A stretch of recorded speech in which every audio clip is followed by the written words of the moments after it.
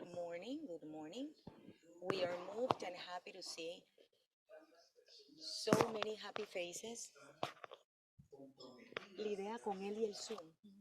And seeing a lot of people committed to common interests, topics for the improvement of the entire region through the attention to populations in movement. I would like to thank you for your participation to participate in the launching RMRP 2023-2024. En lo personal, un detalle que necesito compartir con ustedes ha sido un Personally, verdadero honor something I would like to poder share with you acompañar is that cada uno de estos it's being an acontecimientos honor to be y able to observar accompany durante each estos one of años these launches los and importantes to observe resultados que the se han important generado results gracias a la that have been comunicación obtained over the conjunta years de thanks to the todos los joint planning actores of all the involucrados actors en la respuesta. Es involved un in the privilegio response. poder Estoy interpretando, el contemplar Zoom todavía cómo no el plan funciona. de Tengo respuesta que más interpretar. grande It del is a mundo, privilege to be able to geográficamente contemplate how hablando, the world's sigue consolidándose largest y response sigue plan siendo un geographically ejemplo digno de continues to extrapolar consolidate a and to otros be an escenarios. example worthy of extrapolation Los to other movimientos mixtos de scenarios. personas venezolanas Mixed continúan, movements of Venezuelan pero en people un contexto continue, regional but cada vez más in complejo. an increasingly Los complex regional persistentes context. efectos socioeconómicos The lingering de la pandemia socio-economic effects of the 19 y COVID-19 más pandemic, recientemente en and more eventos recently, globales como la global guerra en events Ucrania, such as el aumento the de los war in casos de Ukraine, desalojo y the personas sin increase of the hogar, cases of eviction and los riesgos de homelessness, protección en aumento rising debido al protection crecimiento de risks los due to movimientos the growth irregulares, of irregular del movements incremento de la censura. and increasing Todo ello xenophobia forma parte de un escenario are no part tan of a positivo not so en el que positive se scenario desarrollan estos in desplazamientos which this humanos. crisis is Las unfolding. personas refugiadas y migrantes de Venezuela siguen sin tener acceso a derechos Refugees and básicos migrants from y Venezuela siguen continue dependiendo to en gran lack medida access to basic de la rights asistencia and humanitaria remain basada en highly hechos dependent on de protección life-saving y de humanitarian integración protection socioeconómica and como parte de la socio-economic solución. integration assistance as part of the Según el solutions. análisis de necesidades de refugiados y migrantes According to the RMRP de Refugee and 2022, Migrant Needs el Analysis published in October 73.4% 2022, de las personas refugiadas y 73.4% of migrantes en refugees destino and se migrants at encontraban en destination necesidad de were asistencia. in need of assistance. Los países de acogida han Host realizado countries valiosísimos have made esfuerzos en invaluable materia de efforts in regularización terms of e integración regularization socioeconómica and que deben socio-economic continuar integration, which must y be continued profundizarse. and deepened. Para poder hacerlo, necesitan urgentemente In order to el do so, apoyo de la they comunidad urgently need internacional the support para poder of the seguir international implementando community estas to iniciativas continue y ampliando implementing these derechos. initiatives and La mayoría de expanding los refugiados rights. y migrantes de Venezuela ya han pasado algunos años en los países de acogida Most refugees and algunos migrants han from podido Venezuela integrarse have already spent some years in host countries. Some have been able to integrate, y and otros, others, due to the debido a difficult difícil contexto regional socioeconómico y socioeconomic geográfico, context, todavía enfrentan still face dificultad irregularity, para reconstruir lack of sus livelihoods, necesidades básicas. limited opportunities La in falta de education, viviendas and accesibles lack of a affordable los housing, precios genera which nuevos in turn movimientos generates new económicos. movements to other host countries. El RMRP 2023-2024, The el primer RMRP ejercicio del plan 2023-2024, bianual, busca seguir apoyando a los gobiernos covering a biannual de los plan for the host first countries time, y sus seeks to planes de continue to salida support de los governments migrantes de Venezuela in the region by independientemente targeting de su refugees and situación migrants from migratoria Venezuela, o regardless of estatus their migration migratorio status en el que se or encuentren. refugee status in the respective Como host tal, country.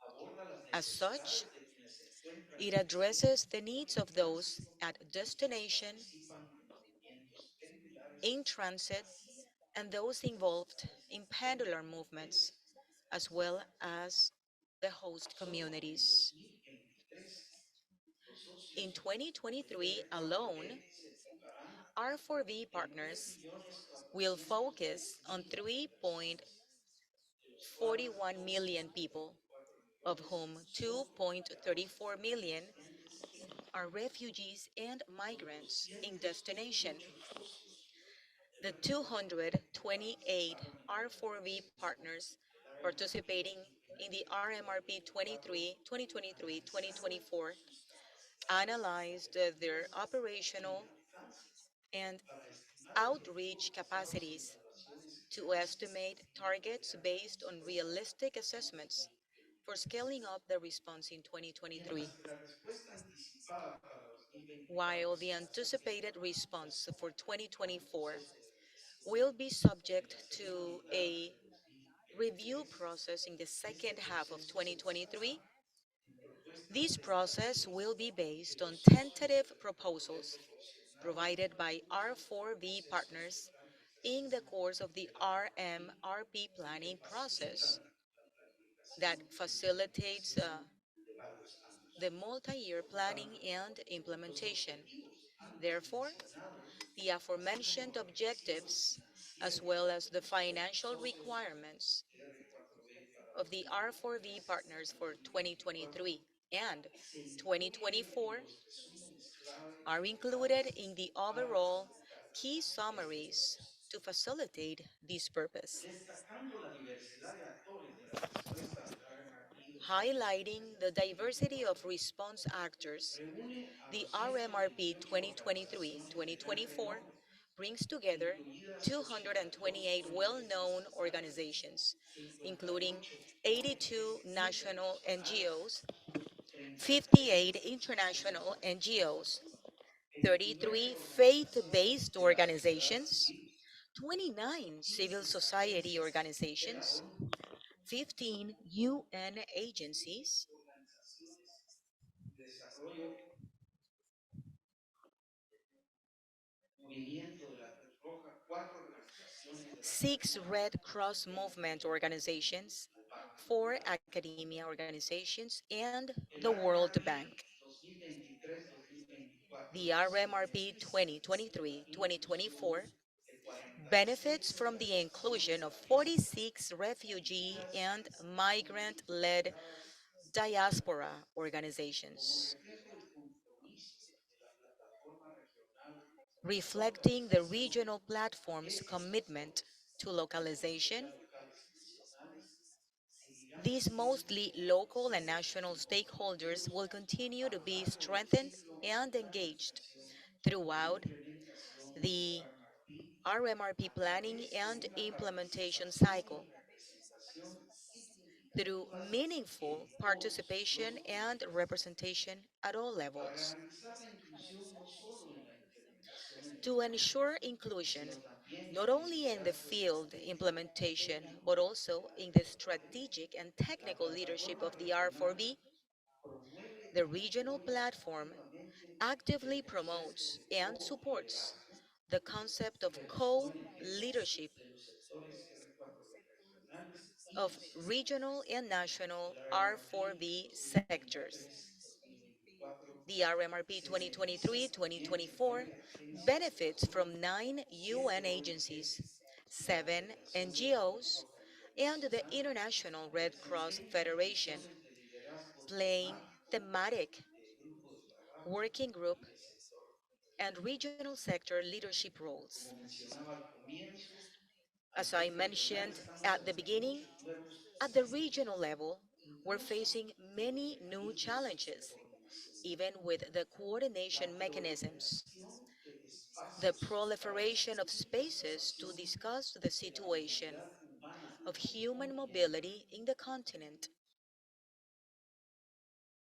podría imponer un riesgo could al impose a diluir risk esfuerzos by en diluting esta efforts and transición. dispersing attention. Necesitamos mantener la mejor We de need las to maintain coordinación, los coordination, esfuerzos combinados de atención combined y efforts, utilizar todos los and espacios use posibles all possible para spaces mantener la to visibilidad de maintain esta the situación. visibility of this En situation. la misma línea es muy importante Along the same lines, it is very important to continue strengthening and promoting the great achievements we have made in recent years,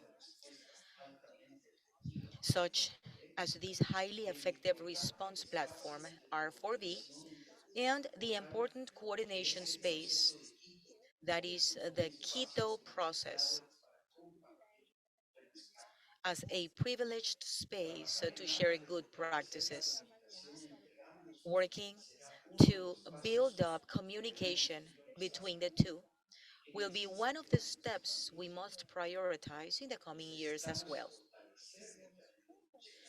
We need to strengthen what has been working successfully, maintain visibility, and ensure timely funding, fundamental to guarantee an efficient response that continues to support the most urgent needs and the effective integration of refugees and migrants from Venezuela. I wish you great success today and thank you very much.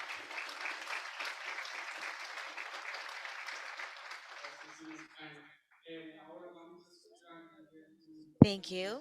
Now we are going to see a presentation of the IOM and UNHCR principals, Filippo Grandi, the High Commissioner, and Antonio, the IOM General Director.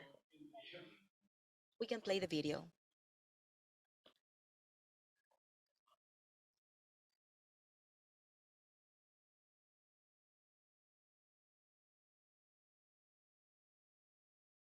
Collega Filippo Grandi, a lot of time, Hello. y a todos los presentes. Greeting my colleagues Filippo Permítanme Grandi, reconocer el Mr. apoyo de Stein, las and everyone organizaciones present. socias de la I Plataforma would like Regional de to Coordinación recognize Interagencial all the en el partners desarrollo of the del nuevo Plan de Respuesta interagency Sectorial coordination, para the Refugiados y R4B Migrantes, platform, el primero de alcance bianual. the first Este año, plan el número with de a organizaciones biannual outreach. participantes se This year, the incrementó number a of participating 218. agencies increased to Además de 228. contemplar las necesidades In addition to humanitarias más considering the apremiantes, most important el plan tiene fuerte humanitarian énfasis needs, en the integración plan pays attention on socioeconómica the y cohesión socio-economic social. integration Quisiera destacar and que por social primera vez cohesion. el plan incluye a For la the first población de time, otras the plan includes nacionalidades en tránsito. El populations from other trabajo de los nationalities socios that are en in apoyo a transit. 17 The países work of the receptores partners supporting de América Latina y 17 el Caribe receptors es un countries ejemplo from de que Latin la America unidad de and the objetivos Caribbean y is an la example innovación eficaz that the pueden hacer efficient una gran coordination diferencia en la can make vida a de big millones difference in de the personas. lives of millions Durante of el people. año que concluye, las personas migrantes y During this refugiados last de year, Venezuela, migrants junto a and personas refugees de from otras Venezuela, nacionalidades, along from people from other continuaron sus nationalities, movimientos por caminos no continued their oficiales, movements through enfrentando non-official condiciones paths, sumamente facing adversas. El extremely deterioro adverse de la economía conditions, global, the el aumento deterioration of del the global desempleo y economy, el the costo de increase of vida unemployment, and determinaron un life gran cost desafío y un desafío created a a los big proyectos de challenge integración. and a challenge En to the consecuencia, integration projects. aumentaron los movimientos Because of that, secundarios the secondary entre movements países increased receptores between y host hubo countries, un incremento and de there los was an movimientos increase sur-norte a of the través del Sahara. south-north movement through Además, the el RIAN. flujo constante a un In cada vez addition, menor a número por constant momento flow de personas venezolanas of retornando a su país. La Venezuelans going persistencia back to de their la countries. irregularidad The aumentó persistence las of irregularity vulnerabilidades y increased la the number of exposición a redes vulnerabilities delictivas, and a the la violencia exposition to basada en crime género networks, y exacerbó el gender-based riesgo de trata de violence, personas and entre exacerbated the Recientemente, risk personas of venezolanas human han trafficking. cerrado paradas en Recently, países de Venezuelans are Centroamérica y stalled in México. countries in El Central análisis America. de necesidades de refugiados y migrantes presentado en octubre de 2022 The revela analysis que el presented in October 65% de las personas 2022 reveals refugiadas that y migrantes de Venezuela 65% of refugees aún and no pueden migrants from obtener Venezuela vivienda still do estable, not have a stable pesar livelihoods, del sobrepoblación de despite refugiados all the efforts receptores. from their host Quisiera governments. reconocer nuevamente a los I would países like que están to brindando recognize all the oportunidades countries de offering reevaluación a opportunities la to población regularize venezolana y promoviendo the Venezuelan population integración and offering integration para que estos esfuerzos strategies sean so sostenibles, these efforts sus can be resultados inspiren sustainable a otros países and their promotoras, results to seguiremos inspire other fortaleciendo el host abordaje countries. We multisectorial will strengthen the con el objetivo de las multi-sectorial organizaciones approach de la with the diáspora, participation de las of the comunidades de diaspora, acogida the y de host los gobiernos communities, locales. and local governments. También continuaremos We consolidando will la also coordinación continue entre el consolidating the trabajo de la coordination plataforma between regional the y el equipo regional platform comunitario work de países de las and Naciones the Unidas country en humanitarian team Venezuela. from the UN in La próxima Venezuela. conferencia de The donantes next convocada conference por of la Unión donors Europea called y by Canadá the para European marzo Union de and Canada 2023 for March con apoyo de la 2023 OIM y la with PNUD the support of seguirá impulsando el UNHCR and apoyo IOM financiero al will RMRP boost en the Venezuela. financial support Esperamos que el for creciente rol de las RMRP. instituciones We financieras hope that the internacionales increasing y role of del sector financial privado international promueva institutions la and the private generación de sector condiciones para el promote the desarrollo, generation of incluyendo conditions for development, acceso a un including empleo access digno. to decent Nos employment. complace seguir trabajando con We la are PNUD pleased to y work los with socios de la UNHCR plataforma and en all apoyo the a las personas stakeholders migrantes y supporting refugiadas, migrants así como and a los gobiernos de refugees, los países as de well as acogida. the governments of the host Seguiremos countries. acompañando los esfuerzos del We will protocolo de Quito continue supporting y the la efforts of the implementación Quito de la process and the Declaración de Los implementation of Ángeles the y Declaration of otras Los Angeles iniciativas and regionales. other regional A todos, initiatives. muchas gracias. Thank you, everyone.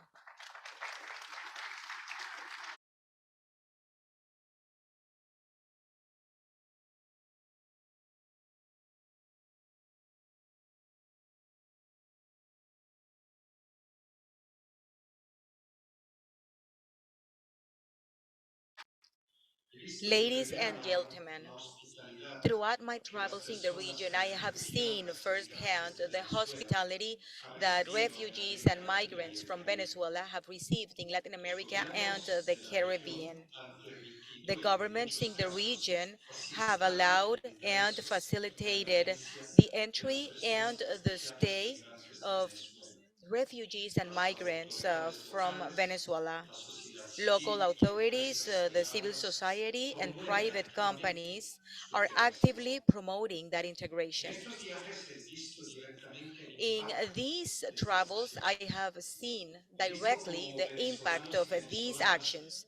I have contribuyen seen con how diálogo, Venezuelans con are su always trabajo, su contributing talento, with su their work, creatividad their a la talent, economía, and a la creativity salud, to the al economy, deporte to y a health, la cultura to sport, de las and sociedades que lo han to the acogido. culture of those societies that have Claro, hosted them. siempre hay cómo Of mejorar. course, there's always a Por way to ejemplo, improve. debemos For seguir example, combatiendo we must las continue manifestaciones de rechazo y xenofobia, tackling aun si the han sido rejection and aisladas. xenophobia Pero hay manifestations, que even reconocer though que they en are forma en general, isolated. But we los must países en América Latina recognize y el that Caribe in han general, actuado de Latin manera America and the excepcional y Caribbean ejemplar. countries have actioned Esta in an generosidad exemplary regional way. And requiere this de la regional coordinación. generosity requires the A international support. veces, At the movimientos de same refugiados y time, migrantes en la región refugees and continúan, migrants movements in the además de la region principal continue. ruta In hacia el addition sur to del the main continente. route to Los the south of the refugiados y continent, migrantes venezolanos the y de refugees and otras migrants from nacionalidades Venezuela and han other emprendido una nationalities nueva ruta hacia el have norte, embarked a new atravesando a route pie towards la the north, peligrosa selva del Darién, walking through the dangerous Centroamérica y Darien, México para Central llegar a America, los and Estados Unidos. Mexico so they can En reach estos the US. contextos, debemos In seguir these apoyando e contexts, we invirtiendo must en los continue esfuerzos de supporting and regularización investing e in the integración regularization and como parte de la integration efforts estrategia as de part soluciones as a duraderas strategy y of estabilización de movimientos. permanent solutions Al and mismo tiempo, stabilization of debemos movements. reconocer At también the same time, que we personas must están recognize regresando a their Venezuela people are y going esto back to merece Venezuela, la debida and atención. this Ladies and deserves gentlemen, the due no country attention. can alone. Ladies and gentlemen, no country can alone address the challenges arising from mixed and onward movements. Such complex movements call for concerted and coordinated regional efforts involving all relevant stakeholders. While a comprehensive and collaborative regional approach is implemented and greatly appreciated, more is required. International solidarity with Venezuelan refugees and migrants and the countries hosting them is a must.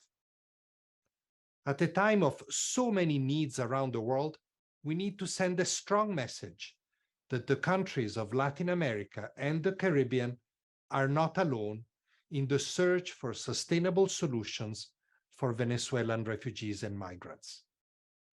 I call on states, international financial institutions such as the World Bank and the Inter-American Development Bank, and all other actors to further help create conditions so that Venezuelan refugees and migrants and their host communities can thrive.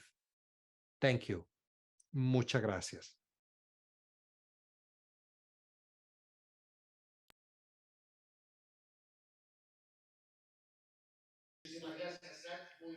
Thank you, Zach. Good morning, everyone. I echo the gratitude and the joy for seeing so many friendly faces and so many institutions making a fundamental effort of solidarity and support for the migrants and refugees from Venezuela. Without further ado, I would also like to echo Dr. Stent's words. The role of the platform as a coordination space with the integration of UN agencies and civil society organizations. In that sense, the role of the partners is extremely important. Many of the partners are leading sectors and subsectors at the national and international level, everyone working in the 17 host countries. In order to start this panel, I would like to introduce my colleague from the WFP, that plays a fundamental role, as we all know, in the humanitarian response to the situation of Venezuela. In that sense, I would like greet our director, our regional director from WFP. We hope that she gets better soon, and at the same time, we would like to welcome Sim Richardson with us here today. Sim is a program manager at the regional level at the Regional Bureau at WFP. In order to begin, we would like to ask Jim, from the mandate standpoint of the WFP, the analysis that they are carrying out as far as the humanitarian work and explaining the context of a component and an integration aspect. Having said that, Jim, we would like to welcome you and give you the floor.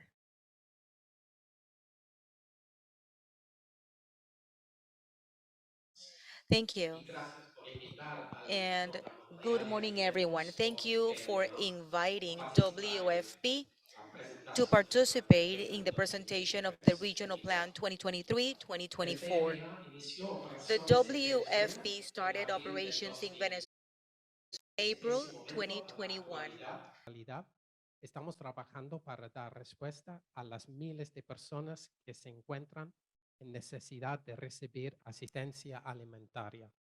Además, ha estado trabajando desde el inicio de la crisis migratoria para asegurar la seguridad alimentaria de los migrantes y los refugiados que se han desplazado a distintos países de la región, principalmente a Colombia, Ecuador y Perú. Hemos sido un miembro activo del AFOV desde su fundación. Actualmente, el PMA colidera los subgrupos regionales de la seguridad alimentaria de la plataforma AFOV. De igual forma, el PMA colidera los grupos de seguridad alimentaria y de transferencias monetarias en Colombia, Ecuador y Perú. Along with the different organizations, we co-lead with the active participation of its members. We have worked en los reportes y hemos participado activamente process of creation of the regional needs of migrants and or pero refugees. también estamos brindando la asistencia We a are personas also más offering vulnerables en assistance Guinea. to the La most respuesta vulnerable Guinea people. consiste en una The combinación de WFP intervenciones de response alimentación alimentación a través de offers comedores food escolares, intervention entrega de kits de through alimentos, provisión de comillas food calientes y, por kits, supuesto, school canteens, transferencias warm monetarias. food, and of Gracias course, a money este trabajo transfers. con nuestros Thanks to socios this work, en los últimos working with our años, partners ahora in the last tenemos una years, now comprensión we bastante have profunda de la a deep situación de los understanding of the migrantes situation of y migrants refugiados and en la de refugees acuerdo con in Perú. Colombia, Me gustaría Ecuador, a and partir de Peru. tres observaciones I would con like to ustedes share en two este sector. observations or three Primero, observations with you in la this la section. situación situación de los de los migrantes y First, migrantes y the refugiados en refugiados situation of Colombia, en Ecuador y Colombia migrants y Perú Perú and sigue refugees siendo una in crisis Colombia, Ecuador, and humanitaria. Peru is still a La evidencia de los humanitarian tres crisis. países indica The que evidence en of the three promedio countries la show mitad that de refugiados se half of encuentran en migrants and situación de refugees are inseguridad living alimentariana. in food Por ejemplo, insecurity según situations. las encuestas de For example, mayo-julio y according to agosto de the 2023, más de la WFP mitad de surveys, los hogares more than dijeron que half se of habían saltado the comidas homes durante la stated that semana they had anterior. skipped Gran meals parte de the esta week población before. recurre a A great number of estrategias de these subsistencia de population emergencia como have mendigar. emergency Hay strategies también like niveles begging. preocupantes de There are desnutrición entre los grupos worrisome vulnerables. levels of Al menos malnutrition un among the tercio de vulnerable las groups. mujeres At least a embarazadas third of están pregnant women anérmicas. are Se anemic. encontró que entre It 3 was y also cinco por found ciento that between 3 de and los niños 5% menores de of 5 años children sufren younger than 5 desnutrición years old of aguda. age have acute Segundo, malnutrition. las agencias humanitarias Second, juegan un papel importante. humanitarian agencies Sin play an embargo, important los role. gobiernos son However, los governments actores clave. are the main actors. Por lo tanto, la evidencia Hence, del DNA consiste the también en WFP trabajo response conjunto con los sistemas consists nacionales de in protección working social with para the apoyar national el protection incluir y systems asistir a in la order to población. include and assist Por ejemplo, this population. For el example, apoyo en la inscripción en el Estatuto de supporting Protección the Temporal de inscription of the Colombia, temporary el cual es un enrollment in referendo Colombia. regional This is en a el proceso de regional protección e referent in the integrar a process la to protect población and migrante include en las or integrating the sociedades de migrant origen. population in the host O societies, a la expansión en la or cobertura the del bono de expansion protección on familiar the en Ecuador, family por protection lo cual bonus in Ecuador. agradecemos el trabajo realizado Therefore, we would desde like la to coordinación thank you con for los the work gobiernos carried actores, out muchos de by ellos the aquí governments and presentes actors, con and many nosotros. of them present here today with us. Thank you.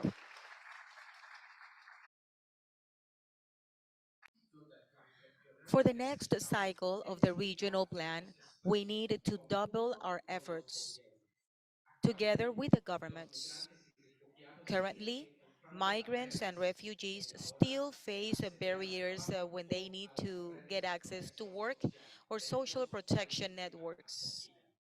within the ¿Qué más se host puede hacer para countries. eliminar estas What barreras? else can we do to Esto bring me down lleva al tercer those punto que barriers? deseo This tratar. takes me Se to the relaciona third con la point, and this financiación. point is related Es to bastante funding. fácil calcular el It is costo very y hacer easy to todo lo que se calculate debería the hacer por costs to migrantes do y everything that refugiados. must be done by Seamos migrants honestos. and refugees. Este costo es Let's bastante be alto. honest.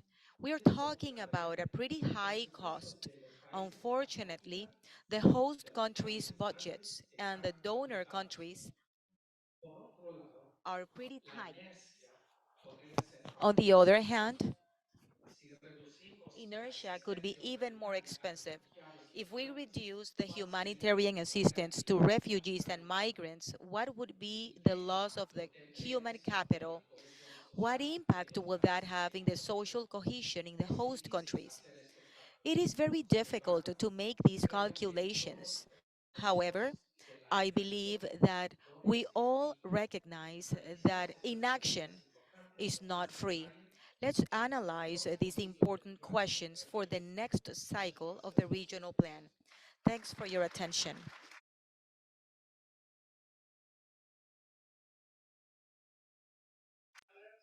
Thank you, Jim, for your words. Now, continuing the first segment of the blog, we would like to recognize the fundamental role of the resident coordinators of the UN agencies for each one of the countries. In that sense, we have the privilege of having in this segment Roberto Valet, regional regional director of UNDCO, and I would like to ask Roberto to share some reflections on the role of resident coordinators and also in a context related with the triple nexus that we speak about and that is very important in this situation of humanitarian crisis and needs for integration of the Venezuelan population. Please go ahead. Bueno, ante todo, muchas gracias y espero que me escuchen. Yo estoy teniendo algunos problemas de audio desde aquí, pero se escucha bien. Perfecto. Muy bien. Ok, me voy a mover en inglés para darle un poco más equilibrio al tema. Entonces, first of all, good morning to everyone, and a special thanks to IOM and UNHCR for inviting me to participate on behalf of DCO Latin America and Caribbean today in the launch of this momentous regional refugee and migrant response plan 2023 event.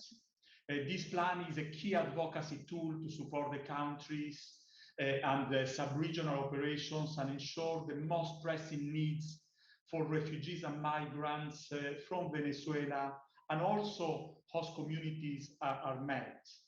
In so many ways, let me take also the opportunity to acknowledge the hard work of the 17 UNCTs under the leadership of the resident coordinators, and I'm very happy to be here with Lena and Igor, that throughout their countries, they are basically driving the implementation of the 2022 RMRP this year in terms of the implementation is being for sure brought forward by NGOs, civil society organizations, and the UN agencies, funds, and programs. Migrants in Latin America and the Caribbean have undergone significant changes in the last 2 decades. This year, we have witnessed a change in the profile of a more substantial proportion of the population who demonstrate critical needs such as protection, health, food security, shelter, and wash.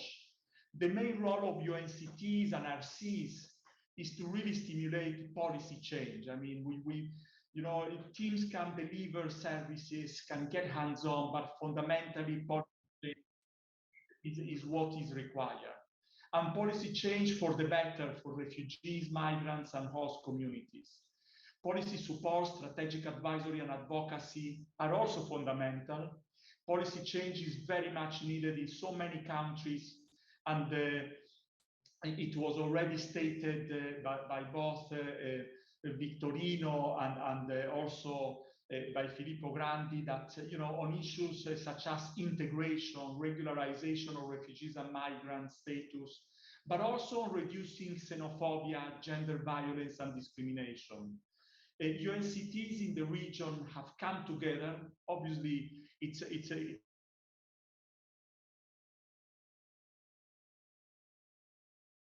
in ensuring complementarity and harmonization of actions of UNCTs and other partners, particularly with the Nexus approach to address the humanitarian protection and integration needs of refugees and migrants from Venezuela, as well as affected host communities.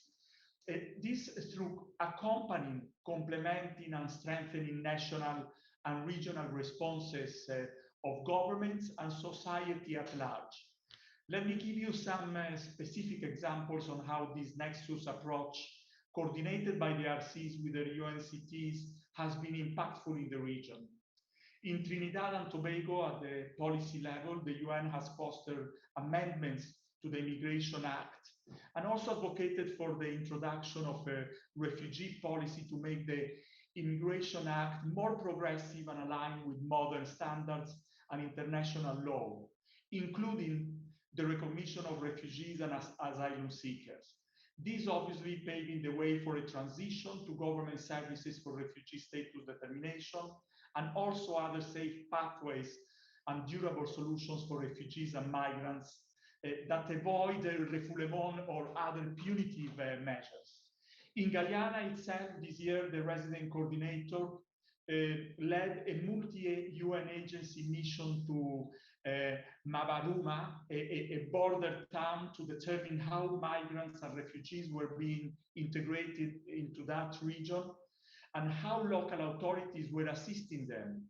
And the role of local authorities, the whole issue of localization, is also an area where UNCTs and resident coordinators are putting an emphasis. Essentially, if it doesn't land, it does not exist. It really has to happen locally. The RC in Guyana also assisted UNHCR and IOM in developing and improved the SOP, Standard Operating Procedure for Interagency and Intergovernment Agencies Communication and Migrants. In Mexico itself, under the leadership of the RC, the UN is carrying out a joint humanitarian response alongside IOM, UNHCR, and UNICEF. The response includes leading working groups across the border, coordinating with government and civil society, and delivering humanitarian aid. And the RC also has met with the government to request much needed support to address the dire situation in San Pedro Tapanatepec in Oaxaca. Reference also has been made and will be made to the Peru-Ecuador joint UNCT missions and the visit, and I was very happy to be with Igor and Lena Savelli recently in this engagement. I also want to take the opportunity to applaud the work of the R4V. As the region navigates multiple crises, it will be more important to transition strategies from humanitarian to sustainable development solutions that must be sought at all levels. It is evident that these movements will continue in the near future, and in this regard, all the countries in the region must guarantee access to the asylum system and offer migratory alternatives. This to ensure really the protection and regularization of migrants and refugees so that they can fully exercise their human rights. I also encourage continuous work to enhance even further collaboration for better effective data sharing and analysis and increased advocacy so that we are able to highlight the need for the establishment of comprehensive policy and funding mechanisms to protect on the one hand refugee and migrant rights, but also improve access to mental health services, enhance community support, and host community assistance for refugees and migrants, as well as ameliorate access to national education and other type of requirements, among others. Speaking of the current funding landscape that was referred to, despite being ranked as the second largest of its kind in the world, the Venezuelan migration crisis is not getting the attention it requires from the international community. I mean, for colleagues that have been on the ground, this can be seen despite the resources that have been put in place. These are not enough, not at all, and too many elderly children, girls are being left behind. As such, let me remind donors that your sustained support is critical for UNCTs to support the integration and socioeconomic inclusion of migrants in host countries and also provide solutions to tackle the root causes of migration. And looking ahead, I would like to call also for greater coordination levels between sectors and humanitarian actors, avoiding duplication of coordination structures, building on synergies, but also working with regional mechanisms in the region. Finally, I would like to reiterate that the resident coordinator system and DCO Latin America and the Caribbean stand ready to continue supporting this endeavor and to also ensure those most affected by the Venezuelan migration and refugee crisis are not left behind. Thank you very much, and I wish you success in this event.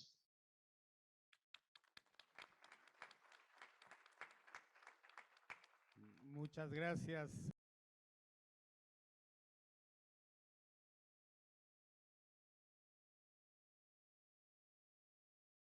You for sharing this regional vision and this message from the directorate offices and how it lands at a regional level.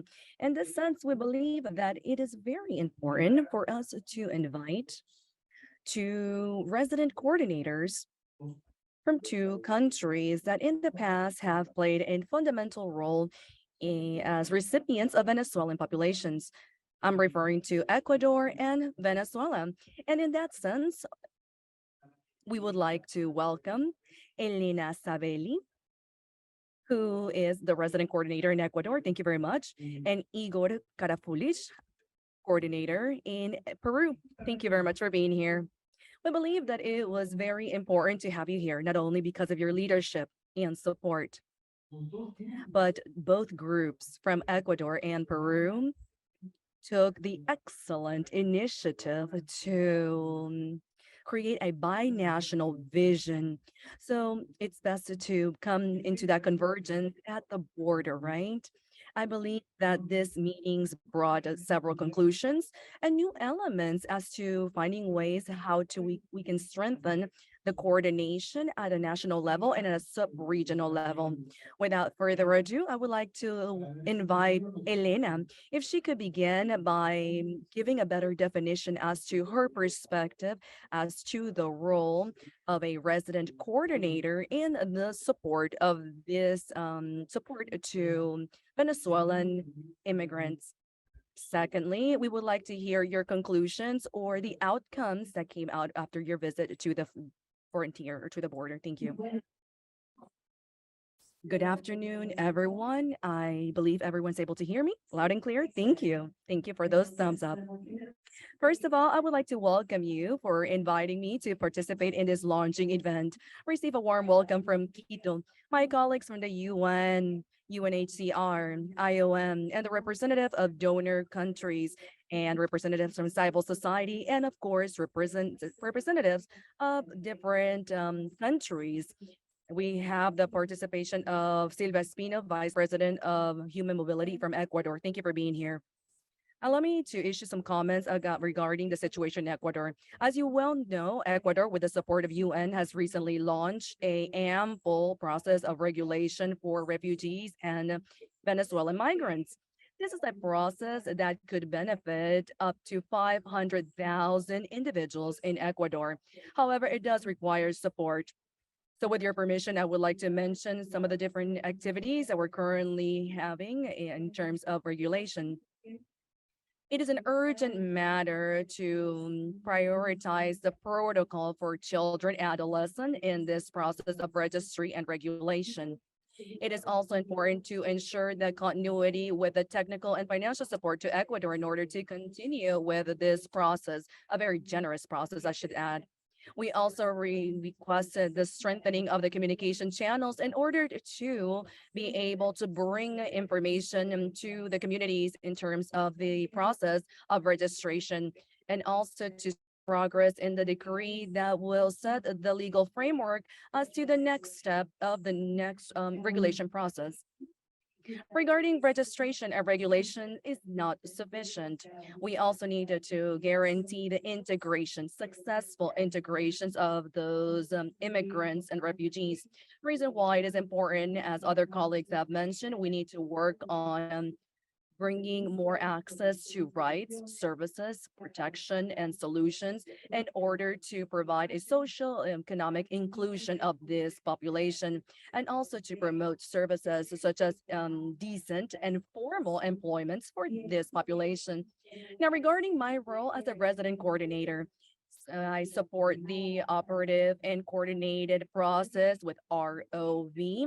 I will continue promoting strategies, joint strategies of advocacy with UNHCR, the UN, and other strategic partners of the RMRP.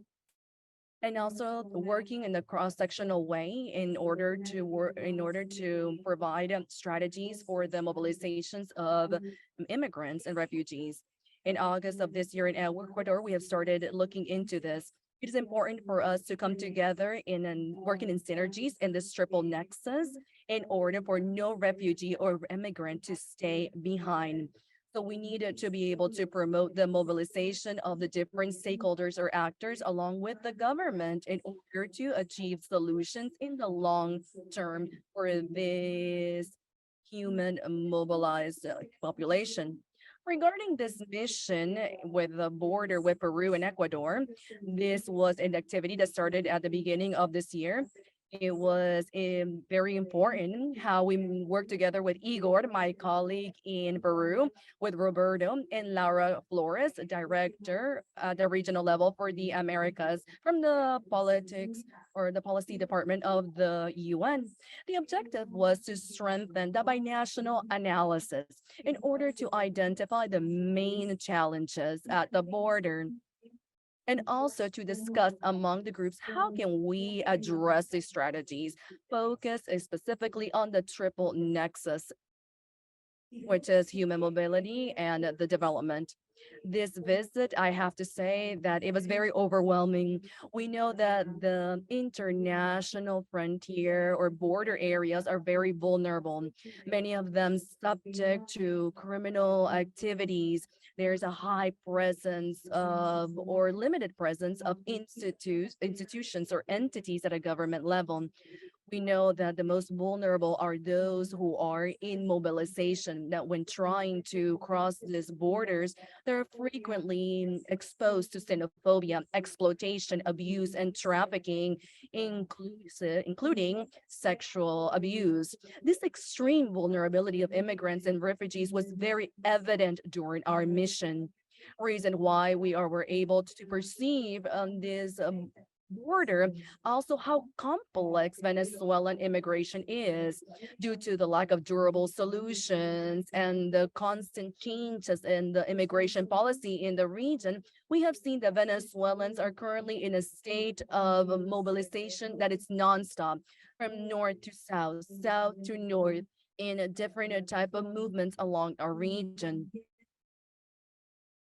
What was really alarming was that the 1/4 part of these Venezuelan populations are children. We have also seen an increase of boys, girls, and adolescents that are unaccompanied in these borders. I need to congratulate our local teams from the GTRM with the UN agencies and their partners entities. They're working in an excellent way, providing protection to the Venezuelan population. But just to conclude, the conclusion of this mission was the following. We need to work in integration in order to promote durable solutions, in order to integrate immigrants and refugees, and to able to boost these local economies because local communities also require from our support. We also need to integrate residents from the neighbors in order to tackle xenophobia, create that social cohesion, and to tackle the criminal activities at the border. We also need to strengthen the articulated work with the UN agencies, with all of the teams at a local level, working along with the government so the borders could be more safe and be able to address the needs at the border. The Peruvian and Ecuadorian group do want to develop a binational team at the border with both countries. I hope there's more interest and support from the community of donors in order for us to continue with this initiative. Thank you very much.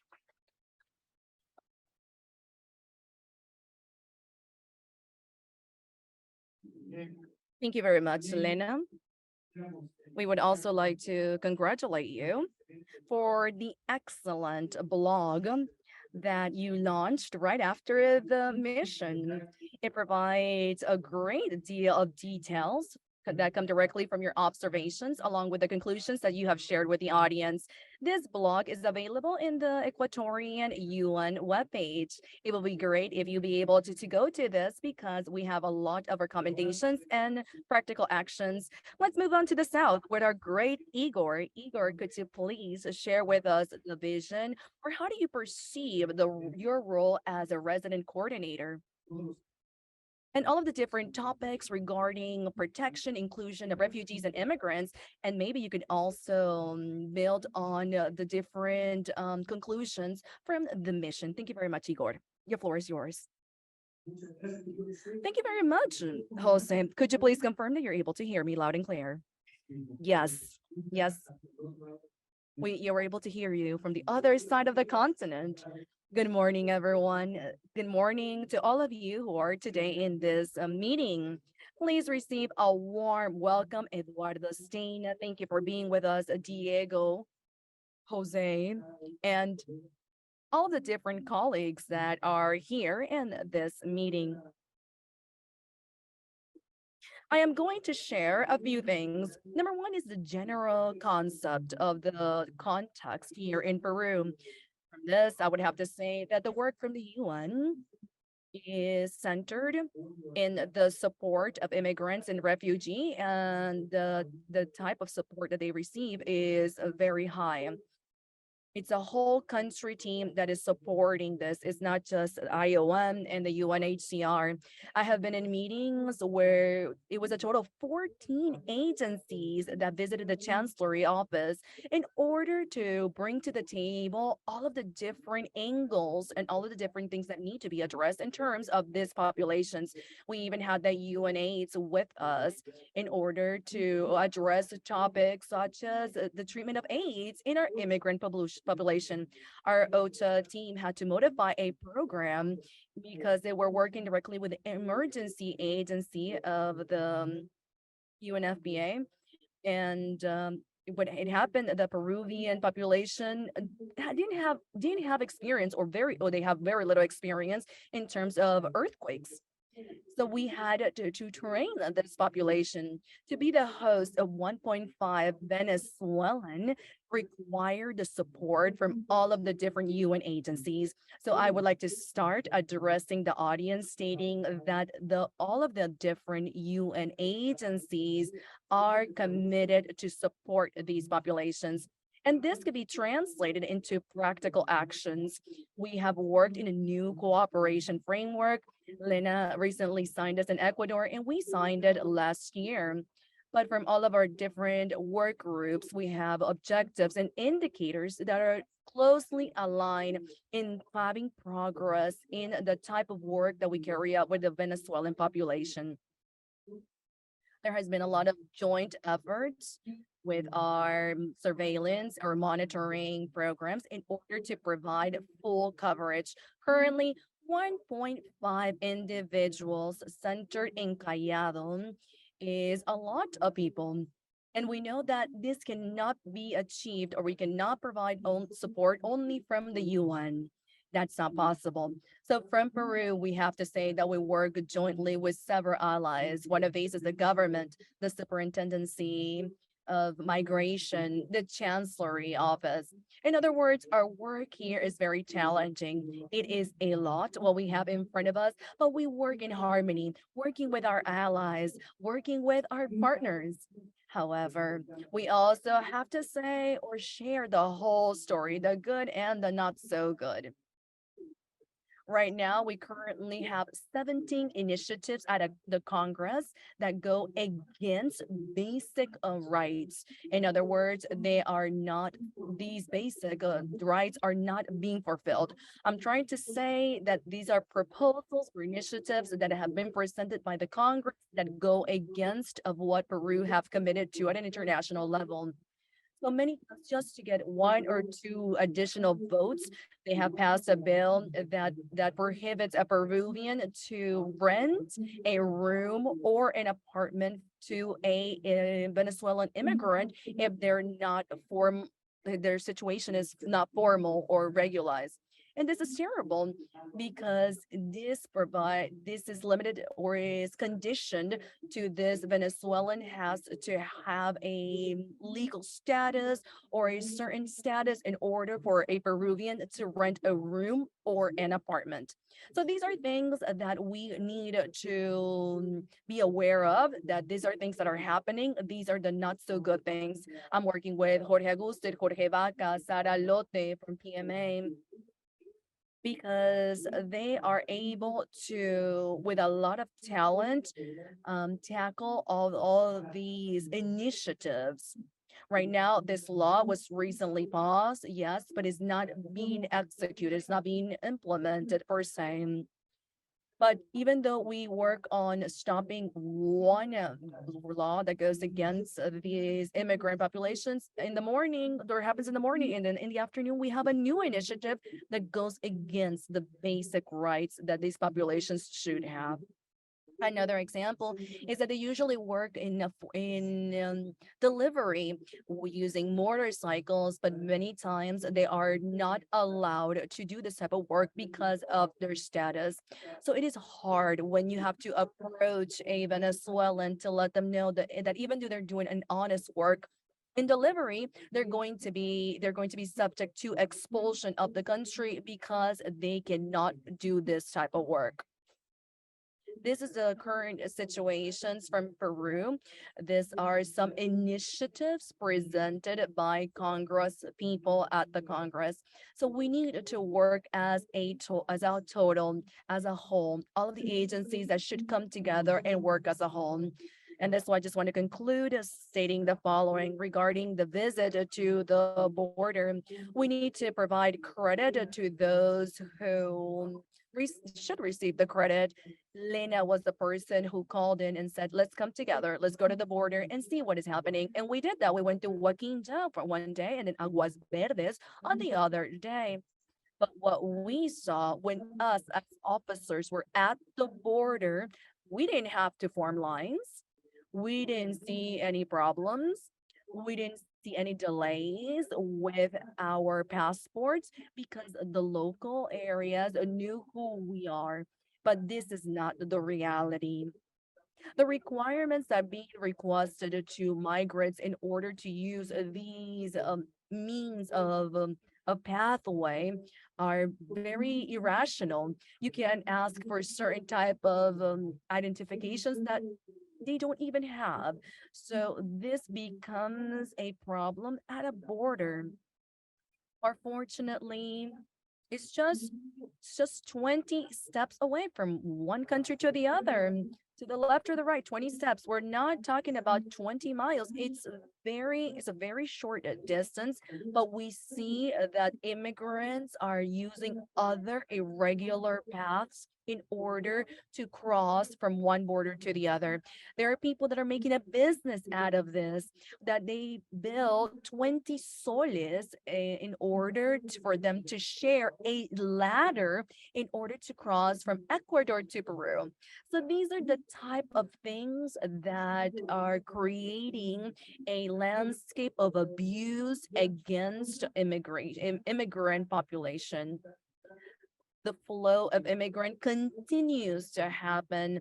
The official data from UNHCR and IOM does show that there is a great migration from to the north. And all of those who are migrants know each other. They have families, relatives that have done this in the past. They know who are the people that are moving. They're moving from Peru, going to Chile, and so on. So we cannot say that this is under control or this does not exist. It exists, but the official paths are not being used. They're using other paths because of the irrational controls that are placed at the border. So this is where we come together. We bring together all of our efforts from IOM and the UNHCR in order to regulate the process, because it is important to work as a whole. Thank you very much, colleagues. Thank you for inviting me here. Thank you very much.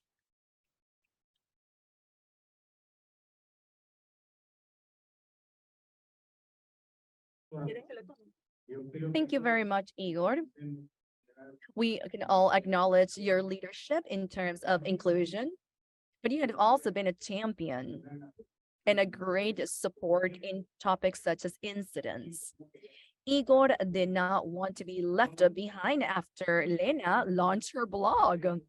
So we have an excellent article written by Igor. The title says everything integration for the benefit of all. And one of the phrases from this article can also help us conclude our panel. In order for us to provide support to immigrant populations require us to focus on human rights, but it is a great opportunity for of development for our countries. Thank you very much, Igor and Elena, for being here with us.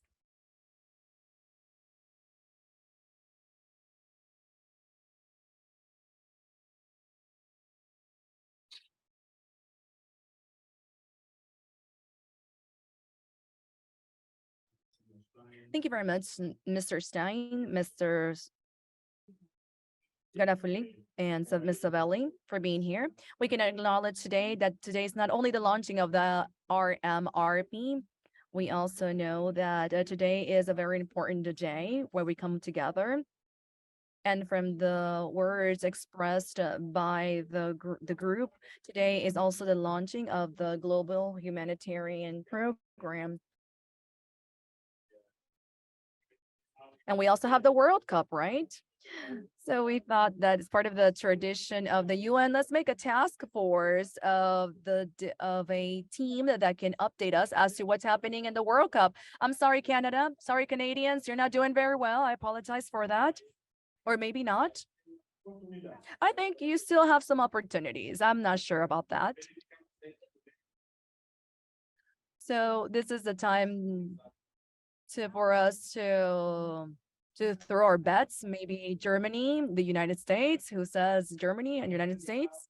Having said this, we would like to now introduce a new topic.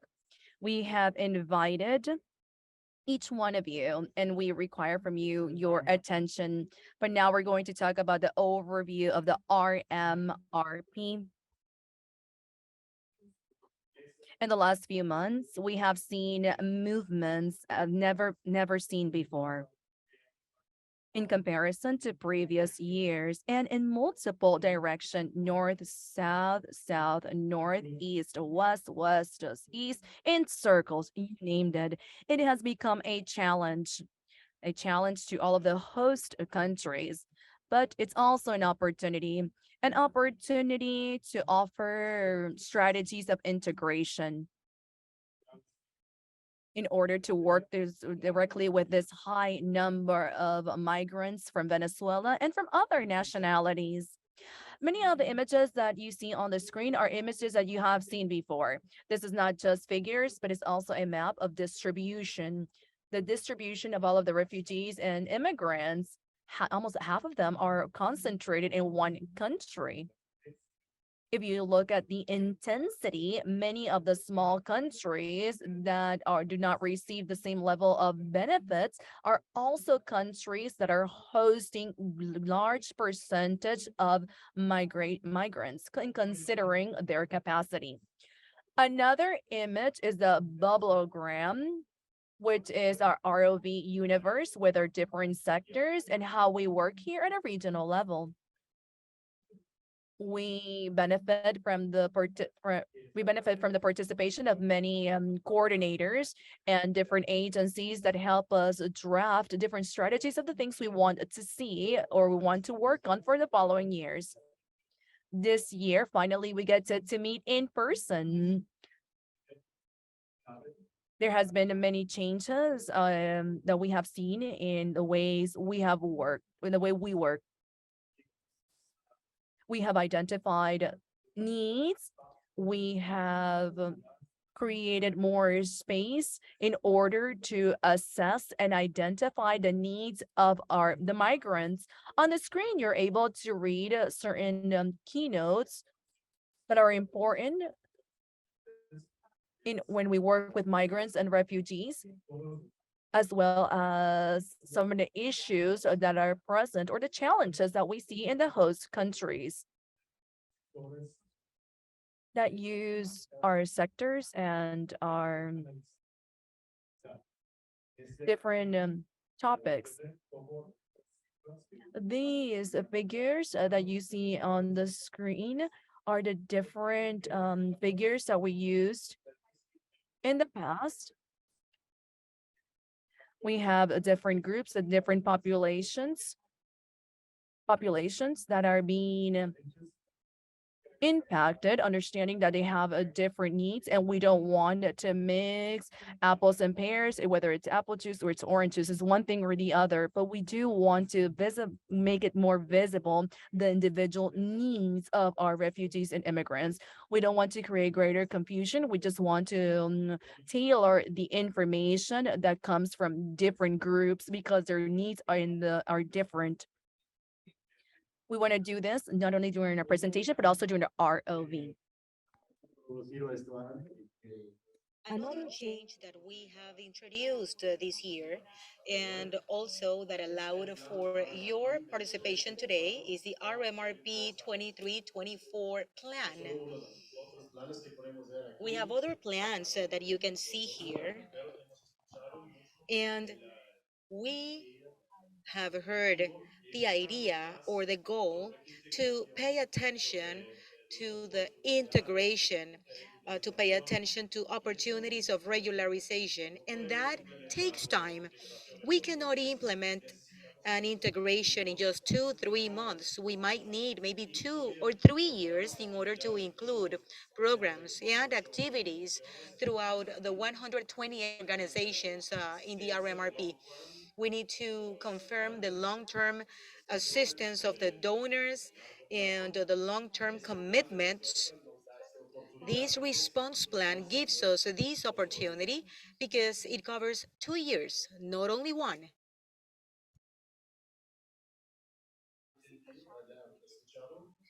You have heard key figures, for example, uh, the 228 figure is something that we will hear many times, great efforts of many platforms that have worked in the visibility, agencies that have had the possibility to include more partners or stakeholders, especially from the diaspora, partners led by refugees and migrants. Now, there are 46 organizations carrying out activities within the RMRP, and this is a great effort on their end, and it is part of our commitment in the context of localization, a crucial aspect for the RMRP and the R4B platform in general. Now I would like to give the floor to Zach. Thank you, Philippe. Just like Philippe mentioned, we have several figures, and this is a 250 plus document. We just have 20 minutes right now. Hence, we are not going to go over everything, but for the global and regional figures that we have right now,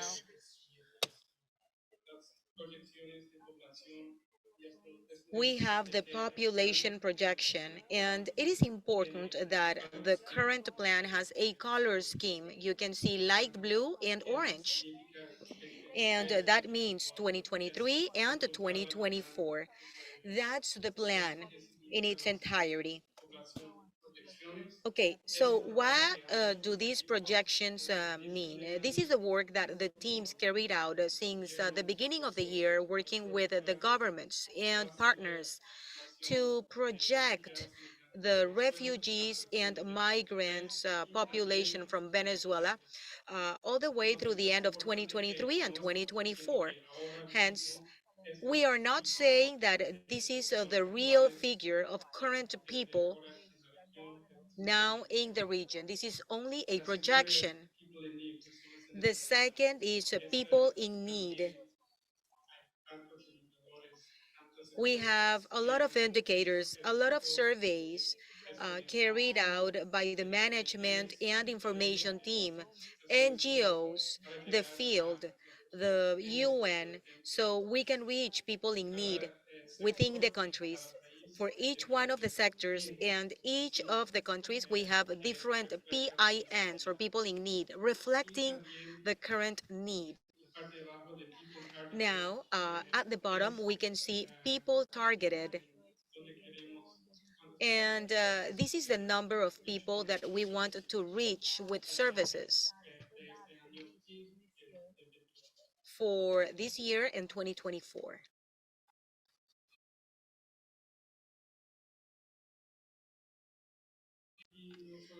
Just like Philippe said, in RMRP, we are not only speaking about people in destination, we have people with different titles within the plan. We have people in transit, we have pendular people crossing the borders between Colombia and Venezuela. We have Colombian returnees, and we have host communities that are being affected by the situation. Here you can see the difference between the numbers.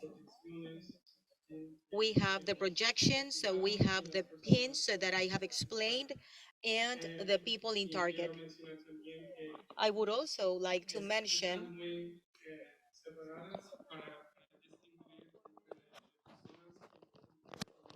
that they are divided so we can distinguish people, so we don't add everyone as a big sum. What we want is to have the needs and the targets for the different populations. And for the regional key figures, so we can see in the projection a big figure. These include all the populations, including host communities, affected host communities, and you can also see what's important about this plan, and something that we are advocating constantly, the financial requirements. Financial requirements, so we have $1.72 billion for 2023. For this year, 2022, we are at $1.79 billion. So it's a little lower than this year. And for 2024, we have $1.57 billion required to serve communities and populations for RMRP. And as I said before, RMRP partners 228.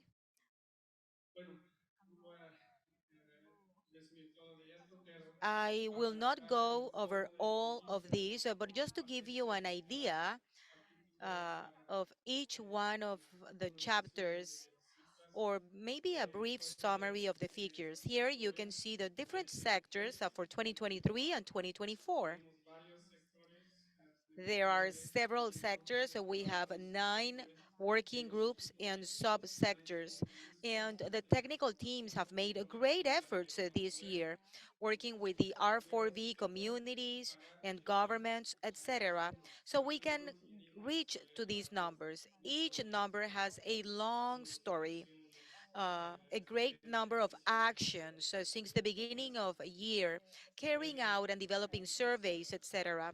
As you can see, we have a lot of partners in each one of the sectors. We have specialists, and there are some sectors with greater financial needs than others. That does not mean that one sector is more important than other sectors. The humanitarian needs and socioeconomic integration needs are very important for all the sectors and all the subsectors represented here. It is important to finance the needs of the refugees and migrants from Venezuela. And this is just a brief summary for each one of the chapters, and especially for those coming from different countries, from the governments and our partners.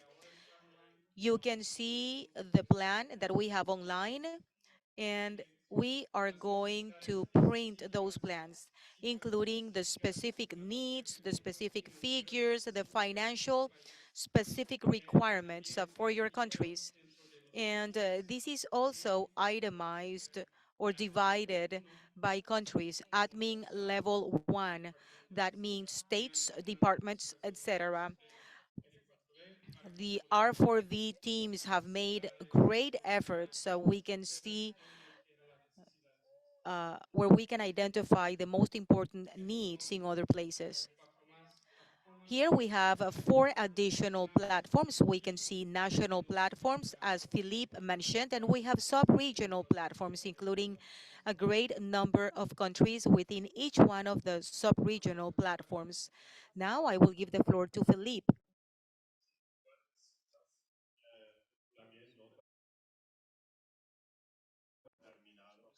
We can see the figures. The situation is not over. We have seen many changes, but we not only need big organizations like the ones present here, but we also need to work with partners that were not able to come here today, especially the civil society, uh, the the different leadership organizations need your support. And this is the figure that we need for the 2 years. And here we can see the implementation modality. Many of the activities are not being implemented to offer one thing or the other, but to give vouchers or cash-based assistance that brings more flexibility and dignity to migrant refugees and people from host communities, so they can use the funds depending on their individual situations and needs. And this is what we have identified from CBA, the basic the cash-based assistance. This is an advocacy document working hand in hand with the donors countries and host countries and all the partners that are part of these great efforts, making the biggest mechanism in the world. We have mobilized resources in the region, more than 1 billion dollars for a response covering 17 countries. This is a large amount, but remember that we are covering 17 countries, not just 3, 4, 5 countries. It's almost an entire continent that we need your support for. And we have clearly seen the impact of this situation in other parts in the world regarding the financed situation from the partners for 2022. For the last years, 2019, 2020, 2021, the financial situation was not that great, but it was promising. Now, this year, it's a little precarious, and it has a direct impact on the reach and the possibility to offering assistance to migrant refugees, offering support to host communities throughout the countries.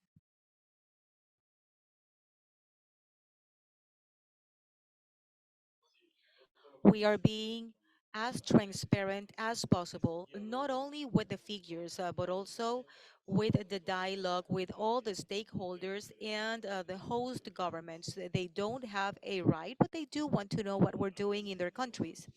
Also, with their donors, they want to know what we're doing with their money. And the migrant refugees, what we're doing as NGOs, UN, and civil society to maintain this dialogue, also offering information on what we're doing, what we have done. We have dashboards, we have websites, we have reports that are accessible, offering all the information we have in a transparent way, allowing us to implement our commitment, accountability, and also to include all the aspects of the response. The dynamic of the flow of the populations. This is not Zach's figures. This is not only my figures. We are not coming up with the figures. These are the figures of the host governments. And we have combined those figures so we can give you that information in just one hand using our r4v.info site and different modalities. The RMRP is not a document that you will read when you go to bed. This is a document that gives us the information and explains what we are doing on the WASH thematic. And we heard in a meeting, what are you doing? How much money do you need? And this is like a restaurant menu referring to the RMRP. Uh, when we speak with a donor or a host country, they can analyze all that. So we can offer the assistance to all the stakeholders and partners. This is just an introduction to the RMRP. We are going to bug you throughout the year, asking you for information, offering information, so we can maintain this dialogue that we are starting here today for the RMRP 2023-2024. We can find that on rmrp.r4v.info. We have it in English and Spanish, explaining the different national platforms, sub-regional and regional platforms. We are at your disposal, not only here today, but throughout the year, working hand in hand with the national and sub-regional platform coordinators sitting here with us today. And you can connect with them. You can ask questions. You can request more information. And with this, we can finish our brief RMRP presentation. Thank you for your support. I would like to thank the partners that have contributed to this document, and let's carry out the efforts. Thanks.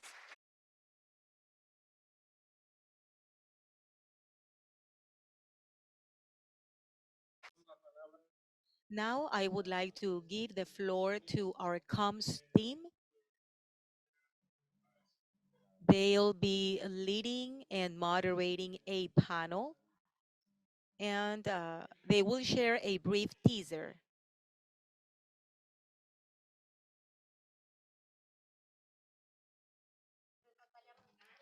Good morning. My name is Natalia Roldan, and I'm with my right and left hand.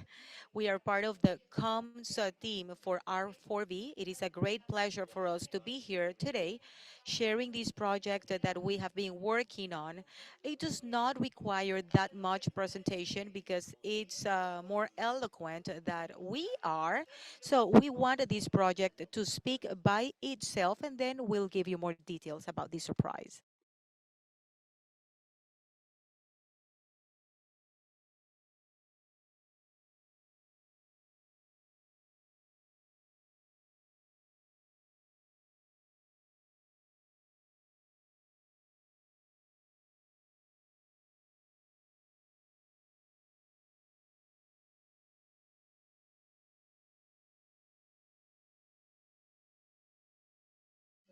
I apologize. We're going through technical issues. We are going to pause this video for a moment while we work on that.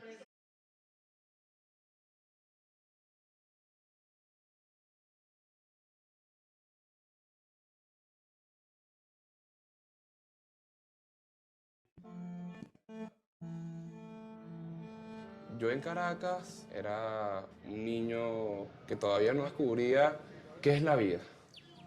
Yo me fui por mi hijo porque no teníamos para comer. Comíamos arroz picado. El viaje de Venezuela hacia acá es fuerte. Decían que los buses eran peligrosos, Que robaban.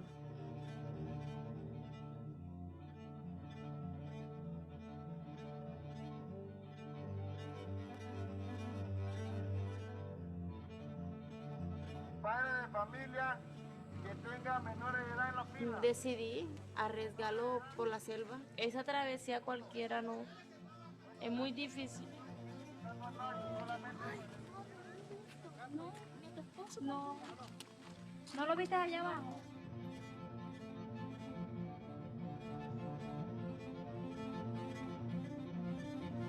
No estaba muy de acuerdo en la decisión de mi papá de irse a Estados Unidos. Lo último que le dije fue, chamo, no me dejes, porque es lo único que tengo yo ahorita, pues mi muchacho y tú.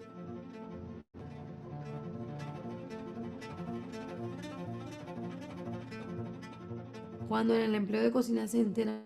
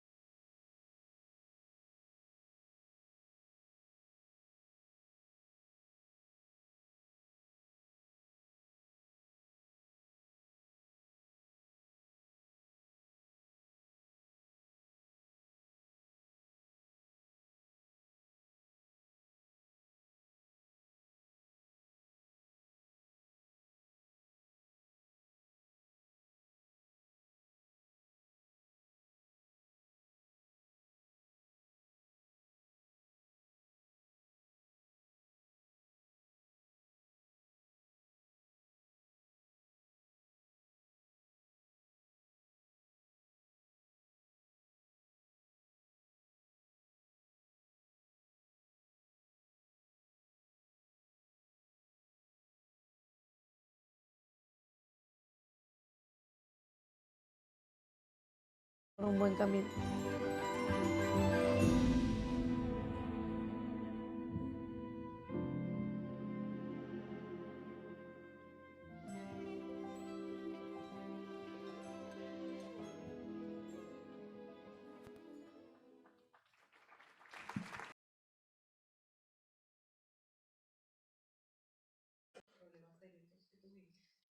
Thank you, everyone, and I apologize for the technical issues. You were able to see this teaser, leaving everything behind so we can start again. We have three stories full of resilience, courage, and strength. And these are a project that at some point we thought we were not going to be able to reach, thanking the collaboration and the sponsorship of the regional coordinators, the partners, and the national platforms. We are going to launch this documentary next year in March. Don't miss it, please. I would like to give you some details about this documentary. When you get to see it, you'll see that this documentary takes us of the hand of the protagonists. We go through the journal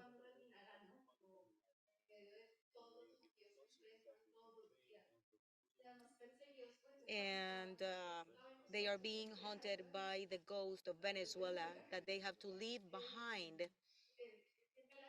And they always take it with them in their most beautiful memories.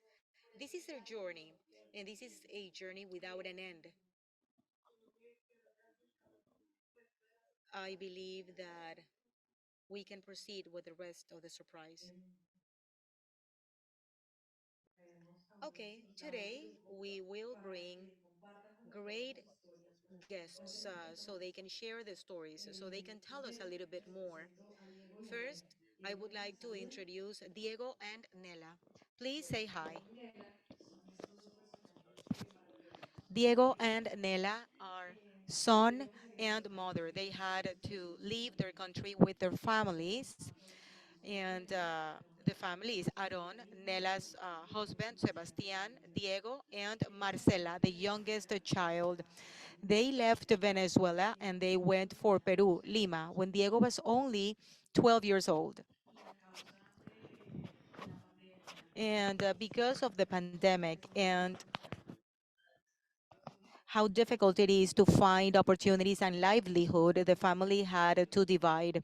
So in Lima, uh, it's only Diego, Nela, and Marcela. Sebastian and Aaron left for another country so they could support their families. And their biggest dream is to reunite together.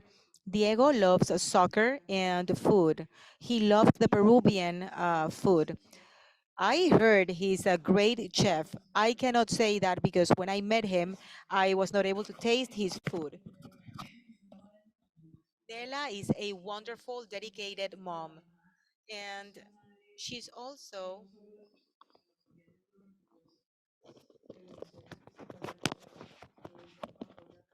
the mother of other Venezuelan refugees. Now, this is not the first time they see this video, and we are pleased that you liked this story. I'm about to cry. We have Naila Gonzalez with us. She's 38, and she arrived to Manda in 2018. She's a single mom. She has a 4-year-old baby, and Naida prepares healthy food for schools and for anyone that would like to enjoy her food. So her life uh, is about cooking, taking the orders, and asking neighbors to take care of her daughter. And in the midst of all that, she still have time to help her community. At this moment, she is obsessed by bringing health to the people in their neighborhood, trying to get medications to those that need it the most, because she feels that if someone is healthy, they can do it all. So this is the most recent obsession in her volunteering job. I would like to speak to them a little bit more so you can get them to know them and get excited about this documentary coming next year. Neila, we can start with you. We would like to know a little bit more about your memories from Venezuela, what you were forced to leave behind, and why did you make that decision? Hello. Thank you, everyone, for your support. Thank you for your presence. I would like to thank everyone that gave us the chance to be part of this life story. It's not easy for us. We are looking at the documentary and we start crying because this is our day to day life. Nothing easy. I'm thankful to journalists, the cameragraphers, and I would like to thank everyone that was patient with me and my daughter, spending all day and all night recording. This was not easy because at some point my daughter said, I'm tired, I don't want to continue, but we were able to make it. And our day to day life is pretty hectic. We are always running up and down. This is my day to day life. And how do I remember Venezuela? Well, in Venezuela, people is very happy despite the country's situation. We always have a smile on our face. Even though we feel defeated, we always smile at life. I remember our family's meeting. I remember my grandma's coffee in the mornings. I remember the karaoke that my mom used to make, the drums. I love to dance to the drums. And that makes me feel really close because even though I feel sad every single day, we keep on struggling and we won't ever forget. I was in a meeting yesterday and I heard uh, the anthem of Venezuela, and a foundation played our anthem and we just started singing. It was just it was impressive and I felt the support of everyone, and every single day we keep a piece of Venezuela in our hearts, and our dreams did not fit in our bag, but we are still fighting. We are struggling so we can raise our children, so we can support our families, because it's not easy, it's complicated. Thank you, Naila. Okay, the second question is for Nela. Nela, are you ready? Okay, Nela, tell us a little bit about what you remember about Venezuela. Who did you leave behind? How was your trip? How was it to get to an unknown country? Thank you for everything. What I left in Venezuela, I left pretty much my life behind. I have my sisters, my siblings, I have my parents. They are no longer with us. And it's pretty sad. It's sad. Okay, there was a lot of fear, uncertainty, because you don't know what's going to happen to you. It's just a combination of emotions, but you have to keep on going. Just like it is in life, things are thrown at you, but we have to continue. We have to move on. It is very difficult, and no one said it was going to be easy. No one did. There are a lot of feelings, and life brings a lot of gratifications and good things. And only knowing that my children were going to have opportunities to do other things because our country was no longer the same. It really hurts. It still hurts because the pain doesn't go away. And sometimes it hurts because sometimes I feel selfish. I feel selfish when I can have things here and my family back there cannot have those things. Because sometimes it's like we act like nothing is happening and we see other things, and the quality of life is different. Thank you. Diego, could you please share your experience upon arrival to Peru and that moment when your brother and father decided to leave? How did you feel being left behind in Peru? Well, to start, I hope you're all doing well. Now, talking about the question, for me, Peru has become a very important country. Number one is because this is something that I didn't expect this in my life. It was just very radical. I was able to manage the situation, I believe, in the right way, considering the fact that I had to move forcefully. And at the age of 14, I clearly understood what was happening back in my country. When I arrived to Peru, I think it was a friendly arrival. I met many people. Well, little by little, I got the opportunity to meet a lot of individuals my age that I was able to share with and even work with them. Yes, there were certain mishaps along the way. There's always the mishaps in any context, right? So to be honest, I can say that when my brother and father left Peru to the United States seeking new opportunities. It was something that just was something I didn't expect because they had become my main drivers of growth. They are my models to follow. Those are the two individuals that have helped me grow as an adolescent, but to think as a man. They gave me the values that I currently practice and share. So everything that was built by my father and my brother here at home, as well as my mother, is something that has marked my life. Not having them here by my side physically is impactful. It created an impact. Sometimes I feel upset. Sometimes I don't try to share my feelings. I try to hide them. The feeling of resentfulness for not being with them. But it's always good to talk about it and to share with others. This is a very strong emotions that I'm going through because sometimes I feel resent and I sometimes wish I had a machine to go back in time and tear their passports for them not to be able to walk into the airplane, but that's something that I can't change. It happened, it had to be done this way, and are things that I simply need to overcome. Thank you very much, Diego.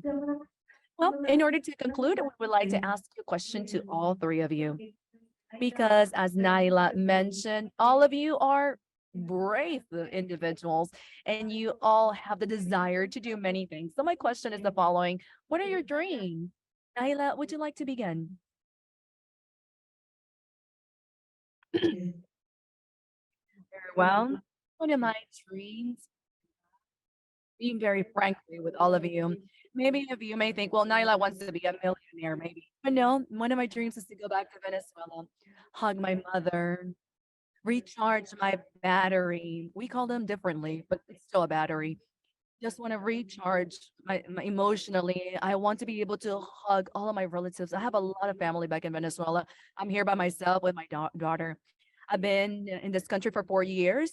I haven't seen my family for 4 long years.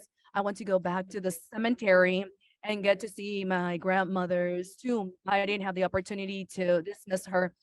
I was here in this other country when I received the call stating that she had passed away. And I was their favorite. Imagine that. And I wasn't able to say goodbye. So that is one of my greatest dreams. I want to go back. Sometimes it was difficult because the passport had expired. I have recently received it. My daughter is still in the process of getting her passport.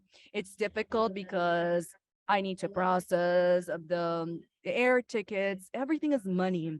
And that's what I don't have. So one of my dreams is to go back to Venezuela, recharge my batteries, get to see my family. But in the meanwhile, I continue to battle in my current situation. But my dream is to go back, to return. Thank you very much, Naila. Enela?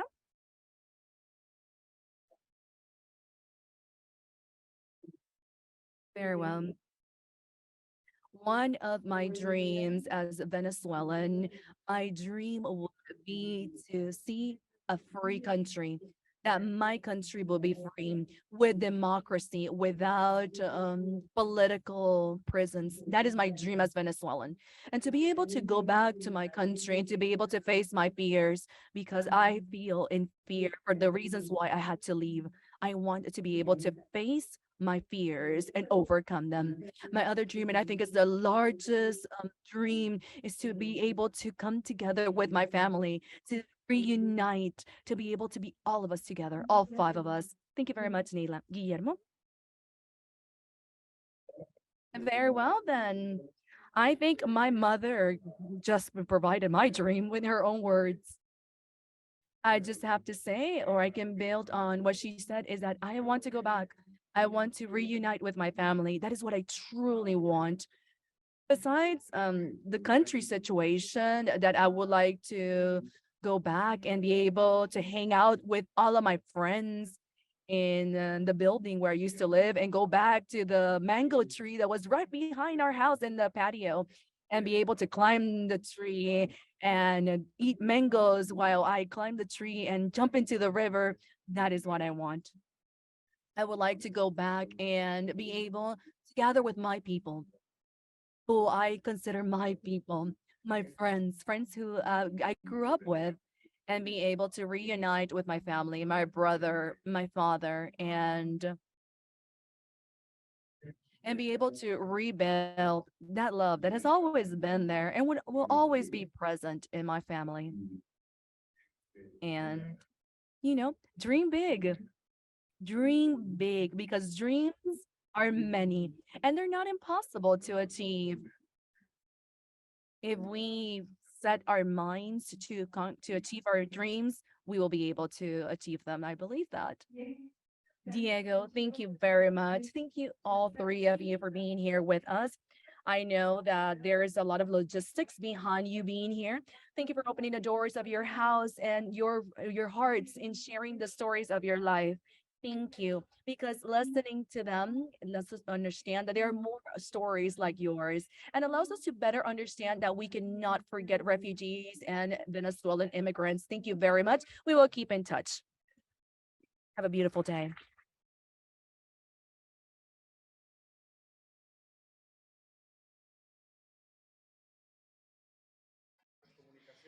Hello, everyone. Do we have the communications already?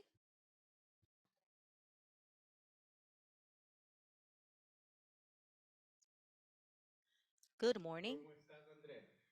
Andrea, how are you? pleased to be here with you. I feel discriminated against because I was not able to go do Christmas shopping. Please do not worry. We'll make sure you get them. Yes, this is the border of the virtual world. Good day, good afternoon. Julieta, where are you located? DC or New York? Washington. Perfect. Well, let me first introduce our next panel that we have called Voices from the International Cooperation. As you have seen today, we have many voices, no? From refugees, from partners, but also from the international cooperation. We will have the pleasure to welcome four key actors of the international community. From the US, Julieta Valls-Noyes, Assistant Secretary of State from BPRM. From the IDB, I don't know if he is connected. We have Felipe Muñoz, Head of the Migration Unit. From Canada, and in person, welcome Louis Pierre, y justo durante el partido con Canadá, que falta de respeto. Director, pero no te preocupes, no hay nada que perder ya. Director of the Venezuelan Task Force from the GAC, Global Affairs Canada. And from ECHO, we have online Andrea, and Director of the Asia, Africa, Latin American Pacific Bureau. And here with us, un amigo y un aliado de mucho tiempo. We also have Alvaro de Vicente. He's going to take the Christmas present. Just a brief introductory words because it's important to hear the voices of international cooperation.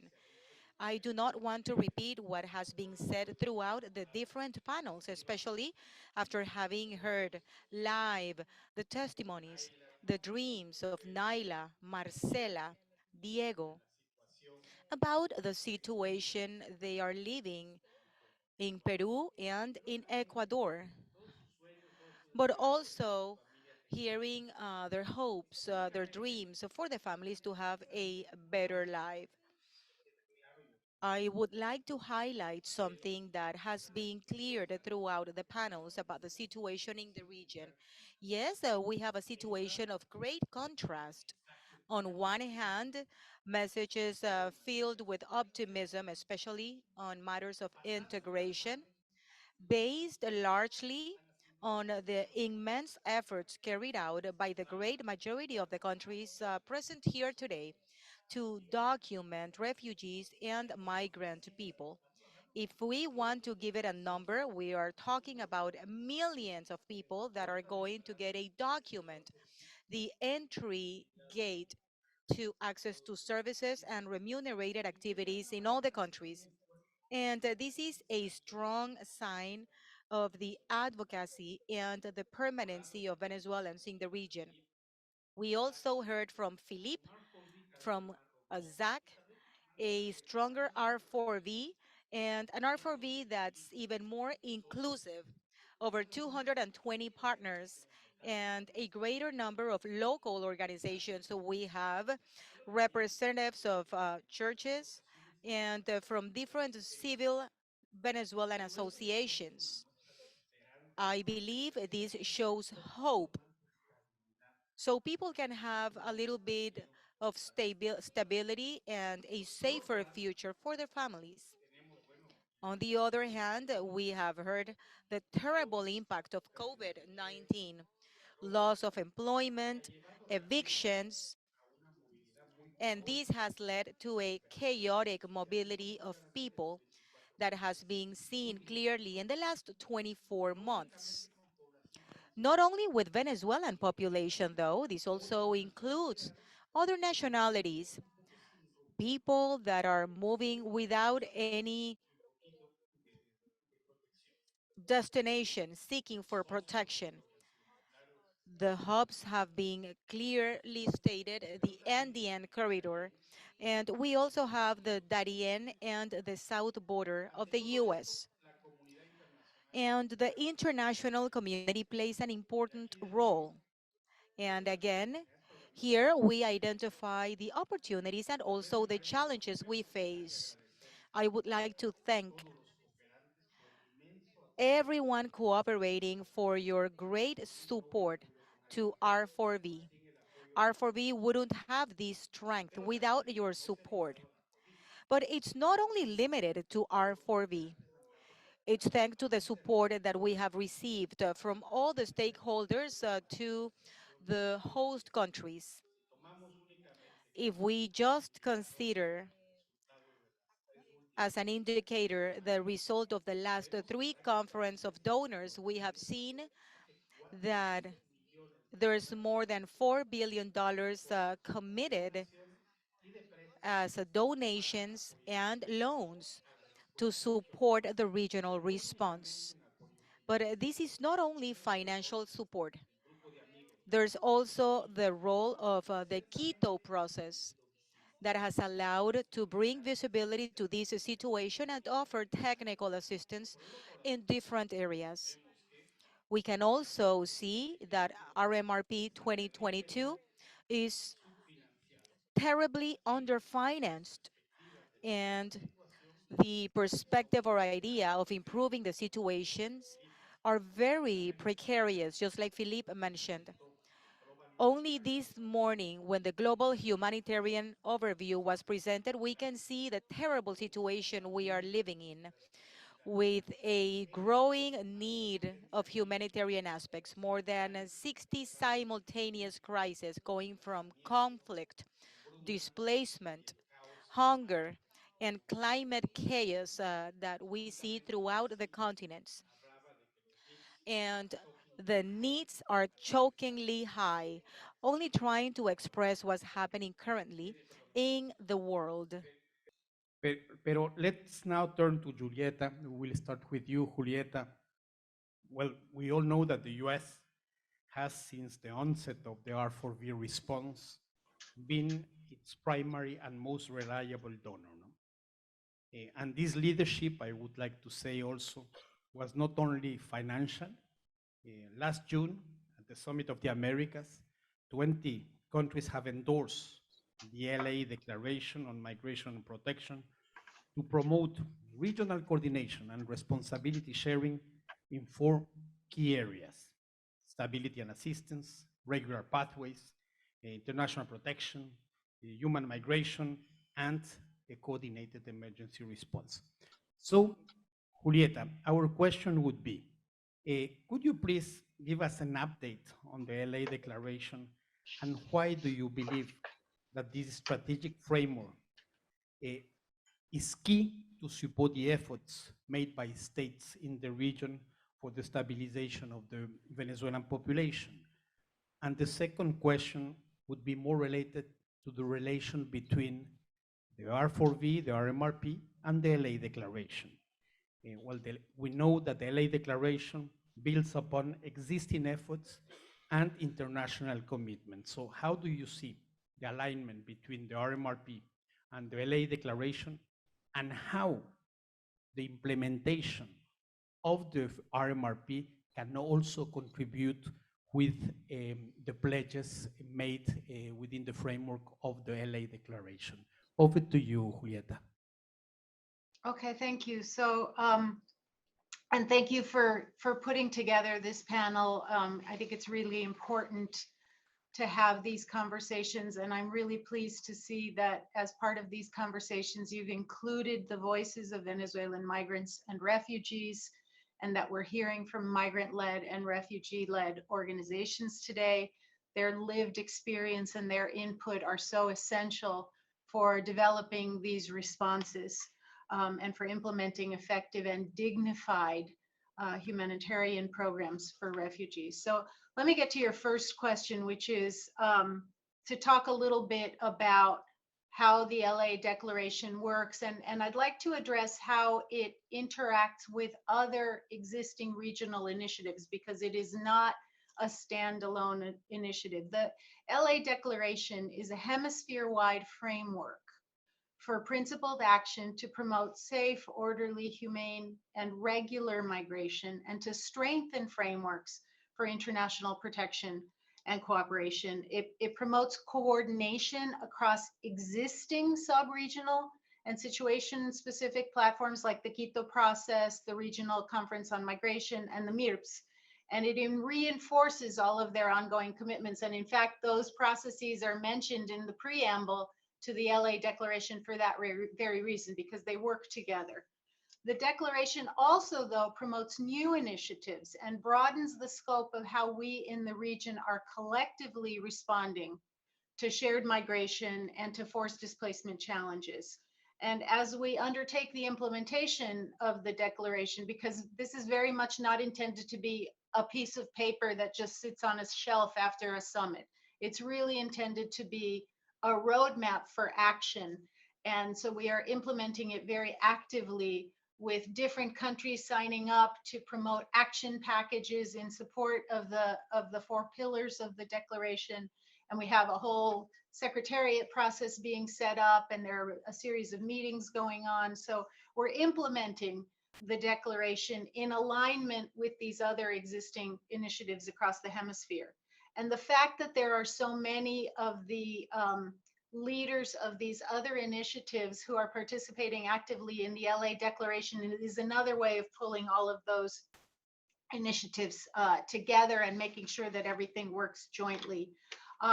In terms of how the LA Declaration and the R4V work together, I think they're extraordinarily complementary. I mean, the work that we have all been doing, the support that we have been providing to the R4V demonstrates the commitments of donor countries, recognizes the commitments and the efforts taken by hosting communities to support vulnerable people and to provide them with other alternatives in a time of great vulnerability. And the work that we're undertaking within the context of the LA Declaration in all of these different areas, whether it's stability and support for host communities, whether it is creating regular pathways for migration, such as the new Venezuelan parole program that we have recently launched in the United States, ongoing conversations with partners as part of this effort, just like we're doing in the MIRPS or in the RCM.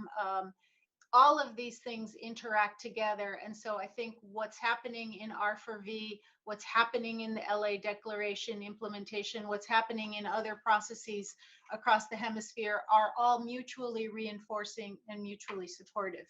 Thank you. Thank you very much, Julieta. And I believe it is very clear for us that the R4V is probably the best example, the best expression of the coordinated emergency response. But also, it has played a key role in terms of strengthening international protection mechanisms, but also alternative state arrangements developed by the different countries. But if we talk about stabilization, me gustaría tal vez referirme a la banca internacional. Y es en este sentido que es un... I would like to refer to international banking, and it is a great pleasure to have Felipe Munoz from the IDB, because somehow the IDB has played a role along with the World Bank and other development actors. It has had a fundamental role, not only for the investments promoted through different loans, but it has also had an important role on visibility and incidents to promote public policies. Felipe, if you can explain from your own perspective, how do you see the role of different institutional or financial institutions within the context, the Venezuelan situation, the first and the second?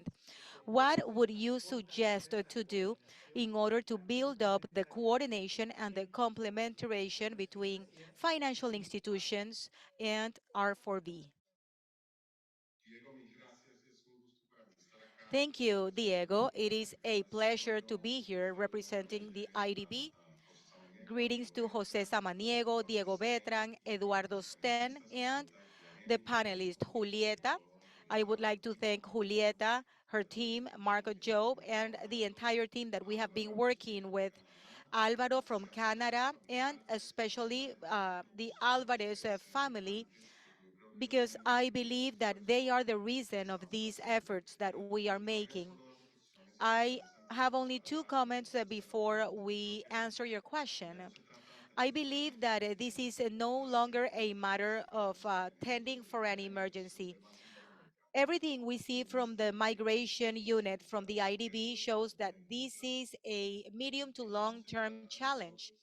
This is not only a specific situation, reason why the response you are offering from R4B to working on a biannual plan, including the financial integration aspect, is still very important, without forgetting that the humanitarian aspect is still a critical situation, expressing the realism that we work in this topic, opening the possibility for activities or entities like an inter-American bank to step in. How does that work? And this is important because we have the presence of several organizations from the civil society from Venezuela and national and international NGOs. And sometimes they ask, what is a bank doing in this process? Through a fund decided by a bank. The bank's capital, we have worked in over 13 countries in development operations where we try to work with governments. As you well know, Jose, we try to convince and work with government policies. Governments present here, they have been our leaders and our clients to create specific plans for migrants and to establish public and social policies so migrants are included in those policies as part of the citizens without any difference. It has not been an easy process, but we have advanced and progressed. We have mobilized investments of over more than $500 million for water, education, and health operations in different countries in the region. And this is good news. The director just approved last week additional 100 million of resources from the bank's capital to continue working with the governments and also with the help of the donors in this process. And we believe that the role of the development banks is to mobilize the resources, working with donors' resources so they can be channeled through the bank and included in development projects in the long term. And working with UNHCR, IOM, UN agencies, and local actors so we can achieve medium to long term solutions for migrants in the region. The second thing is that in addition of being a positive aspect to this development scenario, we can participate in public policy working with the governments. This is how we have aligned the work and the conversation that we had with Martha Joan. Part of our work is the Los Angeles Declaration. And what we do is very similar to the purposes of the Los Angeles Declaration. I believe that we can better align with R4V working in a complementary manner in terms of finding the investments that we can help and where to find synergies that we have called the last mile. Working with governments and banks, we work on development investments. The UN humanitarian agencies and NGOs can work joining these investments so we can offer a greater impact in a scenario where we have a restriction of resources for Latin America and the region. On behalf of the IDB, I would like to reconfirm that we are here to do our responsibility, and I would like to congratulate R4B to working biannually, and we have financial vehicles in order to continue being part of this scenario. We are at your disposal, R4B, to continue strengthening this relationship. I would like to thank Canada and the EU for the leadership maintained And we are not working on silos. We working with organizations. We have a mandate in Latin America, and this is one of the most important topics. Thank you, Jose.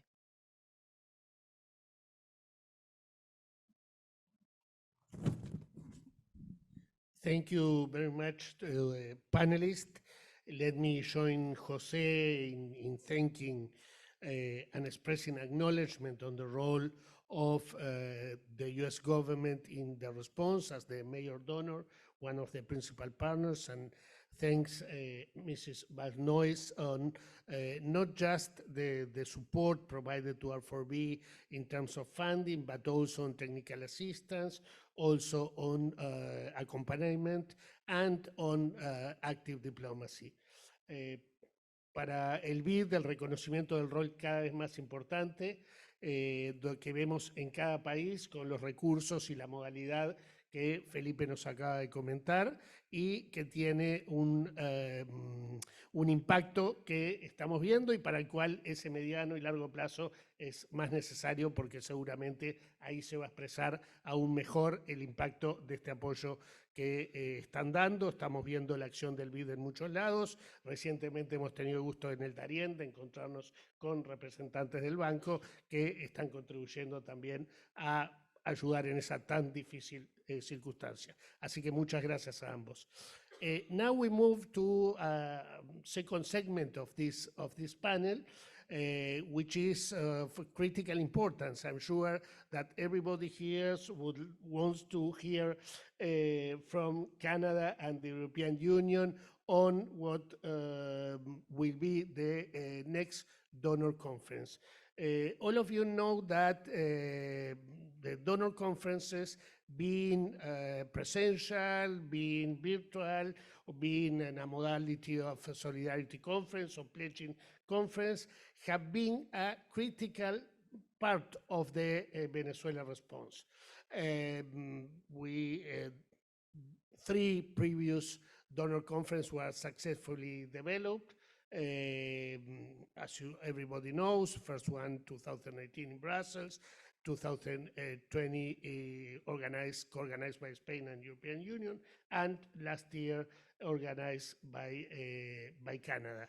So the good news is that we are going to have a new edition of the donor conference, and on this I would like to give the floor to introduce first of all, Andrea Kulaima, thanking Andrea for being such a good friend, you and ECHO of R4B, and we would like to give you the floor. Then Lupia Remont will going to also intervene on behalf of Canada, and we will have a couple of follow-up questions. So, Andrea, you have the floor. Thank you very much, Diego, and allow me to start by thanking you, Jose, as well as Eduardo, the members of the R4V platform, for your leadership in the launching of this RMRP exercise, and in general to all the members of the R4V platform for their contribution to the preparation of the document, which is indeed a very good document. I think over the years, every year, you're continuing to prove and to improve the value of the RMRP as an essential tool in the face of the many challenges which still affect refugees and migrants from Venezuela across the region. You are doing really a commendable and very important work to protect and assist Venezuelans as well as their host communities in the region. So today I'm very pleased to join you from Brussels, virtually, unfortunately, a bit over a month from our commissioner's in-person participation to the RMNA launch in Panama, where he announced the upcoming 2023 Solidarity Conference, which we will co-host, as you mentioned, with Canada. However, before looking more into the future and into the organization of the Solidarity Conference, let me share with you and reflect a little bit some impressions from the evolution since last year. First of all, we have to acknowledge that the situation continues to deteriorate. If there's any figure that stands testimony to that, it is the 7.1 million Venezuelans who have now left their country since the crisis started. And that's already a significant increase from the 6 million we had in December 2021, which at the time we thought was a very high figure already. As we know from the RMNA, 3/4 of these people are facing difficulties in accessing food, housing, healthcare, stable employment. And of course, this is a correlation to what is happening inside Venezuela, which is where the origin of the suffering is, where there are 19.7 million people in humanitarian need, almost 70% of the population who is suffering also now the aggravating consequences of post-pandemic impacts, as well as the effect of the Russian war of aggression in Ukraine on food chains, notably.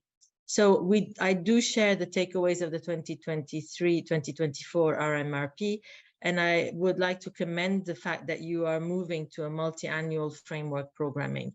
I think it's important, as Felipe mentioned, in order to give the development perspective, but it's also important from a humanitarian perspective, and it's something that we support as part of our grand bargain commitments.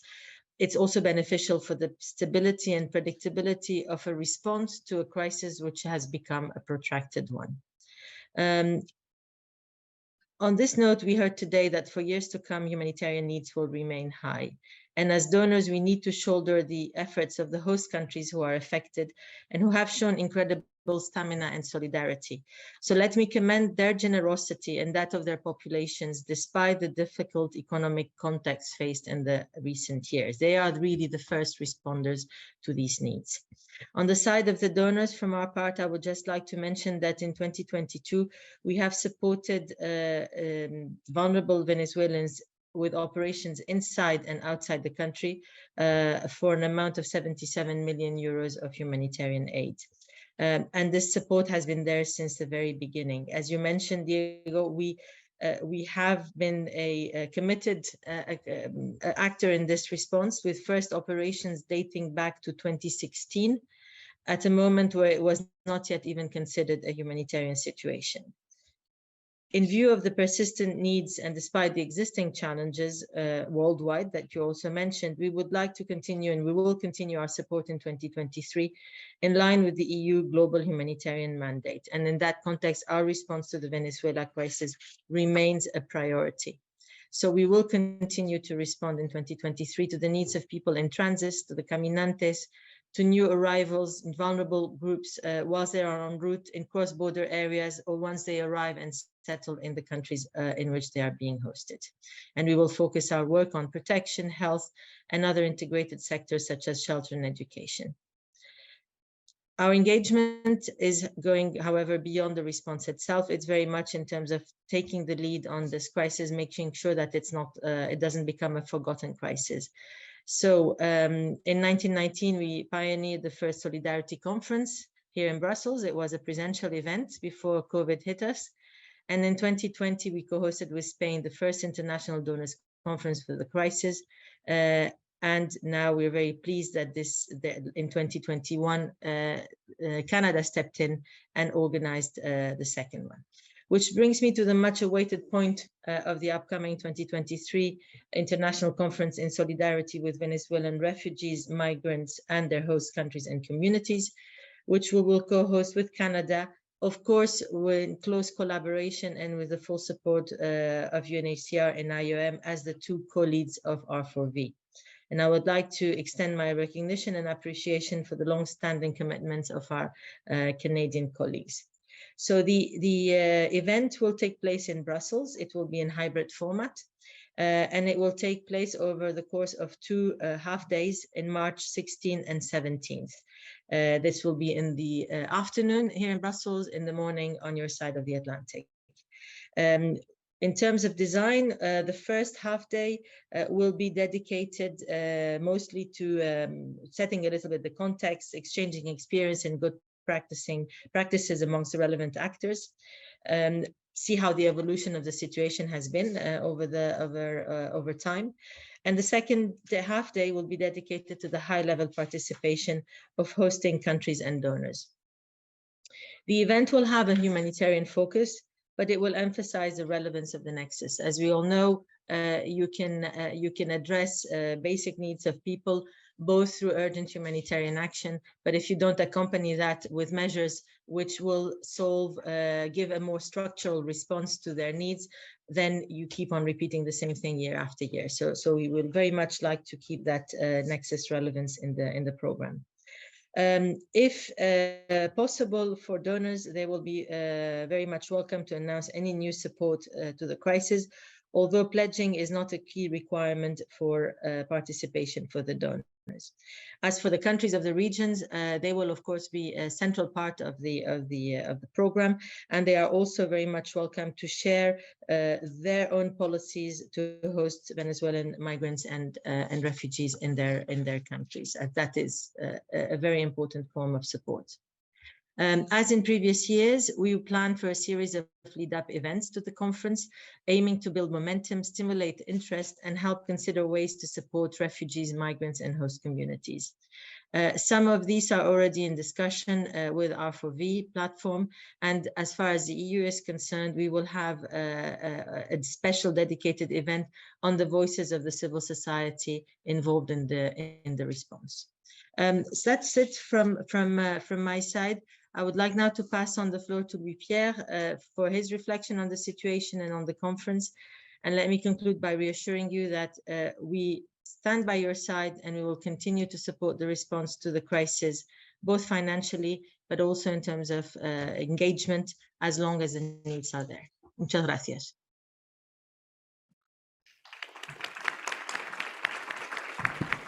Louis-Pierre, please. Buenos días a todos y todas. Me gustaría comenzar agradeciendo a la plataforma R4V, en particular a la ACNUR y OIM por organizar este importante evento. Felicito a todos los miembros de la plataforma por el lanzamiento del Plan Regional de Respuesta para Refugiados y Migrantes, periodo 2023-24. As we heard this morning, and as we saw or heard again from the discussions, the mass displacement of refugees and migrants from Venezuela continues to be one of the most important challenges for our hemisphere. And addressing this displacement within our hemisphere and globally continues to be a priority for our government. We would like to continue to commend the leadership of the host countries and communities in the region to welcome and integrate Venezuelan refugees into their societies and their economies. We would also like to applaud the significant efforts made by the R4V platform and all of their partners in the region to coordinate and implement a response to the crisis. As you all know, in 2021, we hosted the International Donors Conference in solidarity with Venezuelan refugees and migrants, raised around $2.3 billion in pledges, and including $115 million from Canada. As part of that pledge, Canada has already started launching 16 new projects this year that address the root causes of Venezuelan displacement, promote regularization and socioeconomic integration, and build local capacity for enhanced migration management. Projects are, of course, implemented with a diverse group of partners, and many of which are members of the R4V platform, including civil society organizations, UN agencies, and of course, Venezuelan refugee and migrant-led organization. However, as we heard this morning, the needs are high and the global response continues to be underfunded. In order to demonstrate our commitment to the cause and maintain the visibility on the crisis, we are very pleased to be able to continue to work with the EU and organize the upcoming conference in March. We are working, of course, with the EU, with the IOM, with UNHCR, and various other groups to ensure that this will be a good success and successful event, as we did in 2021.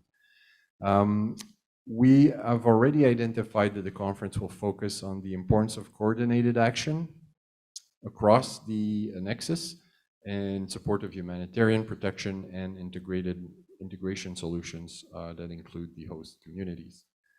To this end, we identified 4 main objectives for the conference. So first, highlight the important progress that was made to date in response to the crisis. I think that's very important to do. Second, we will continue to raise awareness of key opportunities, priority areas, gaps, and challenges in the response. In this regard, an important aspect will be to explore opportunities for greater engagement of the private sector in the response. Third, we'll want to continue to show solidarity with the host countries and communities, including through the mobilization of additional resources. And finally, we will encourage conference participants to identify concrete future actions to take place. Key priority is to ensure that we take an inclusive approach to the conference in the planning and delivery of it, and guaranteeing that the diverse voices are heard and perspectives are integrated.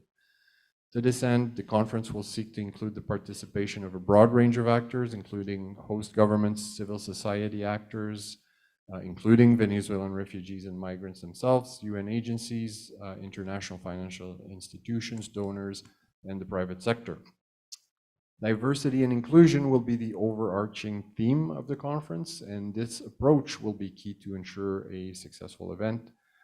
Canadá es orgulloso de poder Canada takes pride by working with the UE, working directly with the other agencies, the UN and the UE, working directly with the host governments and all the different partners that come together in order to coordinate and have a successful conference. From now until March, we will work together, and we're very happy to collaborate with each one of you. Our key message for refugees and immigrants from Venezuela and their host communities, we just want to say that Canada will continues and will continue to be your partner during these times of needs. Thank you very much.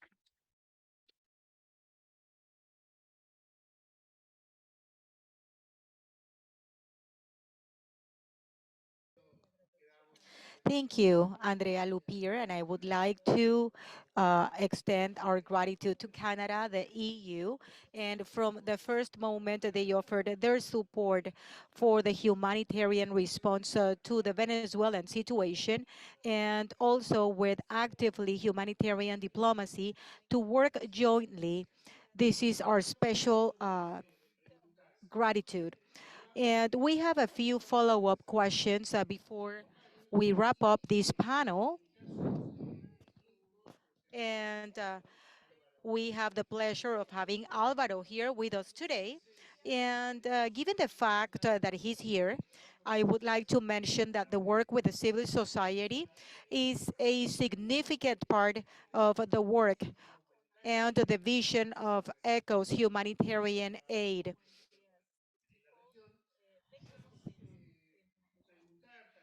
We just wanted to add how to ask from ECHO, how do you see the role of the civil societies organizations in the humanitarian response, considering that R4V has the peculiarity of not only including the UN agencies system, but also different organizations from the civil society and organizations from the diaspora. So the question, Alvaro, is how do you see the work with the civil society? Thank you, Diego. Well, I believe that it's clear that the civil society is the fundamental basis of this crisis and this humanitarian response. Before the international community learning what was happening, there were organizations in and out Venezuela working for the affected populations. And then we see the system to coordinate the international cooperation based on that. We are complementary to the response offered by the host countries. This is fundamental. When we speak about ecclesiastic and community organizations and also international organizations in the host countries, we can see that the response is the basis. Let us not forget about the diaspora organizations. As we said before, they are part of this response. And not only for this crisis, I remember that when I was in the DR just a few months ago, It struck me when I saw an organization from the Venezuelan diaspora was supporting the Haitian population that we have in the DR. So nowadays we have a crisis in Latin America and the Caribbean going beyond the Venezuelan population. And it was incredible to see how these organizations from the diaspora were supporting anyone independently of their origin. Therefore, I believe this is a fundamental aspect. This is the story, but with the context that we have nowadays in the region, it is now even more important to support the civil society. First, because of the uncertainty. Just like Andrea said, the fact that we have an RMRP of 2 years is important. But when we see the projections for the end of 2024, we need to be brave to try to predict a little because we know that the context in the region is everything but stable and predictable. And we know that with different policies, different legislations, fake news, and social media, the flows change. And the context that we had by October this year on migration flows was unpredicted. So we must adapt our response and we must be prepared so we can have that capacity to respond anywhere because we don't know where this is going to happen. We need to reinforce the civil society. This is the only way we can be anywhere. And the second important aspect, and this was mentioned at the beginning by Eduardo, the situation that we have in the region uh, for human trafficking, criminal networks have multiplied after COVID. The situation is even worse. And the space, we need to be very careful because the space has been reduced. The members and the civil society are forced to work in the same space that we have trafficking networks. That poses a risk that we must handle. That in order to handle that risk, we need to reinforce the capacities of the civil society to defend that space. We have countries in the region where the spaces are being reduced, and this is something that we must keep in mind. It is everyone's responsibility in the different coordination spaces to defend and protect the space so our organizations and every country's organization can work without any problems. I believe this is extremely important to consider. And in order to speak about the commitment as ECHO with the civil society, more than 50% of our funding goes to organizations of the civil society, not speaking what we send through the UN agencies. A lot of that is channeled through them. Speaking about the great majority of the resources, we are also supporting the coordination forums of the civil society for Venezuela. This is a work that we do jointly with the different NGOs. So this is a direct support. And as Andrea mentioned, always in the framework of the donors conferences, ECHO is organizing different sessions to bring the voice of the civil society to these conferences. Now we don't have a set date, but it could be maybe a week before the Solidarity Conference for the civil society to decide on the messages they want to pass on the Solidarity Conference because we believe it is important to hear their voices because people have their feet on the ground and their hands in the mud. Thank you.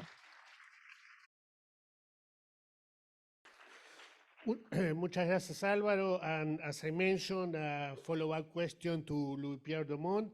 Louis-Pierre, you mentioned that the conference overarching theme will be diversity and inclusion. In this sense, you explained the concept, but could you elaborate a bit more on how will the co-host ensure that a diversity of voice will be integrated and represented? Sure. Thank you. As I said, and as I think most people know, diversity and inclusion are absolutely key themes for Canada. They're part of what we promote at home and abroad, and a key cornerstone of our foreign policy as well. And I believe the EU feels the same way. So we think it's very important that we ensure that these themes are really put into the planning, the delivery, and the actual event. So we'll take a few steps. First of all, we already have a steering group that is meeting every few weeks to prepare for the event. We'll ensure that a very diverse group of actors and players will be involved in these discussions to ensure that the event itself takes into consideration their thoughts and their views. We will also engage with various actors and groups in the lead up to these to the conference.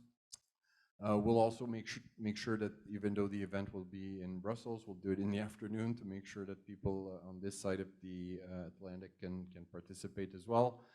And we will also have thematic sessions during the event that will focus on some of the areas that we feel are quite important.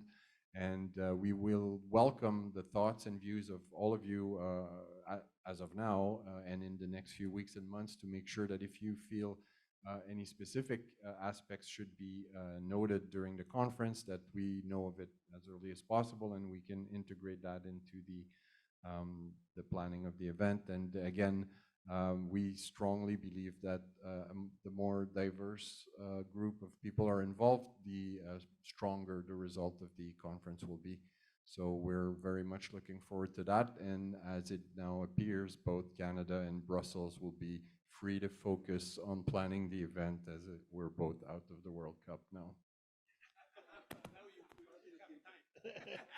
Muchísimas gracias, Louis Pierre.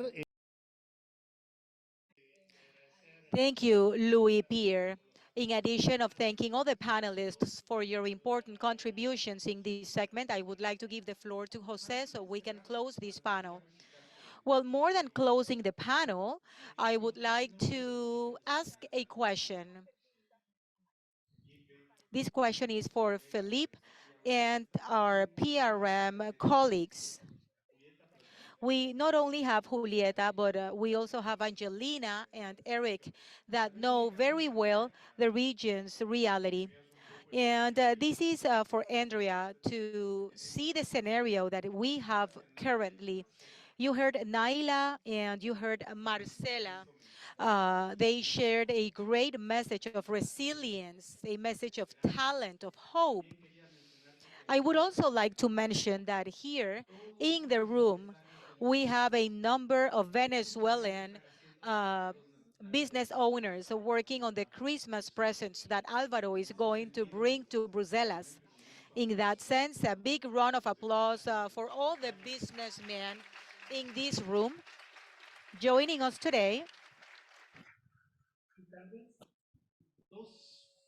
And maybe I have two brief questions, and I would like to get your take on it.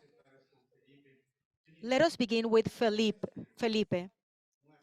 Felipe, you know that a crucial actor has been the private sector.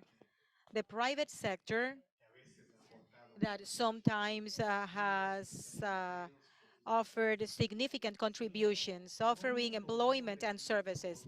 However, we have not been able to include them as part of the comprehensive response at the regional level. What advice would you give us on behalf of the IDB, considering your national and regional experience? And the next question is a question for our colleagues from RPRM, and Julieta, maybe you can try to answer that question, or Angelina or Eric. Alvaro mentioned the mixed movement fact. This is something that we have seen that in the last few months, and somehow it had monopolized the attention of the public view. I would like to highlight the flexibility that R4V has had, including populations from different nationalities in their response.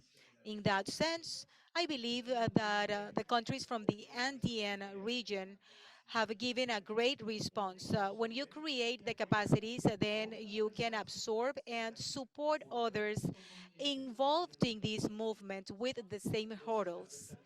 Maybe RPRM can give us a message on how R4V needs to use this flexibility, because we have representatives from 7 or 8 teams from the platform. How we can harness the experience from Colombia and the Andean countries. Felipe, we can start with you. You can speak about the private sector, and then you can explain how R4V can play an important role in the management of mixed movement. Thank you, Jose, for this question. I believe that 2023 is going to be the year where the topic is going to be migration and labor markets. We will present a study that we are working on in all the labor restrictions in the 26 countries in the region for labor inclusion for migrant people, going through restrictions in documentations, certification, diplomas, skills, certifications, and cognitive bias in the process of recruitment. We will have experiments that will lead us to operations like some that we have in Colombia and other 3 countries, working with employment services and ministries of labor to include in the labor market operations the possibility of migrants inclusion. I'm only saying this to say that as a bank, as a society, we must aid governments to create the mechanisms so they can gain access to the qualified labor force and maybe create labor mobility processes within the countries. We have carried out studies in Barranquilla, Colombia, for example, looking into the demand and find the migrant skills. So working with IOM or other agencies, we can do so. There are some efforts from agencies like ILO and other agencies working in these processes. But this is going to be the year. We are going to focus our efforts from the operational aspect and educational aspect.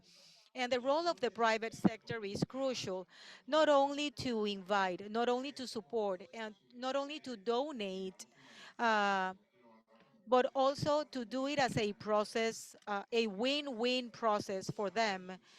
Business owners know that. Coffee growers, uh, coffee growers in Colombia, businessmen know that, where the migrant labor force is even more important, and the contribution that we can make as a bank can promote a greater access to the private sector. We need to work with governments, supporting governments to generate regulatory market conditions, information conditions, so they can take advantage of the migrant labor force, working with agencies, working with organizations from the civil society, finding a way to enhancing the mechanisms for skills certification and labor mobility.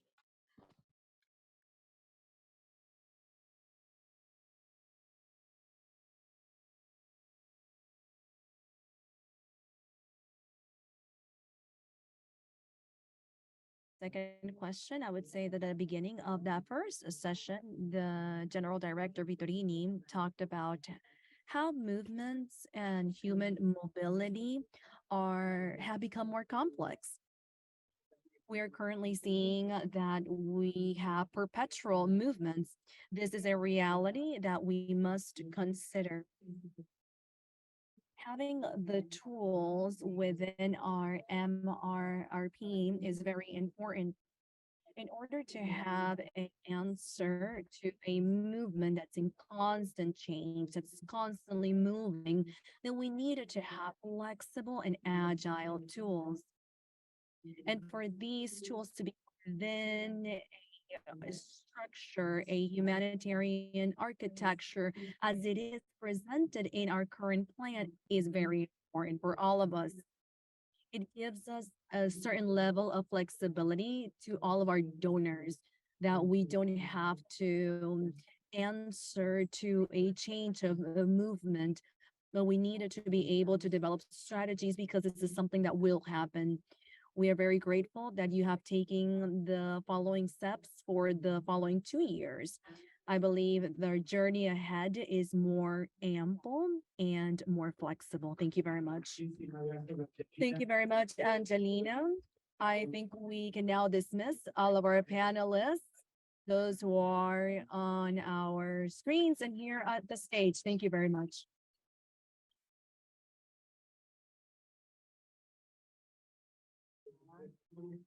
Thank you very much and good afternoon. We are back after our lunch and after the excellent music performance. I am sure that we are going to avoid falling asleep after lunch because this is a key panel which has to do with deals with the presence of representatives from 6 different host governments which receive Venezuelan immigrants and from other countries, usually refugees and Venezuelan immigrants. We believe that this panel is key. Why? Because we're going to see here and we're going to hear representations from a response that from many senses and from many views is very exemplary. We are going to listen to their context, lessons learned, and hear from their context. Considering what we heard this morning about the number of Venezuelans as one of the most important number of migrants around the world. So we are now going to listen stories or 2 stories of success, of responses, of levels of responsibility or co-responsibility, which is a new word that we use today. When I spoke to Jose, we said that we may have more than 2 million of individuals that today hold a document. It's a very important number to mention, considering all of the different countries, being Colombia the leader in this topic. The likelihood to bring other countries that may contribute into the effective integration and successful integration of immigrants in a system that regulates their presence in host countries, bringing harmony to those host countries, and also considering the interests of those host communities. Definitely, we always like to perceive our work as a half full glass. Reason why we're going to review today certain challenges, gaps, needs that are part of the nature of the challenges that we are facing nowadays. I would like to mention the general topics because I believe what's mostly important is what is going to be shared by each one of the panelists.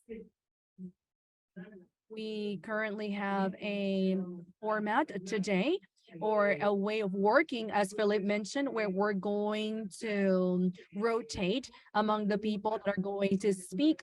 I'm going to ask them a question, which will be or will serve as an introductory question, and then each one of the panelists will answer.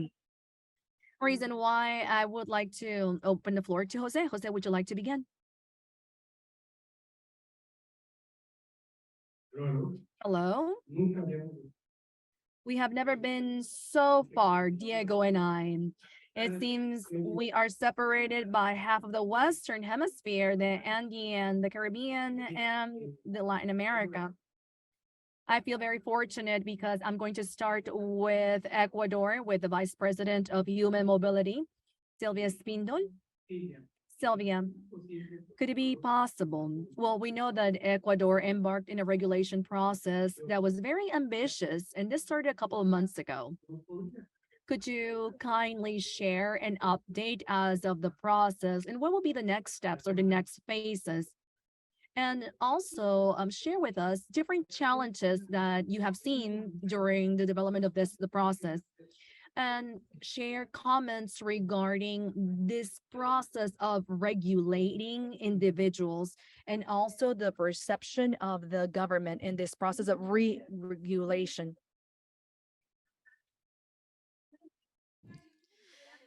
Thank you for your question, Jose. I would like to say that Ecuador is a country that promotes, protects people's human rights. And in order to action, we know that the human being is at the center of activities promoting a regulated, safe migration. And within that context, we have started the regularization process. We had one in 2019, with the most recent one started this year, 2022, after the subscription of the executive decree 436 from President Lasso, establishing the regularization for Venezuelan citizens that came into regular and or official points of the Ecuadorian border. This process involves different institutions from the Ecuadorian state. For example, the Minister of Interior through the Permanency Registry of Foreign Citizens. This process started this September the 1st. Then the visa issuing process that started October the 1st by the Ministry of Foreign Affairs and Human Mobility. Through the decree, we issue a residency temporary extraordinary visa named DPEC, DIRTEC, with a 2-year duration renewable once. In this process, we have the participation of the civil registration identification department because this process decides the issuing of an ID for citizens that have been regularized. We also have the participation of the Economic and Social Inclusion Ministry because we know that there are children and adolescents that are not accompanied or separated from their family nuclei. This executive decree establishes, in order to request the regularization, first, to having entered through regular points in the border. Second, having concluded the permanency migration registry. And third, to not pose a threat to the safety of the Ecuadorian state. This is an ambitious project, a great challenge for the country because we want to regularize about 500,000 people. We have the participation of several state institutions. So we have a platform with the Ministry of Interior, the Civil Office, and the Chancellor's Office. Up until this morning, we have issued about 23,800 VIRTEC visas. In the platform, we have registered about 92,000 people. I would also like to mention that this platform allows us to understand the characteristics of the Venezuelan population seeking to regularize themselves. 52% are women, 48% are men. The age ranges are between 18 and 35 years of age, and the second place between 36 and 55 years of age. Around 82% of people have expressed their intention to permanently reside in Ecuador, and 45% of people have expressed that they have received health care or health attention in public hospitals in Ecuador. In the Ecuadorian constitution, uh, this is a guarantee system with equal conditions to national and foreign citizens, regardless of their migration status. The Ecuadorian state has carried out efforts in order to offer the services to the Venezuelan community. And what we care the most is to achieve a real social and economic inclusion. We believe that the regularization process is not an end, but it's a mean. It's a valuable tool, on one hand, to avoid the violation of the migrant population rights, and on the other hand, to achieve a real socioeconomic insertion. This is a great challenge that we have ahead of us.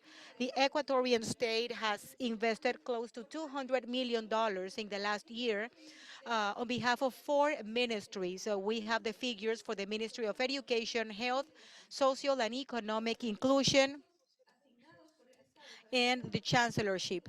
However, the resources are greater. And this is the challenge. We need the resources so we can accomplish that insertion to offer the services required to the Venezuelan population. This is what I can share about the regularization process, the evolution, and the challenges we face. The Chancellery is leading a group. We have found the way to have a platform with all the ministries involved in order to determine the plans, programs, and projects to be implemented to achieve insertion and the cooperation we need, the resources that the Ecuadorian state needs in order to achieve that goal, a goal that seeks insertion and appreciate the real dimension of migration and the contributions that it brings to the country's development. I would like to say that we have created a number of actions to prevent xenophobia or the adverse reaction of the host population. We are convinced that we need to work in favor of the population in human mobility and in favor of the host communities. Thank you.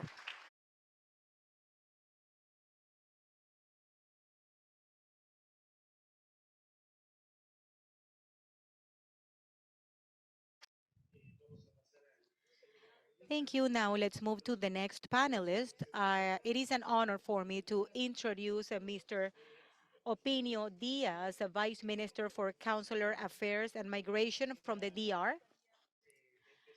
I would like to start with a triggering question.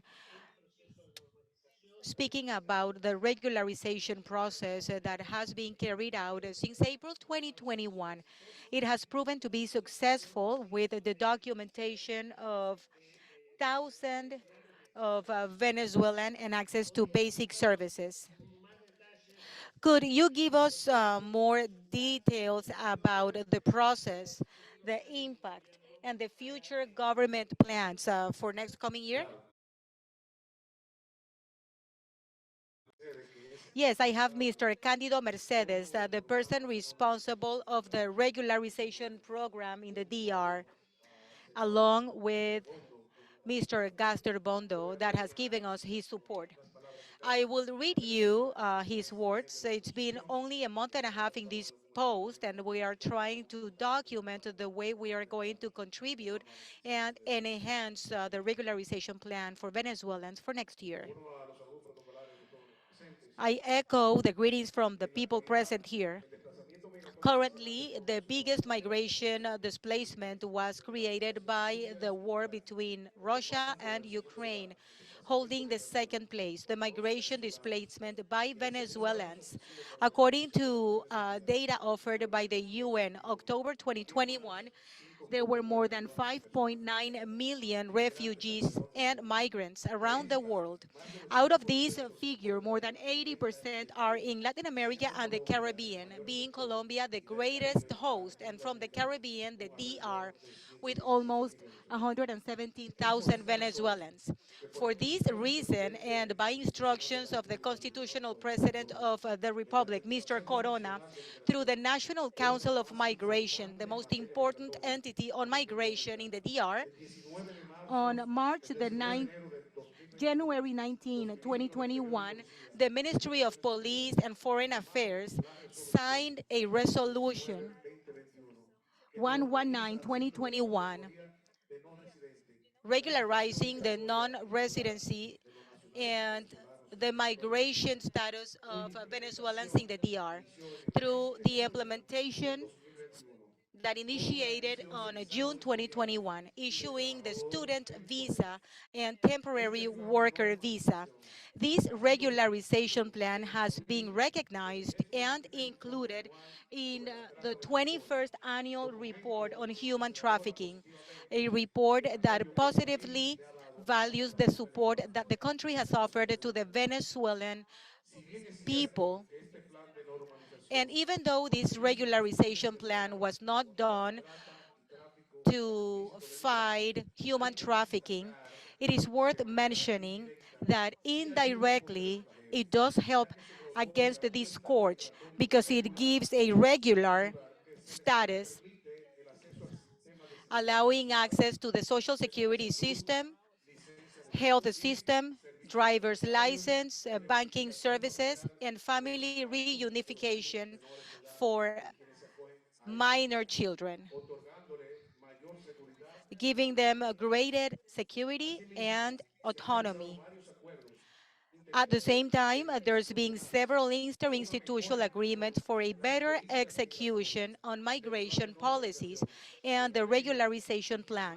Among them, the one signed by the Banking Superintendency and the Ministry of Foreign Affairs on July the 1st of 2021, where different intermediation entities and financial entities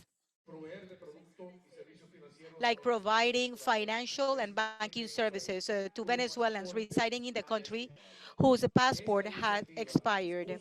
This initiative seeks to reduce the exposition of this population to informality, product of the financial exclusion, which effects could be salary, labor exploitation, and barriers to social protection and health protection, education limitations, among others. Recently, in coordination with these two institutions, the time frame for Venezuelans with an expired passport has been extended for 2 years, all the way through June 30th, 2024.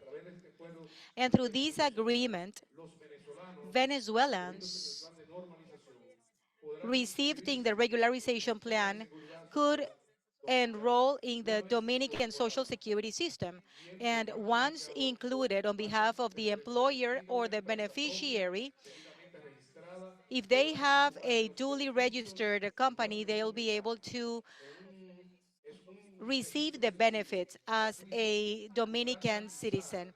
This is a free service ensuring access to health and social security service. The Dominican Republic thank for the support of the UN in the regularization plan, especially the IOM specifically that has offered unconditional support for this plan for the benefit of the Venezuelan population, donating technological equipment, infrastructure, recruitment, and payment. The High Commissioner of the UN for UNHCR made technological equipment donations for the optimization of the processes. We cannot continue without mentioning that in the region we have several plants with different names. The most important thing is that in the Dominican Republic, we have a regularization plan for Venezuelans with Venezuelans, because the Venezuelan civil society expressed through the Chamber of Commerce that there are 9 single windows for assistance and information distributed in the provinces with the highest presence of Venezuelans, in charge of accompanying the user through the 3 stages of the regulatory process, completely free. It is clear that the migrant population trusts in the information coming from a co-national churches or migration channels in Venezuela. Finally, and considering the working commitments defined by the Dominican Republic in the foreign policies, we are candidates to become members of the Council of Human Rights, the UN organization for the 2024-2026 period, with the aim of continuing advancing in topics on gender equality, working on favor of abolition of death row, and child labor, advocating for freedom of expression, social participation, and the no impunity, supporting the independence of the High Commissioner of the UN for Human Rights, and strengthening the national implementation of the human rights obligations. Thank you for your attention.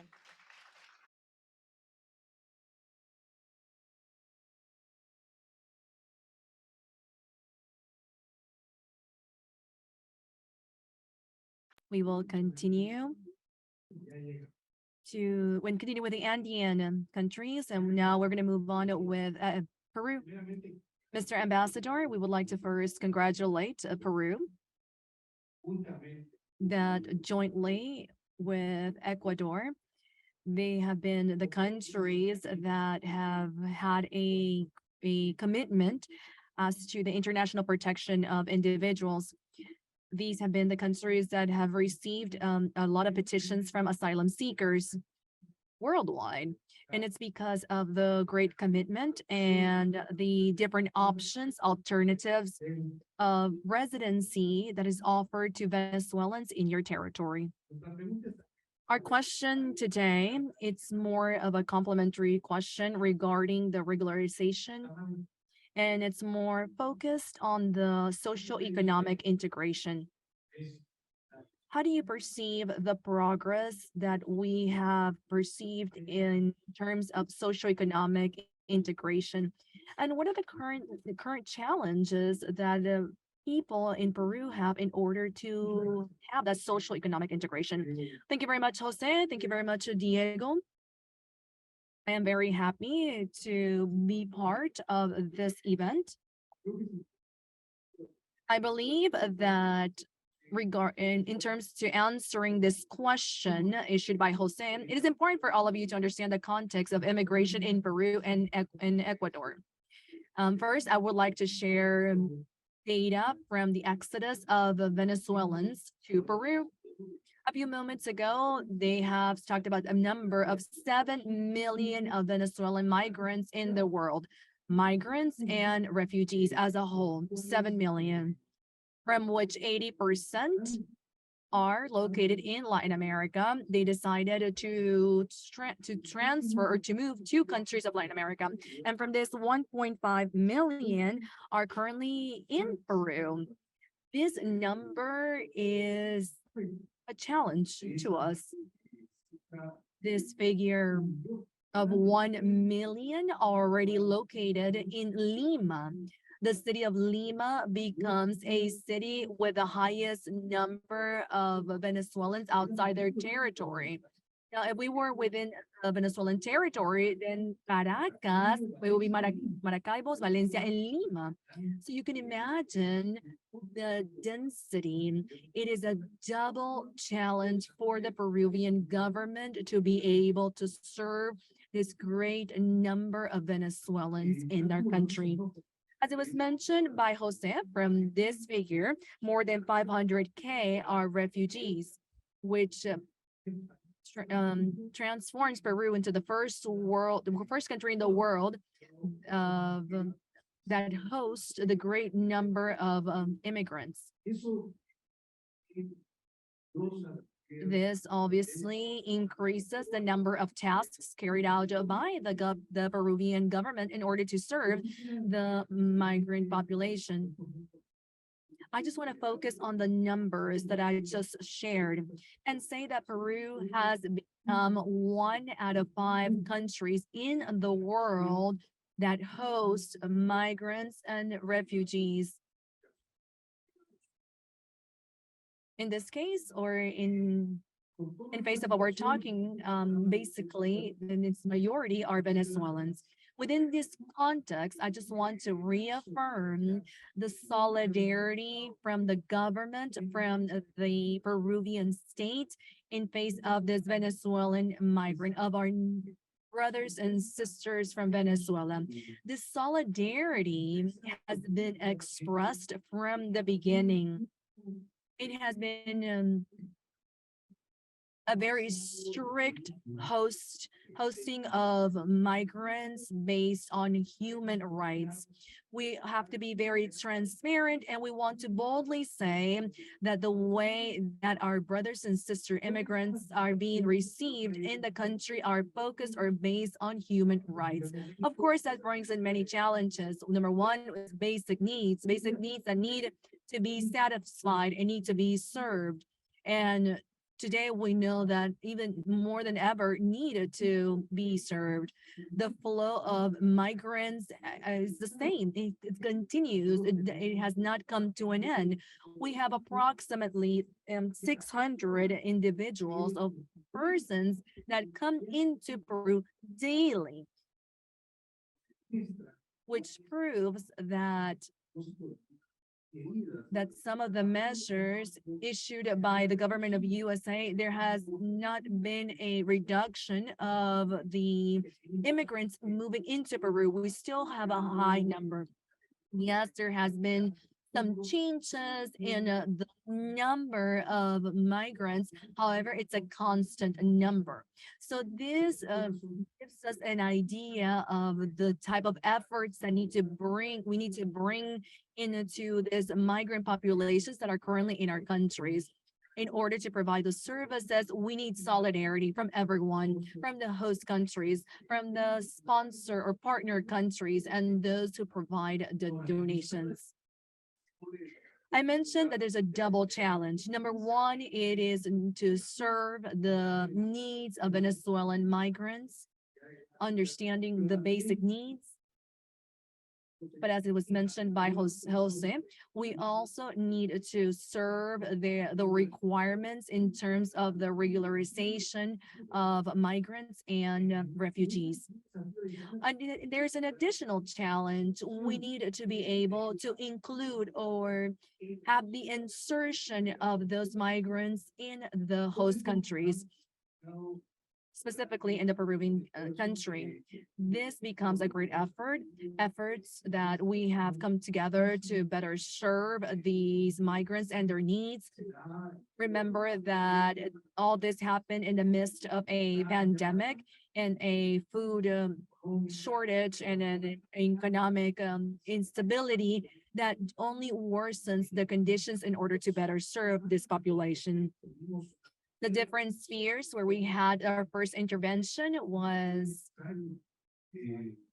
the first interventions required us to regulate the conditions of immigrants. Then we move on to health service. In the midst of a pandemic, we've been able to include some important segments of Venezuelan migrants in order for them to receive free primary health service in Peru.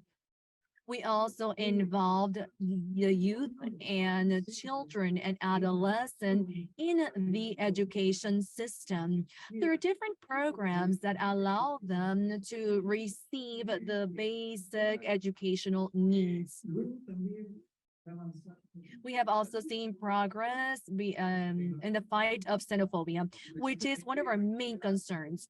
We have carried out activities in order to include different segments of the migrant and refugee Venezuelan population that do have a health background, have allowed us to include them in health centers in order for them to have a closeness with that host community. So this is a way of how our Peruvian primary care physicians or general physicians work hand in hand with Venezuelan physicians. And this way we start reducing the xenophobia and discrimination, creating a bridge and we build a trust with our Latin American brothers and sisters. An additional topic is the acknowledgement or the recognition of different educational titles. We have improved, like I mentioned before, in the healthcare system, where we recognize the nursing titles and the physician titles, which is very important during the pandemic. It was also important in order for us to continue to provide the services in our primary care centers. And this way we were able to develop a scheme in order to recognize their certifications and their diplomas for them to be able to exercise their professions. So what do we see in our future? Because that was the second part of Jose's question. What can we do, or how do we perceive the future?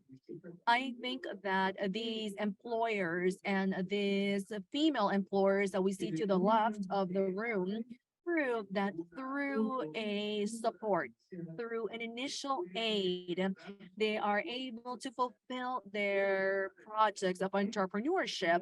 And these are women, and there is not a single male in the at the tables where you see this employers. So it is female Venezuelans in Peru who are carrying out a great number of entrepreneur projects in a responsible way, taking on certain financial credits sometimes, and with the support of international agencies, including foundations and private institutions. In this way, we think that this is a way of working that we need to continue financing. And we also see that a great number of the Venezuelan population are coming into the financial system. Women are good payers, and that is how these Venezuelan women have proven that when they receive this microcredit, they have a good repayment system. Whether it's 1,000 soles or 1.5 soles, they have been able to improve their future. So I believe that this is another topic that we need to we're going to see in the future: gender, women, employability, entrepreneurship, employers. This is something that we need to focus here in Peru. Along with this, we have another topic regarding education, an increase of the number of enrollment of children and adolescents from Venezuelan populations, and to have this daycare centers in order for parents to leave their children and for them to be cared for or cared after while the immigrant and refugee parents go out for work. We need to find ways to help them be part of the labor market in Peru. We do have certain programs and projects that are linked to the fulfillment of a educational program, understanding that many of the Venezuelans that are in our country are young adults, and many of them need to revalidate or recertify any diploma that they have acquired from in their countries. So in our country, we're able to help them with this, or even help them finishing their educational program. There's another fight, which is fighting against the trafficking and the smuggling of individuals. We have developed certain activities around this in order to better attack this and to develop a counter program to diminish any trafficking or the smuggling of individuals. We have done this without making any differentiation between refugees and immigration. I think with the actions coming from the foundations and international agencies, we have, and with more than 200 different partners that we mentioned in the morning, we've been able to achieve and to serve a great number of cases that required our attention. There are certain figures that were mentioned in the morning, and we have also received part of a response plan for refugees and immigrants for 2023, 2024. There's certain requirements from Peru, as you're able to read through. We need to be able to serve 1.8 million individuals between refugees and migrants and people that are in some way linked to the host communities. This is a very important in order for us to reduce and eradicate xenophobia and discrimination that we currently see in our countries. The best way is to be able to work without distinction and serve immigrants and refugees. And this will be a way of how we are able to achieve the objectives and to be able to respect those communities that migrate from Venezuela to Peru. $600 million it was It is what was highlighted as the number or the figure that is needed in order to serve 1.8 million of individuals, that along with the regularization process, which we have not concluded, even though Jose knows that there has been a lot of efforts from the Peruvian government in order to finish the regularization process, even though we were one of the first countries that was able to achieve serving or the provision of service to these immigrants, and one of the countries that was able to provide identification and humanitarian aid, including their inclusion into the labor market. We do see that we are still lacking in the conclusion of this regularization process. All of the work that we have carried out is not sufficient. I think we have served 40% of the total number of refugees and Venezuelan immigrants. However, we believe that we need to continue developing new efforts in order to provide a document that will allow these individuals to carry out their daily activities. This regularization, along with educational program, food safety, health, humanitarian transport, all of these efforts that come directly from the state is able to serve this partially because we don't have sufficient resources in order to serve this in its total.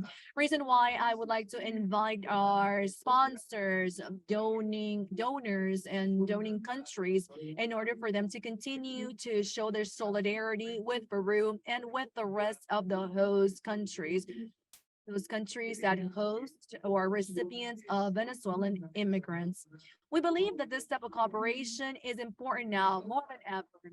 We cannot let down these Venezuelan immigrants, considering all of the things that they have been through after the movement to a different country, the exodus from their country. We cannot just look away.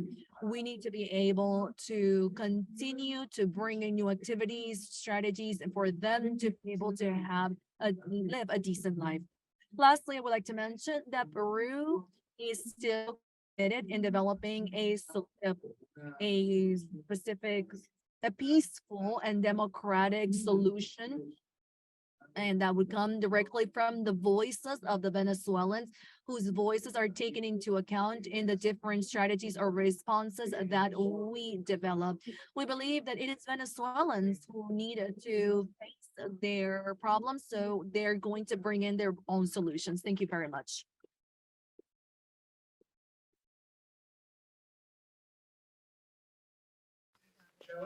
Thank you, Ambassador Lopez Chavarri. I have the honor to have next to me Ambassador Rodrigo Donoso, Director of Consular Migration Affairs and Chileans Abroad from the Ministry of Foreign Affairs in Chile, accompanied by a large delegation of the country. I would like to make reference in a post-COVID context, right in the midst of the impact of the war in Ukraine and the inflationary phenomenon in the world. Chile is still perceived as a reasonably active economy, an efficient economy with a very dynamic private sector. If we consider this and the existence of migrants and refugees from Venezuela flows that perceive the same dynamic and also present high educational index with the proven capabilities of the insertion of labor markets, then the question is, what opportunities can you see from the Chilean state in relation to the socioeconomic possibilities and eventual needs that you might identify in the private sector and the presence of this qualified human capital? And in the condition of the next pro tempore chair of the Quito process that Chile is going to assume, I also need to add to this question in a general way the vision, the priorities, and the goals and or objectives that Chile is planning for this pro tempore chair. Ambassador, thank you. I do not want to start this day without greeting and acknowledging Eduardo Stein. I would like to greet my distinguished panelists and everyone joining us today, and of course, greetings to Diego and Jose. Your questions are interesting and very difficult. I am going to try to answer those questions at the best of my knowledge. I would like to start with the question related to the Chilean economy, uh, that our economy sends signs that there are opportunities for the migrant. And we are still attracting migrants. Nowadays, we read that there are groups that are trying to come through the northern border, Charayuta, and we are at a stage of climate change in the north, and we are still getting influxes through enabled and non-enabled highlands. We are speaking about highlands where people are transiting, especially Venezuelans. On this aspect, I would like to say that we are doing good in Chile when we make public and private alliances or partnerships. This is a formula that has worked pretty well, and it poses great advantages, very good outcomes. And we want to apply these for migrants, understanding that the labor market in Chile is one that is not that regulated. It works based on the labor market regulations. Today, I will make a presentation in a PowerPoint, and I will present 7 slides.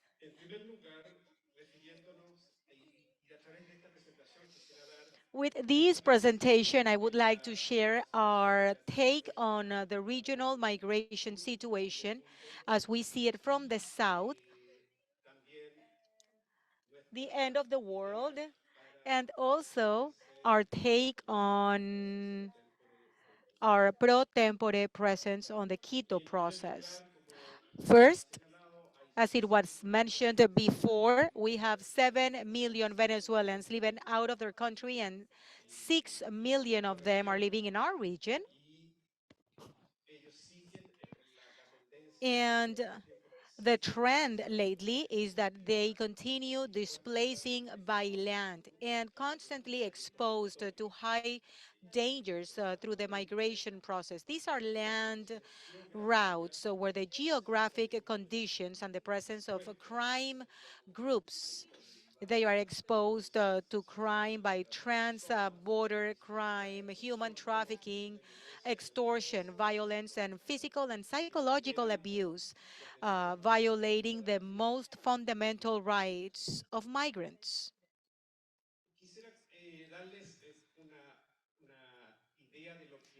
I would like to give you an idea of migration. If Chile were in the northern hemisphere, we would have a space from Edmonton, Canada, all the way to Tegucigalpa, if we were in Europe, from Oslo to Dakar, just to give you an idea of the dimension of the country.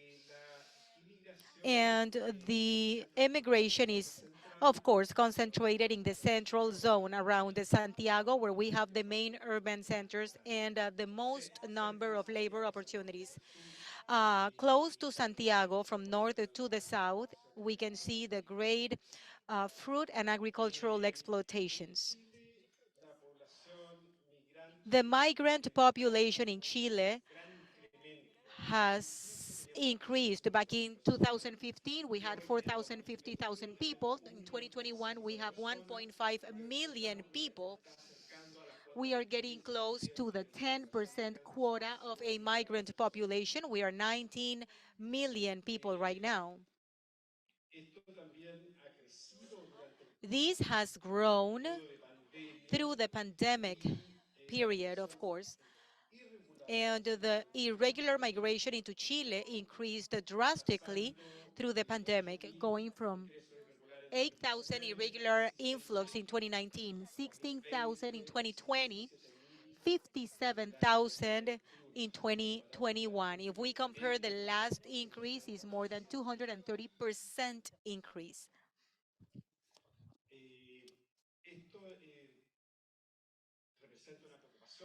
This is a great concern for our country, considering the vulnerability of the flow. We always pay attention to the transnational crime networks acting at the borders. Chile is boosting a regional common vision with a joint and coordinated service at the South American level, with the participation of actors to give concrete answers to the different challenges we face. A topic of interest are the lessons learned during our pro tempore presence during the 20th South American Conference on Migration, where we handed to Peru a few weeks ago. And we would like to focus on the generation of financial and technical alliances to enhance the response capacity at all levels. We are going to have activities, and we are going to assume the pro tempore presence in the Quito process as of February the 27th, because at that moment we are going to get it from Brazil, and Brazil divides their year before and after Carnival. And this is what we are going to start activities. That does not mean, though, that we are not working. We are working with IOM and UNHCR. I just came from a prospective trip to Brussels with the European Union, with CONECO, and how UNHCR and IOM sees the great Kiev phenomenon, a phenomenon that has created a great deviation of resources, human and financial resources, to face the situation that a million of migrants are living in Europe, and that is going to be worse with winter. We also held meetings in Geneva with IOM, UNHCR at the highest levels, with the Red Cross as well. And something that we were told in all meetings is that they see solidarity and how Latin America has faced the migration phenomenon. It is exemplary, and they also understand the deficit of resources that we face.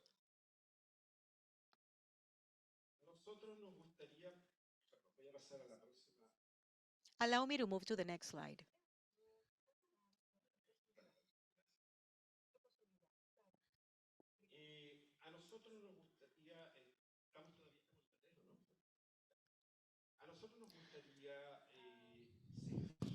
We would like to continue all the alliances and partnerships with UNHCR. We held meetings with the ILO. This was an extremely meeting we had with ILO, understanding that one of the ways, or one of the most important ways of inclusion, is access to decent work. And I would like to remind you that for the concept of decent work, this concept was introduced in the ILO by a Chilean, Juan Somalia, a few years ago. The technical and financial cooperation, and we would like to focus on topics such important as the education, inclusion, and all the pending challenges creating cooperation bridges.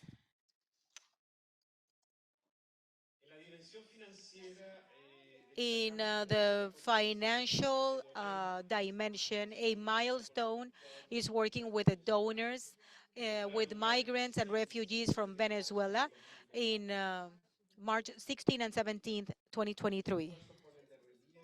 These efforts highlight the regional migration policy that we have worked on, and this responds to the respect of the principles of solidarity, co-responsibility or shared responsibility, and the strengthening of multilateralism with a gender perspective and human rights, putting the migrants and refugees at the center of our actions.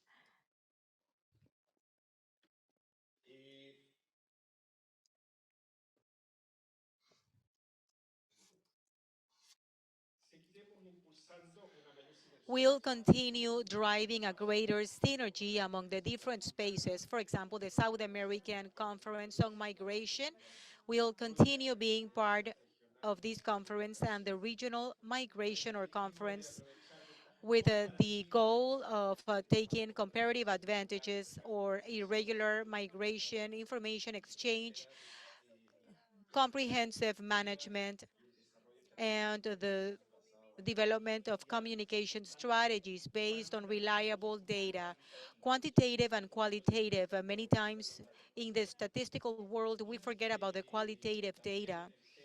And also the different perceptions. This is an important topic. Ambassador of Peru mentioned xenophobia, and I believe someone else did it as well. This is related to the perception of xenophobia, especially that ignorance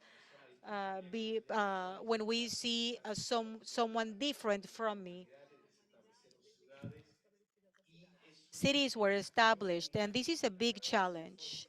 Xenophobia is learned since early age when we sense the nervousness of our parents when they see TV or they watch TV, or when a mother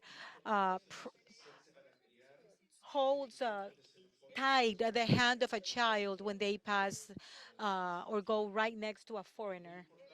It is important to work on perceptions. It is also important to keep in mind the synergy and compatibility among the different agencies. This will allow us to avoid the duplication of efforts.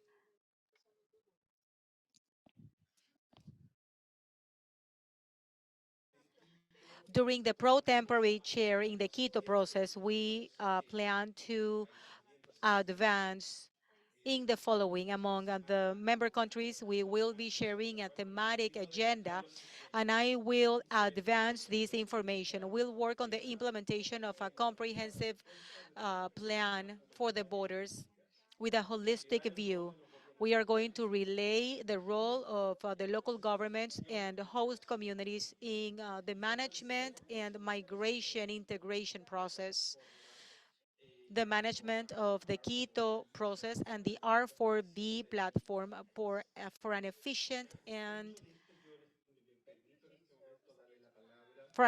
response. Right now, I would like to give the floor to Miguel Jackson, uh, the lead coordinator on migration in the Ministry of Interior of Chile.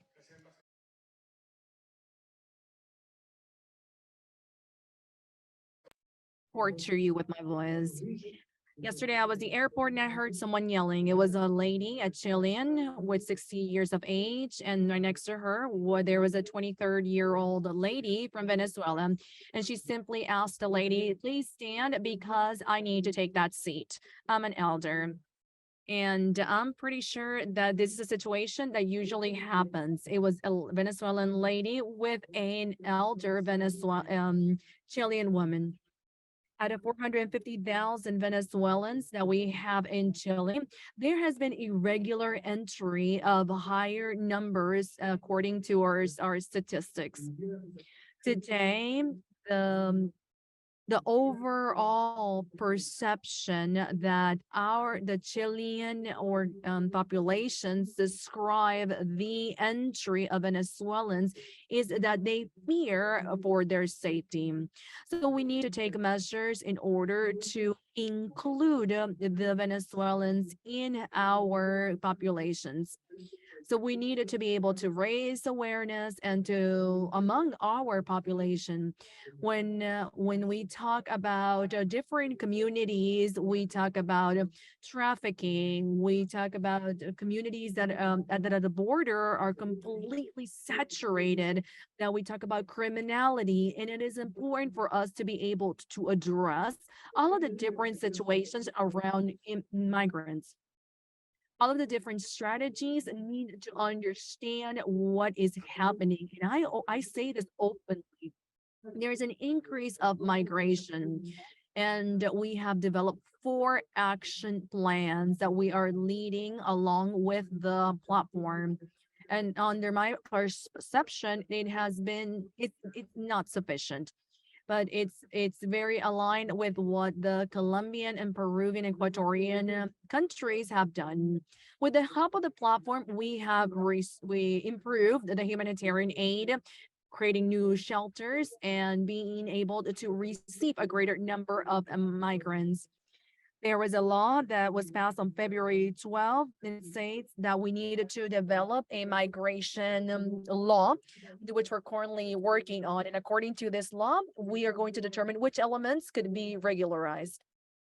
That migration law that will be passed in January is going to establish the objectives of regulations and inclusion. So next year, Chile is going to have a process of the regularization of these individuals. We have worked with IOM in order to implement a system of sponsorship or biometric registry of the migrants through a system called Vidas in order to understand who they are, how many of them are, and their identity that will later move into the process of regulation. As a country, all of the different actions that we have we are bringing to the table, we understand that are still not sufficient. Can we move on to the next slide, please? And this is my last slide, if I'm not mistaken. There is a topic where we have seen a deficit or a shortage here in Chile, and in some way it affects all of us. That is the topic of the narrative or the storytelling. It is a great challenge to replace the current storytelling that stigmatizes the migration, and it links this with criminality, that it links this with a disloyal competition, a competition, an unfair competition, even to the labor market. And there is a great work to be done in order for us to change the narrative, to bring a positive narrative with tangible stories, and to see migration as a support or a greater contribution to these host communities. In Chile, we have a Haitian community of 200,000 individuals. And when we achieve our first gold medal in the cycling or even running, and it will come directly from that Haitian community, that is something that we're really going to recognize the population of migrants. So we have to work with the press. We need to work with social media. We need to raise awareness. Social media today, which are very important, and it is where we verify most of the data that we have regarding the flow of migrants, leads us to ideological islands that takes us to gather with those who think the same as us. The algorithm is going to take us in order to reinforce our opinions, and it's going to make us create that connection with those who also think the same as us. And this puts away the possibility of the richness of debate. So we need to find creative ways of how to use social media in our favor and not only have this as a mean of disseminating information or negative information regarding social media. Thank you very much.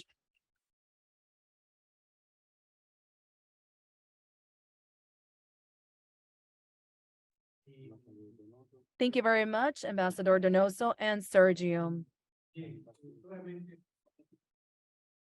I just want to introduce the advisor from the Chancellery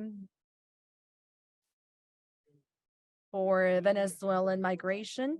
I just want to say that Colombia, in the last years, has been setting the landscape as to the pace regarding the hosting or the response for immigration. So I want to mention four aspects regarding this. Number one, even though they have a little bit more than 2 million inhabitants in Colombia, their borders continue to be open borders.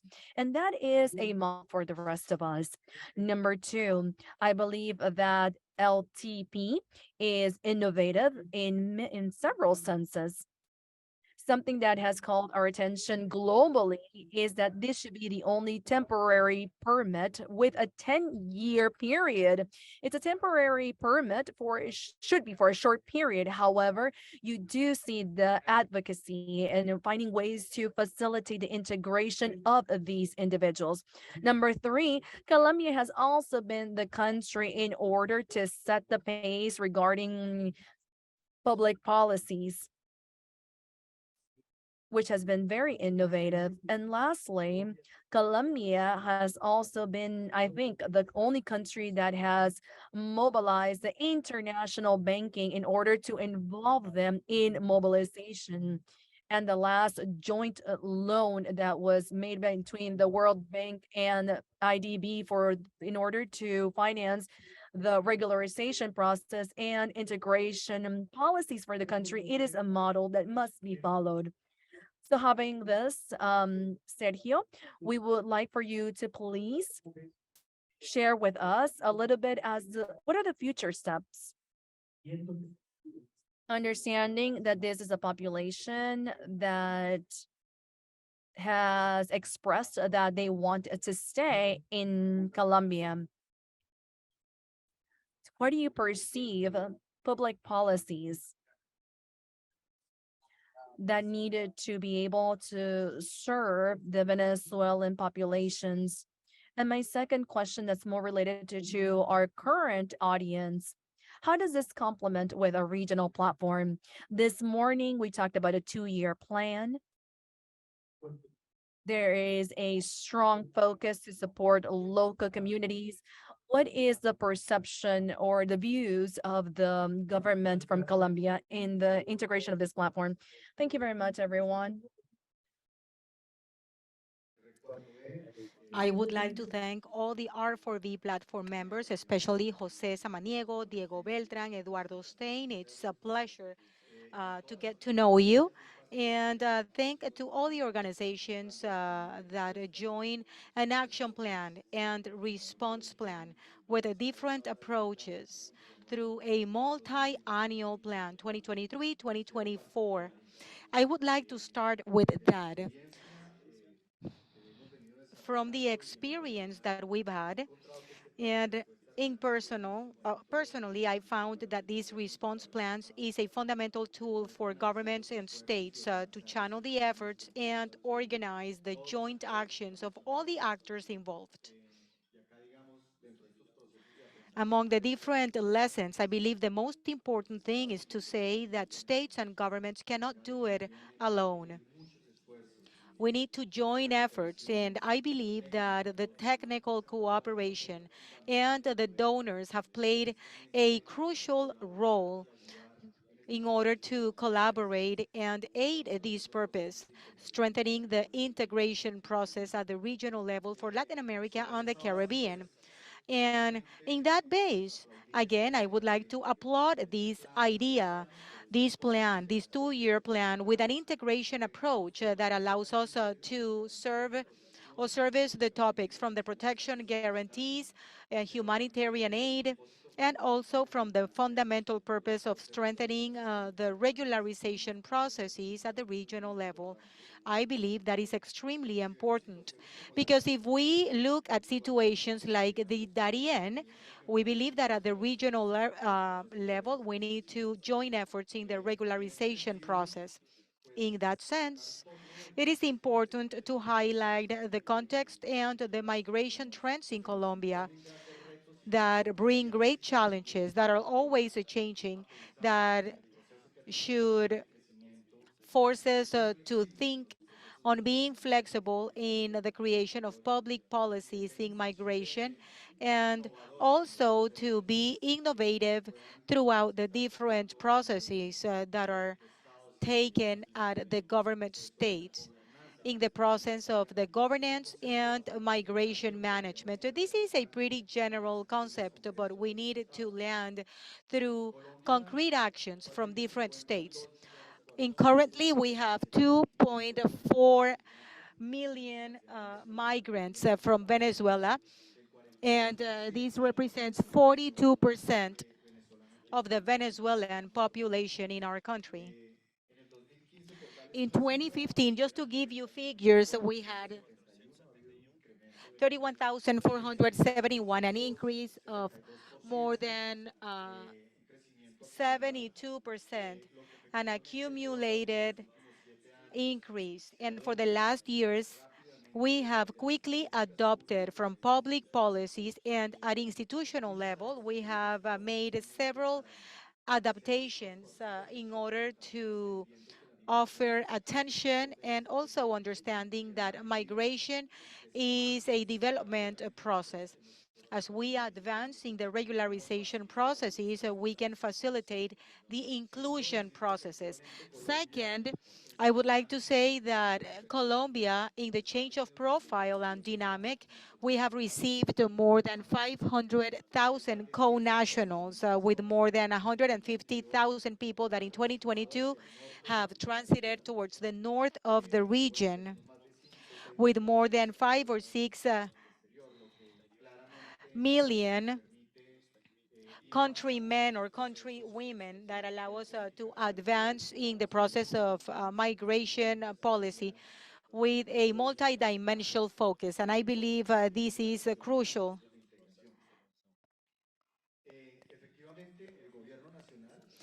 The national government, led by the president and the chancellors, have strengthened that look from the principle of free mobility, just like Jose mentioned, especially understanding that the concept of migration transcends into human mobility. And this is a fundamental concept because in the actions of policies and institutional actions, we must consider the different factors. On that base, in the next few years, the government is going to advance in two fundamental pillars to strengthen the protection mechanism for the population that is most vulnerable throughout the different dimensions. And the Vice Minister said it, strengthening the actions in favor of women, children, and in addition to strengthen the actions for the implementation of the Cartagena Declaration. There are several models in the region that we must review that will allow us to strengthen those processes that should take us to the guarantee of protections and inclusion.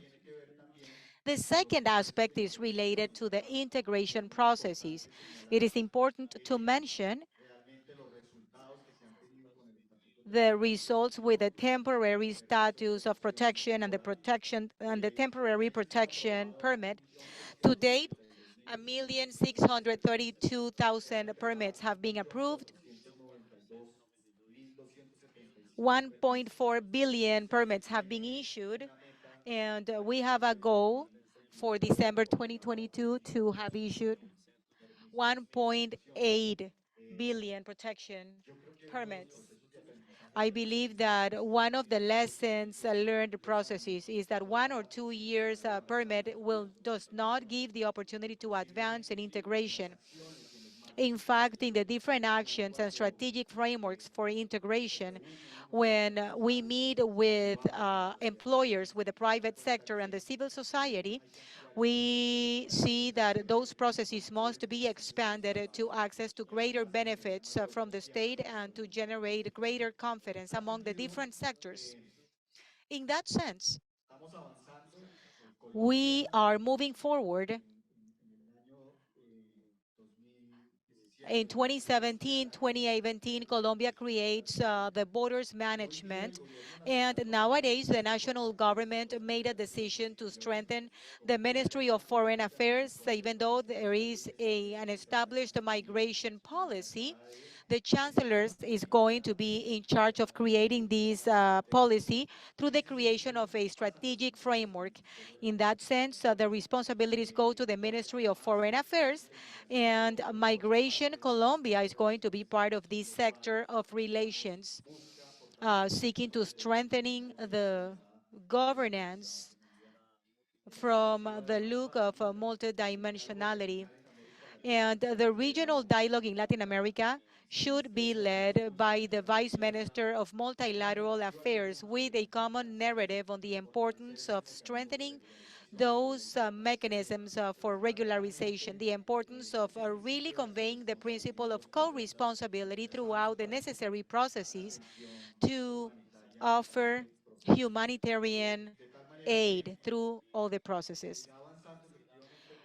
We'll continue advancing in this regional dialogue.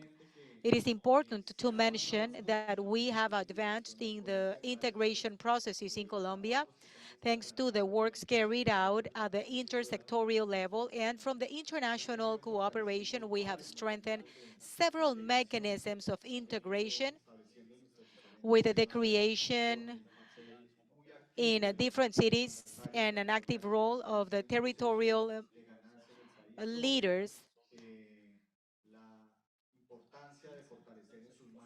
There is an importance to strengthening the strategic frameworks that facilitate the decision-making process and facilitate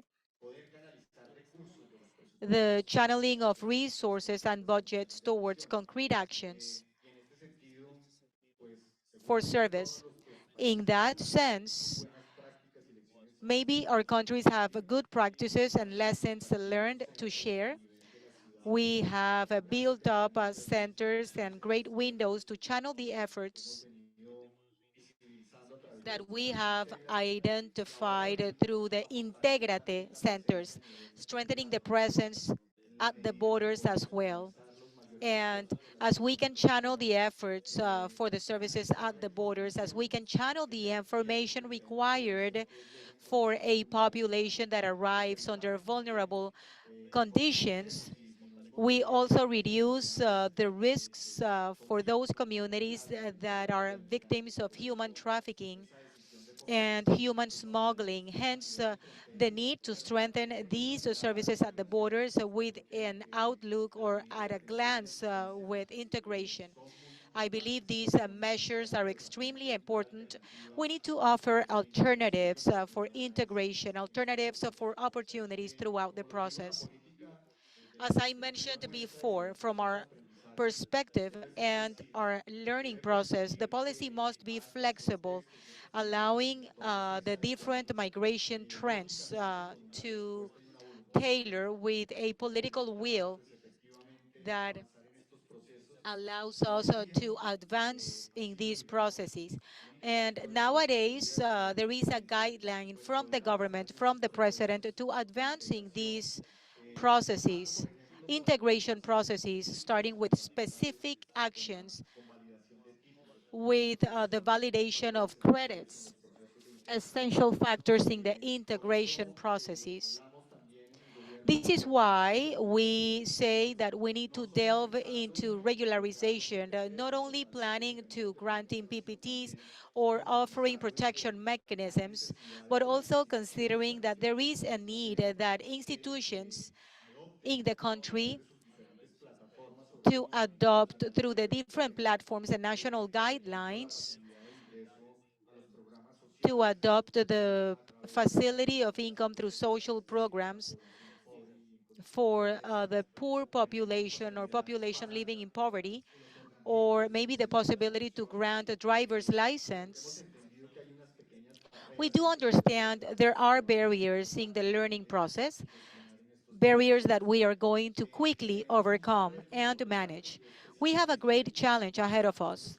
That challenge is the creation of guidelines of policies, listening to the people through the dialogue. The migration director, Fernando Garcia, already started the dialogue at the border, and this is going to build up around the axis of the policies with this holistic and intersectorial glance. And of course, we are going to strengthen strategic frameworks that will allow us to be aligned to the response plan, the regional response plan. Also considering the territorial plans, we have given cooperation tools and instruments with the cooperation of the government through specific methodological guides so they can build a policy to advance in the creation of strategic frameworks and to also consider other sources of resources with the possibility of projects and plans to be self-sufficient. We need to strengthen institutionality, always considering the reinforcing of the reintegration processings in the region. Of course, the president also recommended to join the struggle or the fight against xenophobia.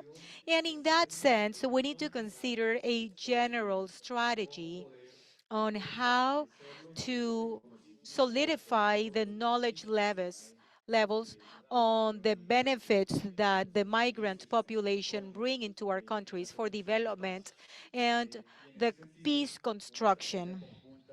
In that sense, a joint strategy that will allow us to advance against the irregular human trafficking and human smuggling, and also working from the human security gaze to work on the fight of irregular human trafficking through our security agencies, minimizing the risks for the population transiting through our countries and through our different borders. Of course, there is still much to do. I believe that we are all in the process of strengthening and delving into the inclusion process. And in that sense, we need to build analysis of labor markets, working together with communities of migrants, with the host community, because the learning process helps us to strengthen the actions considering the population group in the territory without any distinctions. So the host communities can understand that there is an opportunity to develop benefits for everyone. It is important to mention that we will continue working on that perspective of free mobility within the international conventions and treaties subscribed by Colombia, always understanding that the migration must be understood from the human condition, always understanding that we are getting populations that are joining to the efforts of building Colombia and advancing peace. I just wanted to share that process and mention that we've had a strong institutional development, and we will continue to ensure those levels of coordination in different sectors that we never thought were going to be responsible for migration management. Thank you.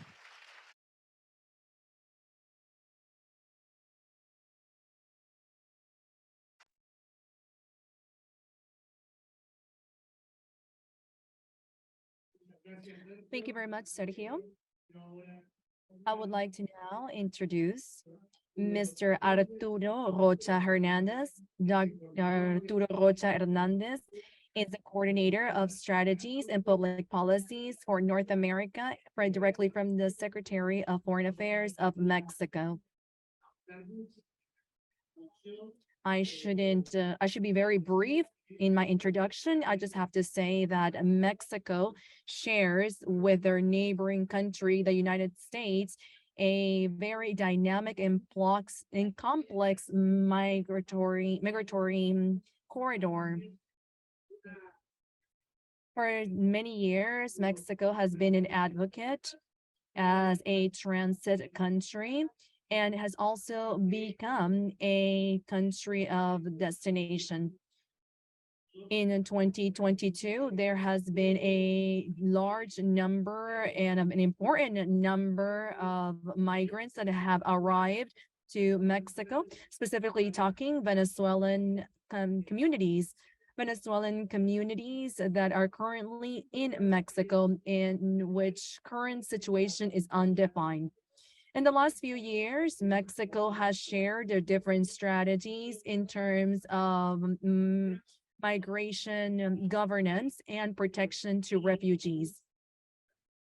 In light of the current situations, we would like to thank Mr. Rocha for being here with us to talk a bit the situation of Mexico. And within this very complex and current situation, we would like to know what are the different plans or strategies in order to tackle this new presence of a large number of Venezuelans in Mexico. And in what ways, if possible, if you're able to share the social economic inclusion of migrants in Mexico. Thank you very much, Mr. Rocha. The floor is yours.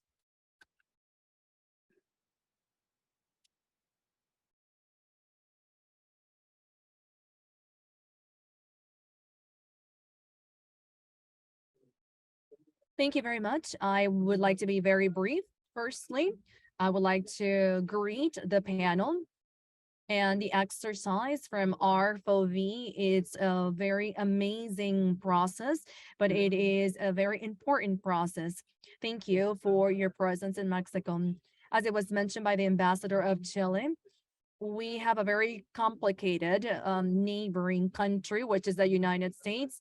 We are very distant, similar to Moscow and Spain. There is a regular and irregular transit. In 2019, as you mentioned, there was 28,000 of irregular transit. Today, we can say that we have around 7,000 daily irregular transit. Just in 1 year, it was a total of 2.3 million.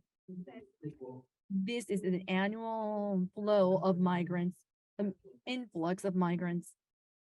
We have 11 million of Mexicans in the United States. We are a transit country. We're a country of origin. We are a country of returnees. We have, like I said before, a neighboring country that it's very complicated. I want to be very brief because I would like to summarize what is happening with the individuals from Venezuela and Mexico. As you all know, there's a new policy, a returning policy from Title 42, which is a great white elephant in the middle of the room that we haven't been able to address. What is happening in Mexico? I believe, and I can frankly say that there has been a very poor understanding of what we're doing in Mexico. In essence, it comes from an experience, a pilot that we started with Ukrainian moving into Mexico, coming because of what was happening in Russia. We were receiving individuals from Ukraine in Cancun, Tijuana, in a great number of individuals, and they were sitting there drinking margaritas. As you well know, we invest 1 million per minute with the United States. It's a very important social economic activities between the United States. The situation at the border is it's not safe. And we have several camps in between the border between the United States and Mexico. What we did is that we opened 2 shelters, one in Tijuana and one in the city of Mexico, in order to receive the migrants and protecting, obviously, and taking into consideration vulnerable communities. and we arrived to an agreement with the United States. We had advocate for labor migration. We believe that there is a great demand of labor in the United States, and this is one of the main headings in New York Times. There is a lot of scarcity of working individuals in Canada, not only in the agricultural area, but also in the industry of construction or any other specialized industries. So we become advocate because we, as a region, we can provide that workforce, and specifically as a benefit post-COVID and due to the inflation that we currently see in our region. So the United States has agreed and accepted what we have advocated for many years. So this opens a legal pathway for these individuals. That way they don't have to triangulate with Mexico and having to expose themselves holding at the border and obviously being exposed to certain situation because there's organized crime and human trafficking that's highly involved in the border between Mexico and the United States. The United States agreed. They said that they were going to issue humanitarian license or permits that will allow Ukrainians to legally move into the United States. They issued the platform, and in 3 weeks, many of these Ukrainians were moving by air through to Atlanta, to Chicago, without having to stop at the border of Mexico. This created a drop of the irregular transit. Our irregular transit was very high at our border with the United States, and we were able to have around 150,000 Ukrainians that went into the United States in a regular manner. So this worked. It was just an incident. We had to react to it, and we had to react to the dynamic due to the invasion of Russia to Ukraine.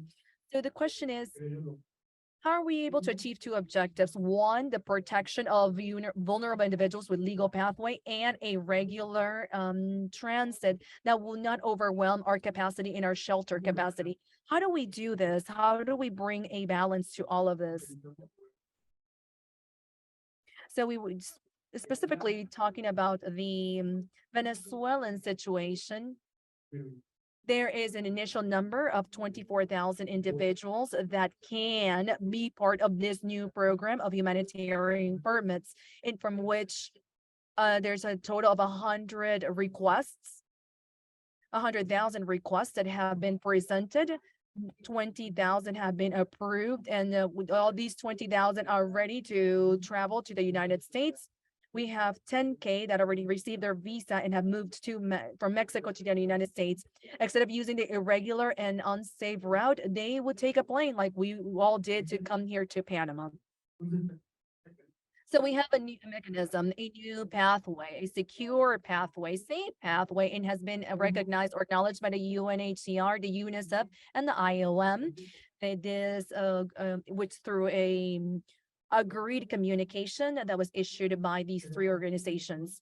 Another thing that we have noticed is that it worked. In contrary to other policies such as PP, this policy worked in a sense that the number of Venezuelans that we had that were coming into in Mexico in a regular way that were around 2,000 per day, today it's just 100 or 150 per day. So this is due to the new phenomenon of higher number of immigrants. So the great peak of irregular migration dropped radically from 2,000 to 150, which it's a 90% improvement. And this is another improvement that we have seen in Darien, where the government of Panama issues a press communication in the end of October that shows the statistics. And now we have created that legal pathway that is no longer theoretical, but it is something tangible where people are taking their planes, not only from Mexico to the United States, but from any other different countries that are represented here in our audience.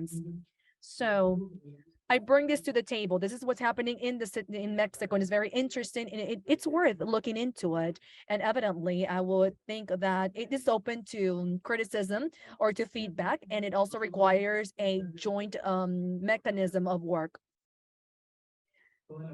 Upon the request of the chancellor, I had to travel by land the whole border to understand the humanitarian assistance on the field. In other words, boots on the ground. What was happening in our shelters, the conditions of them, whatever the conditions of the churches and border shelters, in the different type of shelters that we had available in different areas. I also had to travel to the south of the border with Chiapas, which is a very important area, as well as Chichuquialpa. So we need more joint work. The government of Mexico brings in the comprehensive or the integrated migrant shelters, and we also have a formal way of how to provide them and access to the work market. We are the, if I'm not mistaken, after Canada and the USA, we are the third country that allows or has a program for refugee seekers. Those who request refuge will seek refuge in our country. For our future, I think that the topic of xenophobia is a common denominator that we all have shared. I think we need to be more creative and put more thinking into it. We need to work as a hemisphere into and bring more tangible strategies to and communicate and raise awareness of the human resource that is available when in migrant communications. We have, and just in Mexico, we have a community that has a great influx of migrants.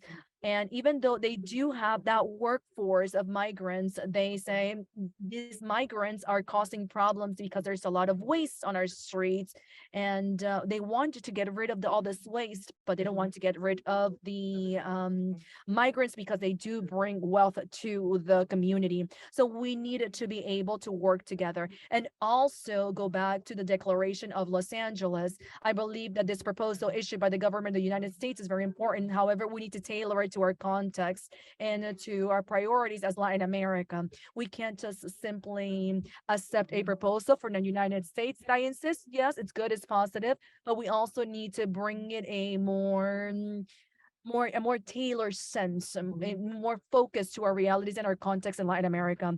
I want to welcome Mexico to this new network. We're going to work with IOM, UNHCR, and UNICEF. We've been working with UNHCR, a new center called One Stop Shop in Tapachula, which is one of the centers that receives a great deal of migrants. That way, when a migrant arrives and they're requesting refuge, they need a shelter, or they are seeking employment, then we are able to manage that in one stop shop. And this shop will be available for next year to better serve our brothers from Venezuela and to also show solidarity, which is part of our commitments here in Mexico.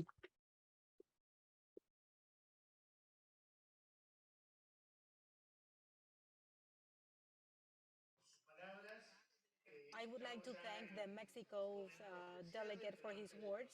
We are closing this panel, but before that, we would like to give the opportunity to the Dominican Republic's Vice Minister that wants to share a practice that a member of the Dominican Republic's delegation is going to present.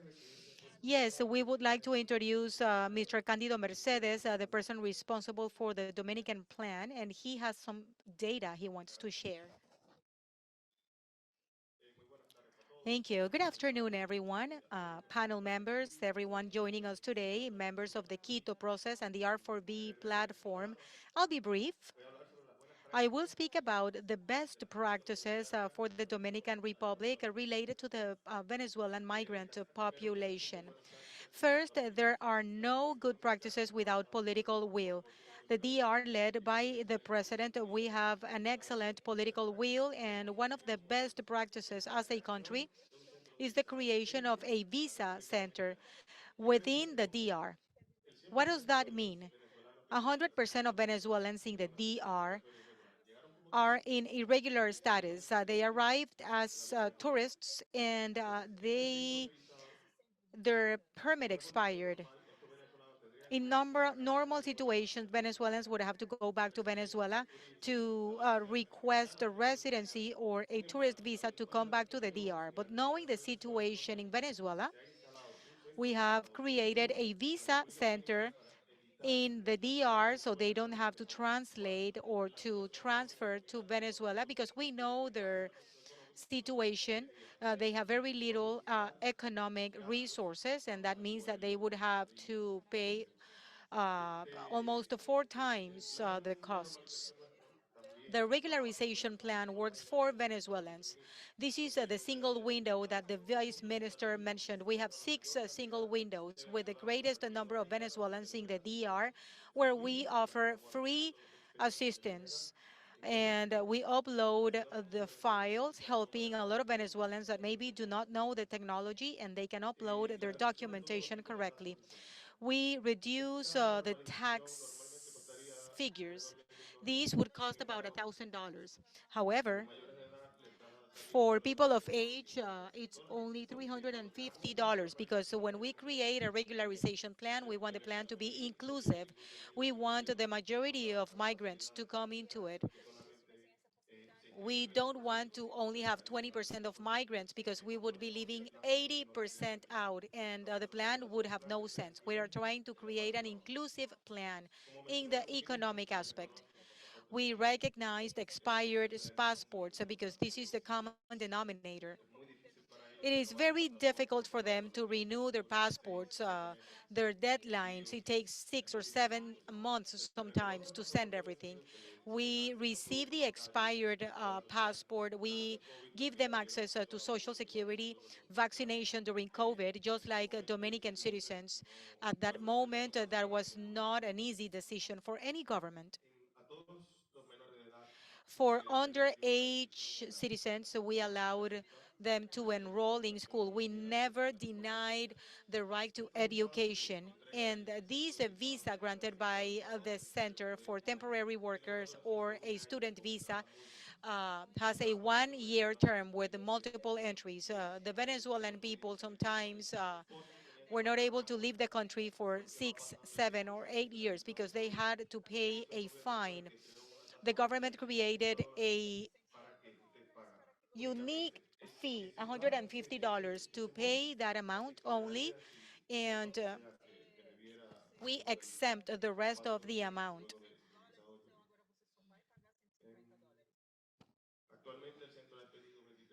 The center has issued 23,000 and 58% of them are women. We included the family reunification.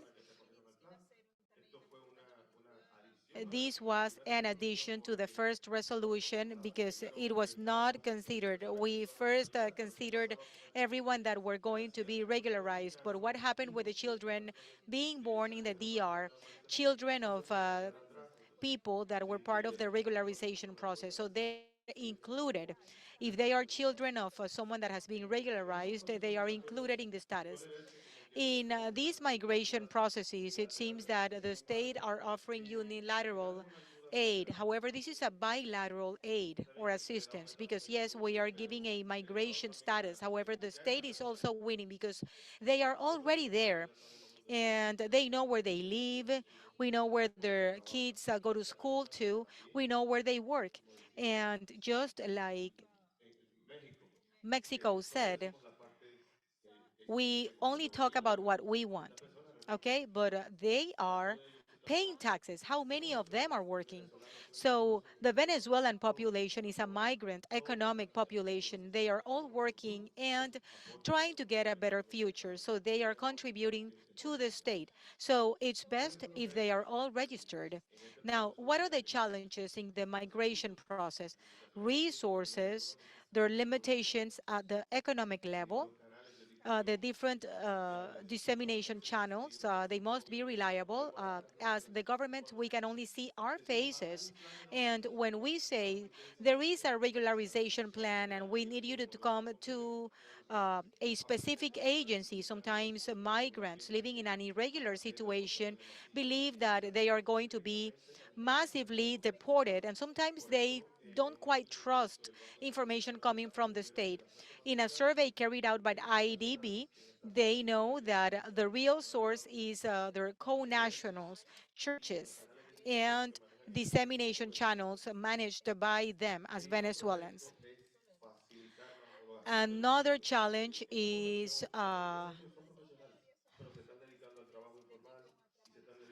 the standardization of the diplomas or the validation of diplomas. If you go to the DR and it's very difficult if you don't see a Venezuelan working in a hotel or delivery.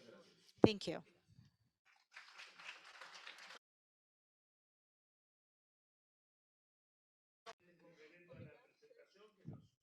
Thank you for your contribution. This gives us an idea about your regularization plan. Now, let us proceed to close this panel. I would like to thank for the wonderful presentations and the landscape that you have shared. Again, it is not necessary to work on a summary of everything's being said because we would be repeating the presentations. We just want to express the most important aspects throughout the different presentations, the importance of regularization and the socioeconomic integration processes, the focus on the rights, the different problematics and challenges coming from the human trafficking, xenophobia, smuggling, and I hope that this is a positive approach into the future and the undeniable socio-economic contribution from migrants into the host country. There's still much more to say, but I believe that you will have the opportunity to speak with the different panelists and make your own conclusions. Thank you, everyone.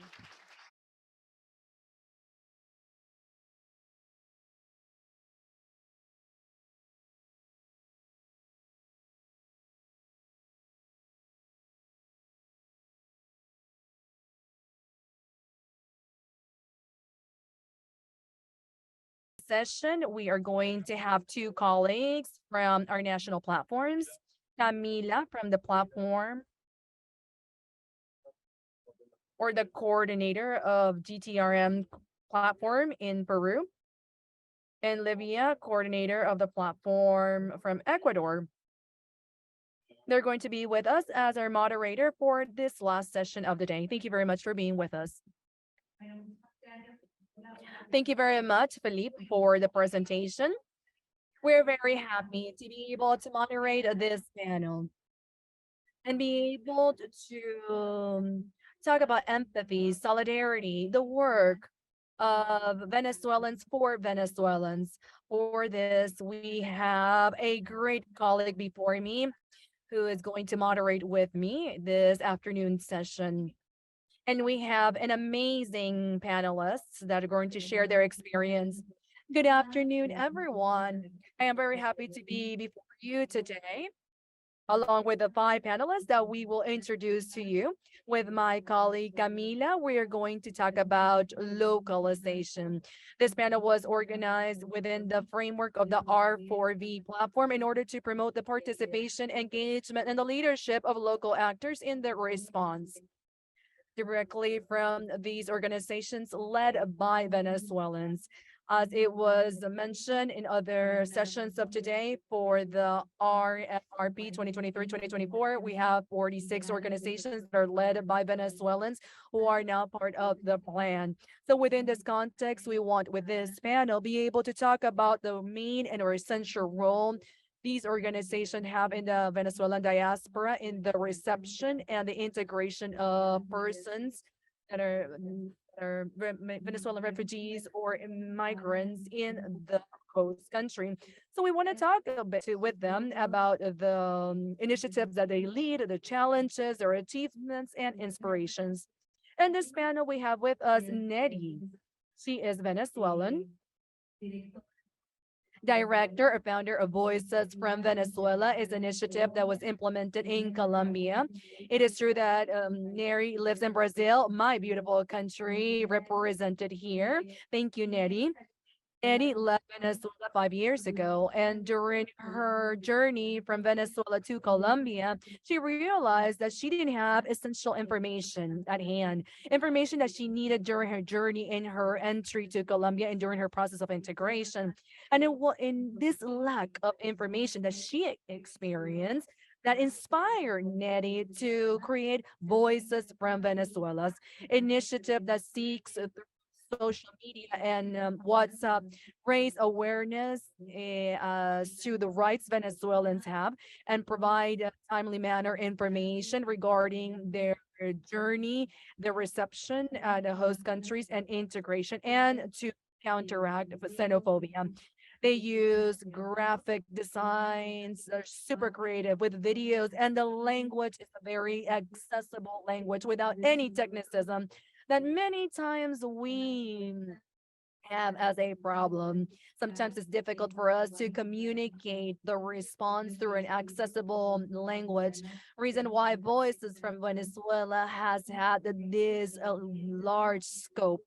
With this project, Nettie won the Jean Dewey Award for Refugees because of the scope and impact that she has had with Voices from Venezuela, impact on thousands of Venezuelans that have loved their countries.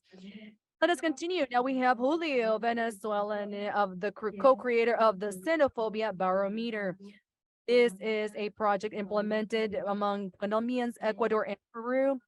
Julio has worked in the advisory session with the UNHCR, IDB, and the World Bank, studying the impact of the displacement and the migration of Venezuelans in different host countries in order to provide innovative responses as to the different dynamics and challenges that face these populations due to the movement in our region.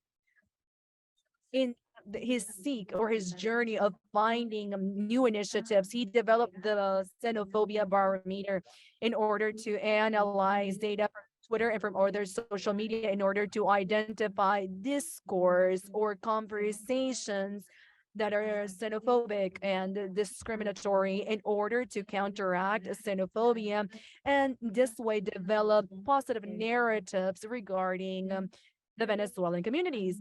With us, we also have Vanessa. She is the president of an NGO called Manos Veneguayas from Uruguay.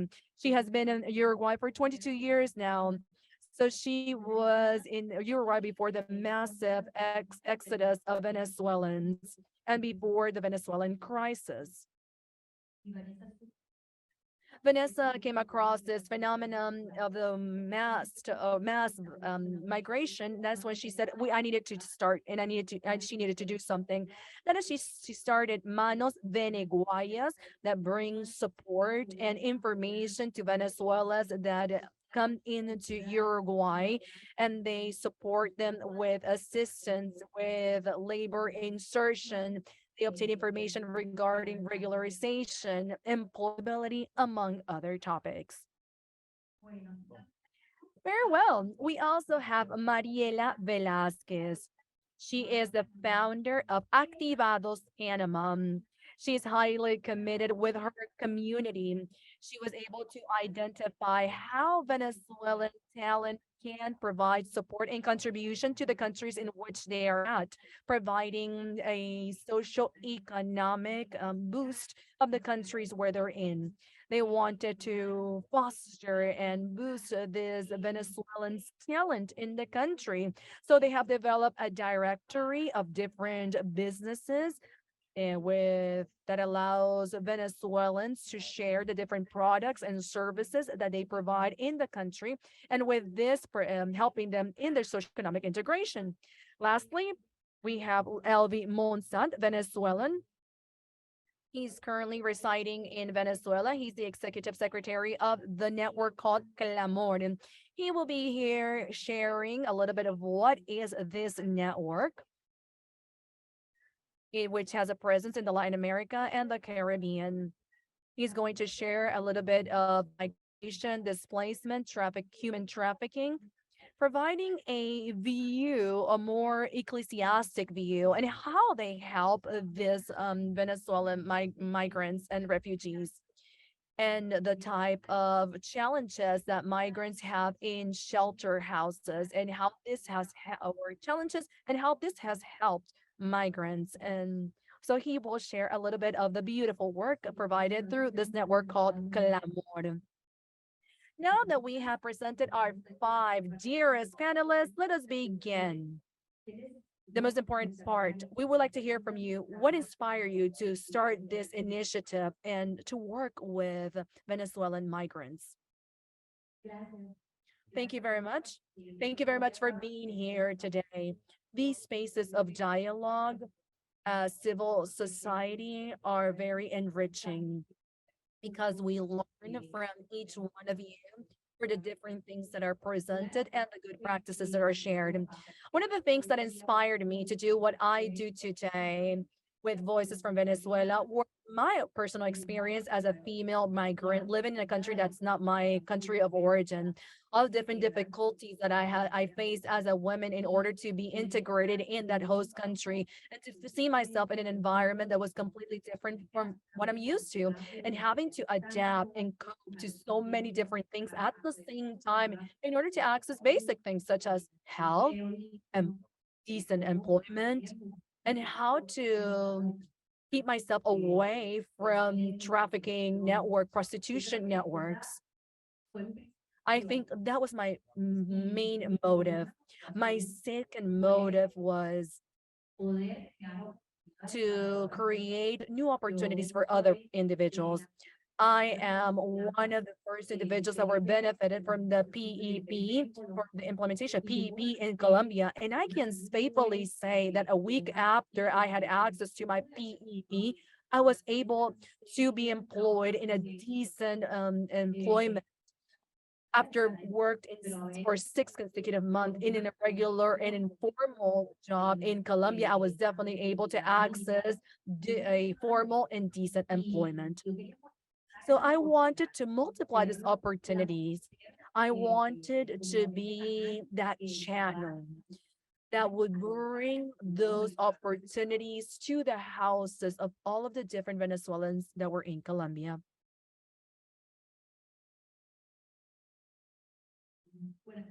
Good afternoon. I am surprised because we haven't even started speaking and we have already coincide in many of the objectives that were our true drivers for us to bring contributions to our own population, our Venezuelan populations in our host countries. I've lived in Uruguay for 22 years. I'm also a migrant. I also had to go through this process, evidently in different conditions. In the year 2000, we didn't have a lot of Venezuelans or any Venezuelans in Uruguay. It was a very rare situation. But despite that, I had to learn everything with firsthand experience and by myself.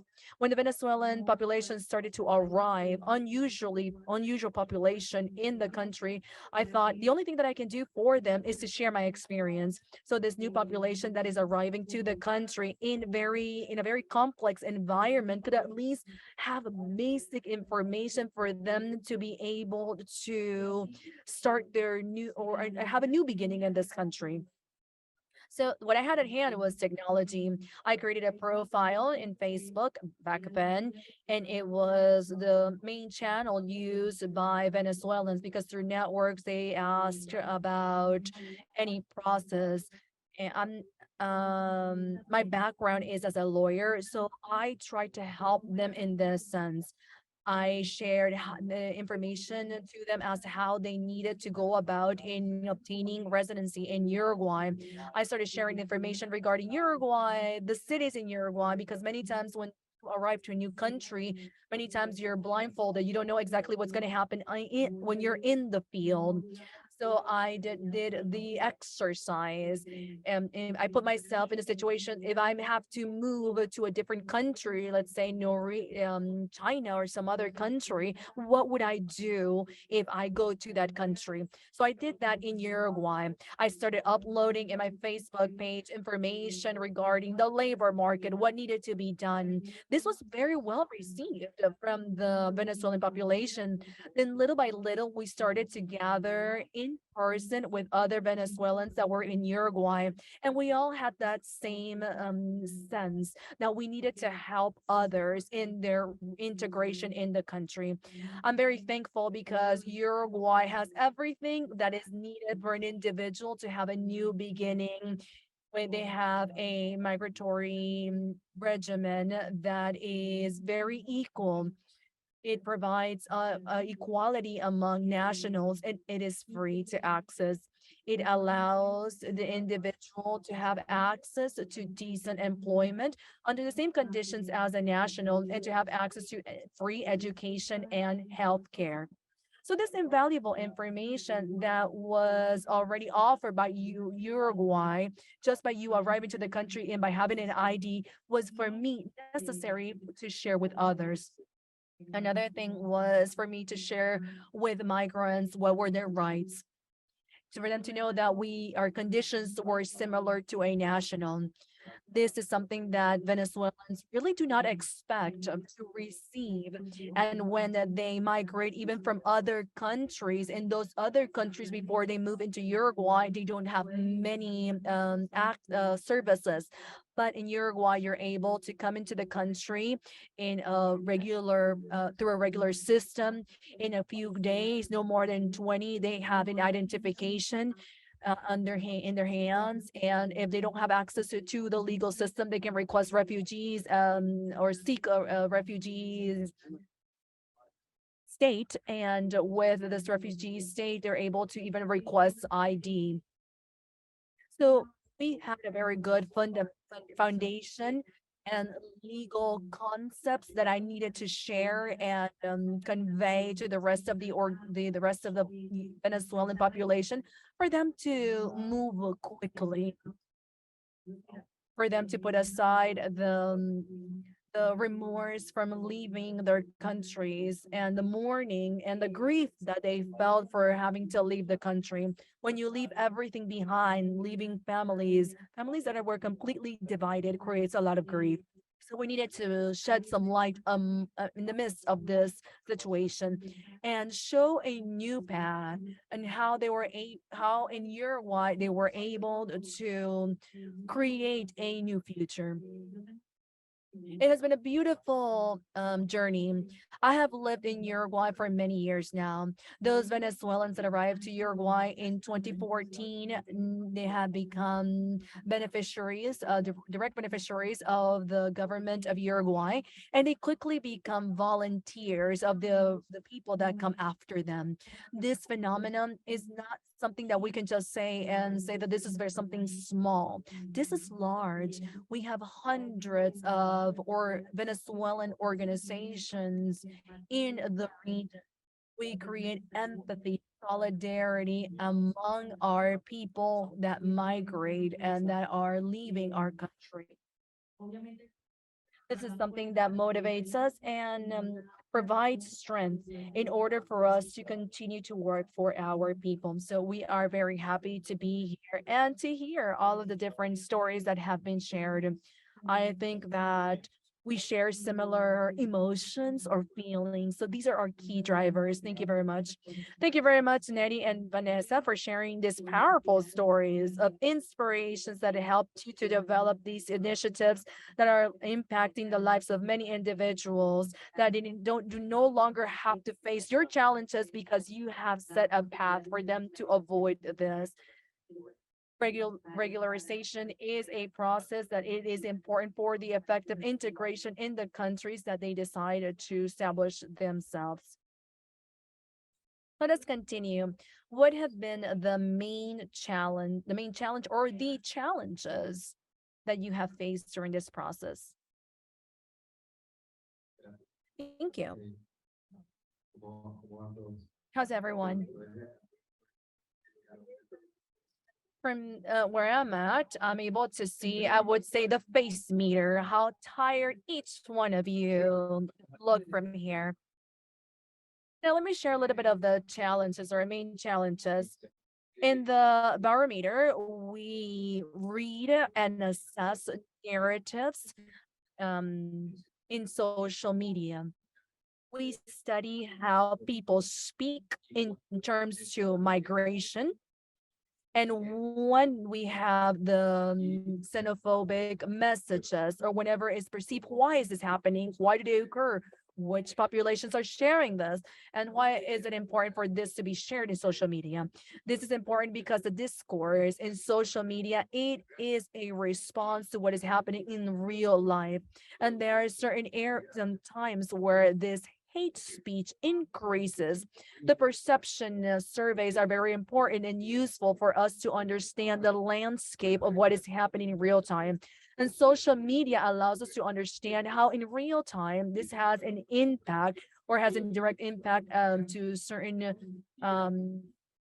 migration population. There is a time where the speech discourse increases. What we have seen is that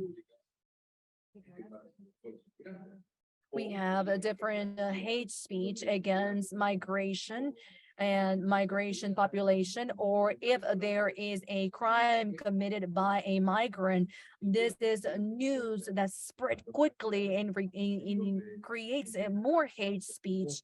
Many times they say when there is mobs outside or when there is a strike action and people are outside on the streets, there's a lot of rumors on social media stating that it is the Venezuelans, it is the migrant that are outside and creating that violence.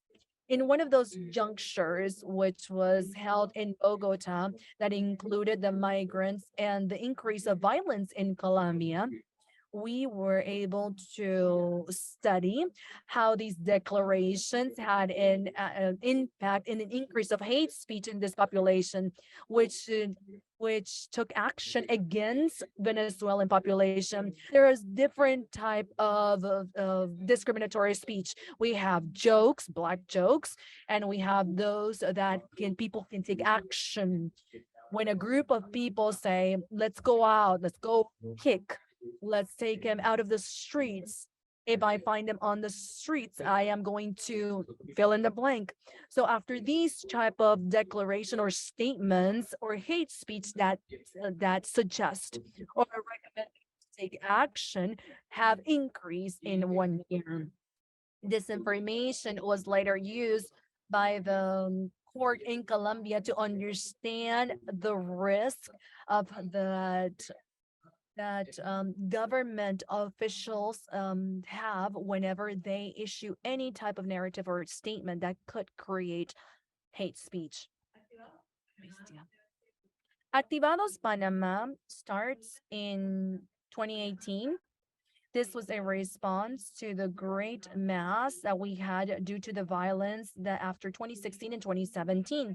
We had a great number of individuals that were arriving in Panama within a context of pressure, depression, and where they felt that a lot of young people were going to jail. People just for something so simple as a flu would go to the hospital and die. That was the context. So the first action was emotional and psychological support along with legal aid to all of those individuals that were arriving to the country.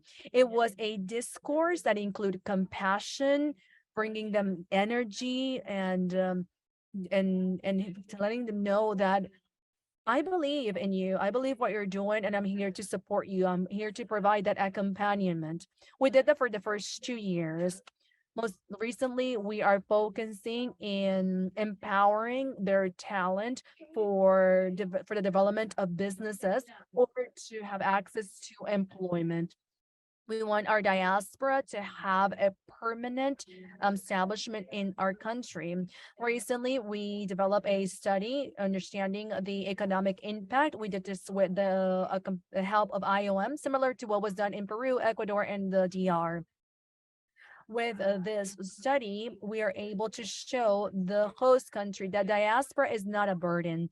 The diaspora provides and contributes specialized and skilled task force that helps the development and the economy and the development of the economy of a country.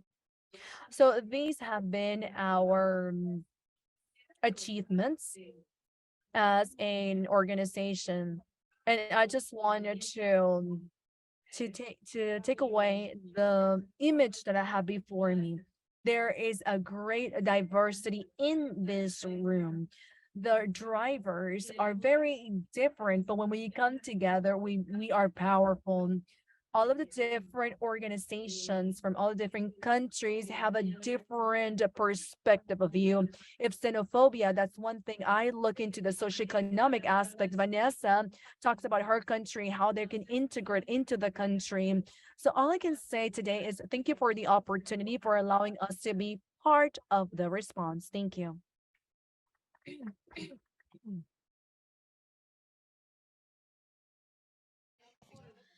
Thank you. Thank you for being so open. Thank you for showing the different phases of this reality because you were able to take action in front of the different situations that you have lived and in the experiences that you had in different experience. I would like to highlight the barometer, the importance of information in order to prevent actions or take actions in that same sense. And for activados, I believe it is crucial what you mentioned, the value of the talent to add. And we can see this as an addition into the mixed influx. I give you the floor. Yes, the next question is how come after so many years we are about to start the fifth year after the creation of the platform working on a response plan? Why, after so many years, do you believe you need to continue supporting the refugee and migrant population of Venezuela? I believe it's my turn. Good afternoon, everyone. Last week, I was in Cota 905 in a mountain in Caracas with a group of women.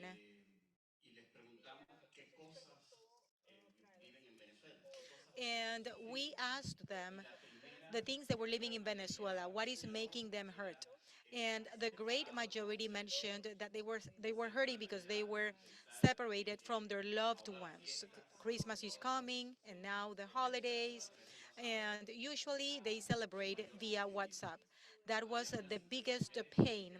There were about 50 women, and I asked them to raise their hand if they had at least a family member outside, and everyone raised their hands. And my question was, do you want them to come back? And this is why I'm sharing this anecdote, because to my amazement, they said they didn't want them to come back. They were hurting because they were separating, but they did not want them to come back, because if they were to come back, who was going to help us? How are we going to support ourselves in Venezuela if they come back? And what's the point of coming back? So why should we continue working in this platform, helping Venezuelans? Because the crisis is ongoing. And maybe in a quantitative way is less visible, but qualitatively, the violations are greater. We see a population that is migrating, a population that has not stopped migrating under psycho-emotional situations. And at the migration shelters, we are getting people in worse conditions than before. People that have failed, quote unquote, at a specific place and they were forced to re immigrate with the frustration, with the level of deception, and everything that implies with the lack of access to fundamental rights, the denial of a decent life, a life they have rights to. And if the reasons that motivated the creation of these networks 5 years ago has not stopped, of course, the networks shouldn't stop either, because that would mean that we are abandoning a population that has not migrated in a voluntarily way. They were forced to leave their countries because of hunger, because of misery, because of political violence, because of the lack of opportunities, because Venezuelans love their countries. I believe that everyone here have a piece of their hearts over there, but there is a crisis that is forcing us to leave. And as long as that crisis exists, the states, the civil society organizations must continue to bringing down the walls, the stone and cement walls, but also the intangible walls that could be the worst walls, because a lot of the states have a discourse saying that they accept migrants, showing the policies, but when in reality the great majority are being rejected and they are being denied the opportunity to coming into countries with requirements to get a visa, almost impossible requirements for Venezuelans. And sometimes the paper is just a matter of dead ink because Venezuelans are being rejected and forgotten at the borders while the states continue building walls because they are rejecting the poor citizens because the migrant with the possibilities, the financial possibilities, they are welcomed, but they are afraid of the migrant that had to flee their country because they had no conditions to live in a decent manner. Thank you. Sí, dentro de la misma línea, Yes, along the pues same siempre mis line, compañeros y dentro del ejercicio de lo que and nosotros hacemos en Voices of Venezuela todos los within días, the puedo exercise of ser Voices of testigo Venezuela, de I am que a en estos 5 witness años, yo that creo que in the es la last hora five de ir years, mirando a la it migración is con un nuevo time to pensamiento. look at migration Es as algo something que permanent in the region. mientras la crisis en Venezuela As no long sienta as que the cure, crisis in porque Venezuela la salud es el continues, centro de nuestro as país, long as we la cannot migración va a secure seguir decent existiendo lives y eso in al final Venezuela, no va a afectar migration a la will situación continue to interna del país. exist, and that is not going to change until the Yo internal tengo una situation in the base de datos country de alrededor enhances. de I have a muchas database of conversaciones almost que 1 tenemos million en el conversations desarrollo with del people ejercicio que nosotros hacemos, when we do the con exercise that we voces do. en And esa, I can en esa tell you conversación that con throughout diferentes those personas. conversations with 1 million Los people, escenarios the siguen scenarios siendo los are mismos still en the diferentes same, variaciones. with different variations, of course.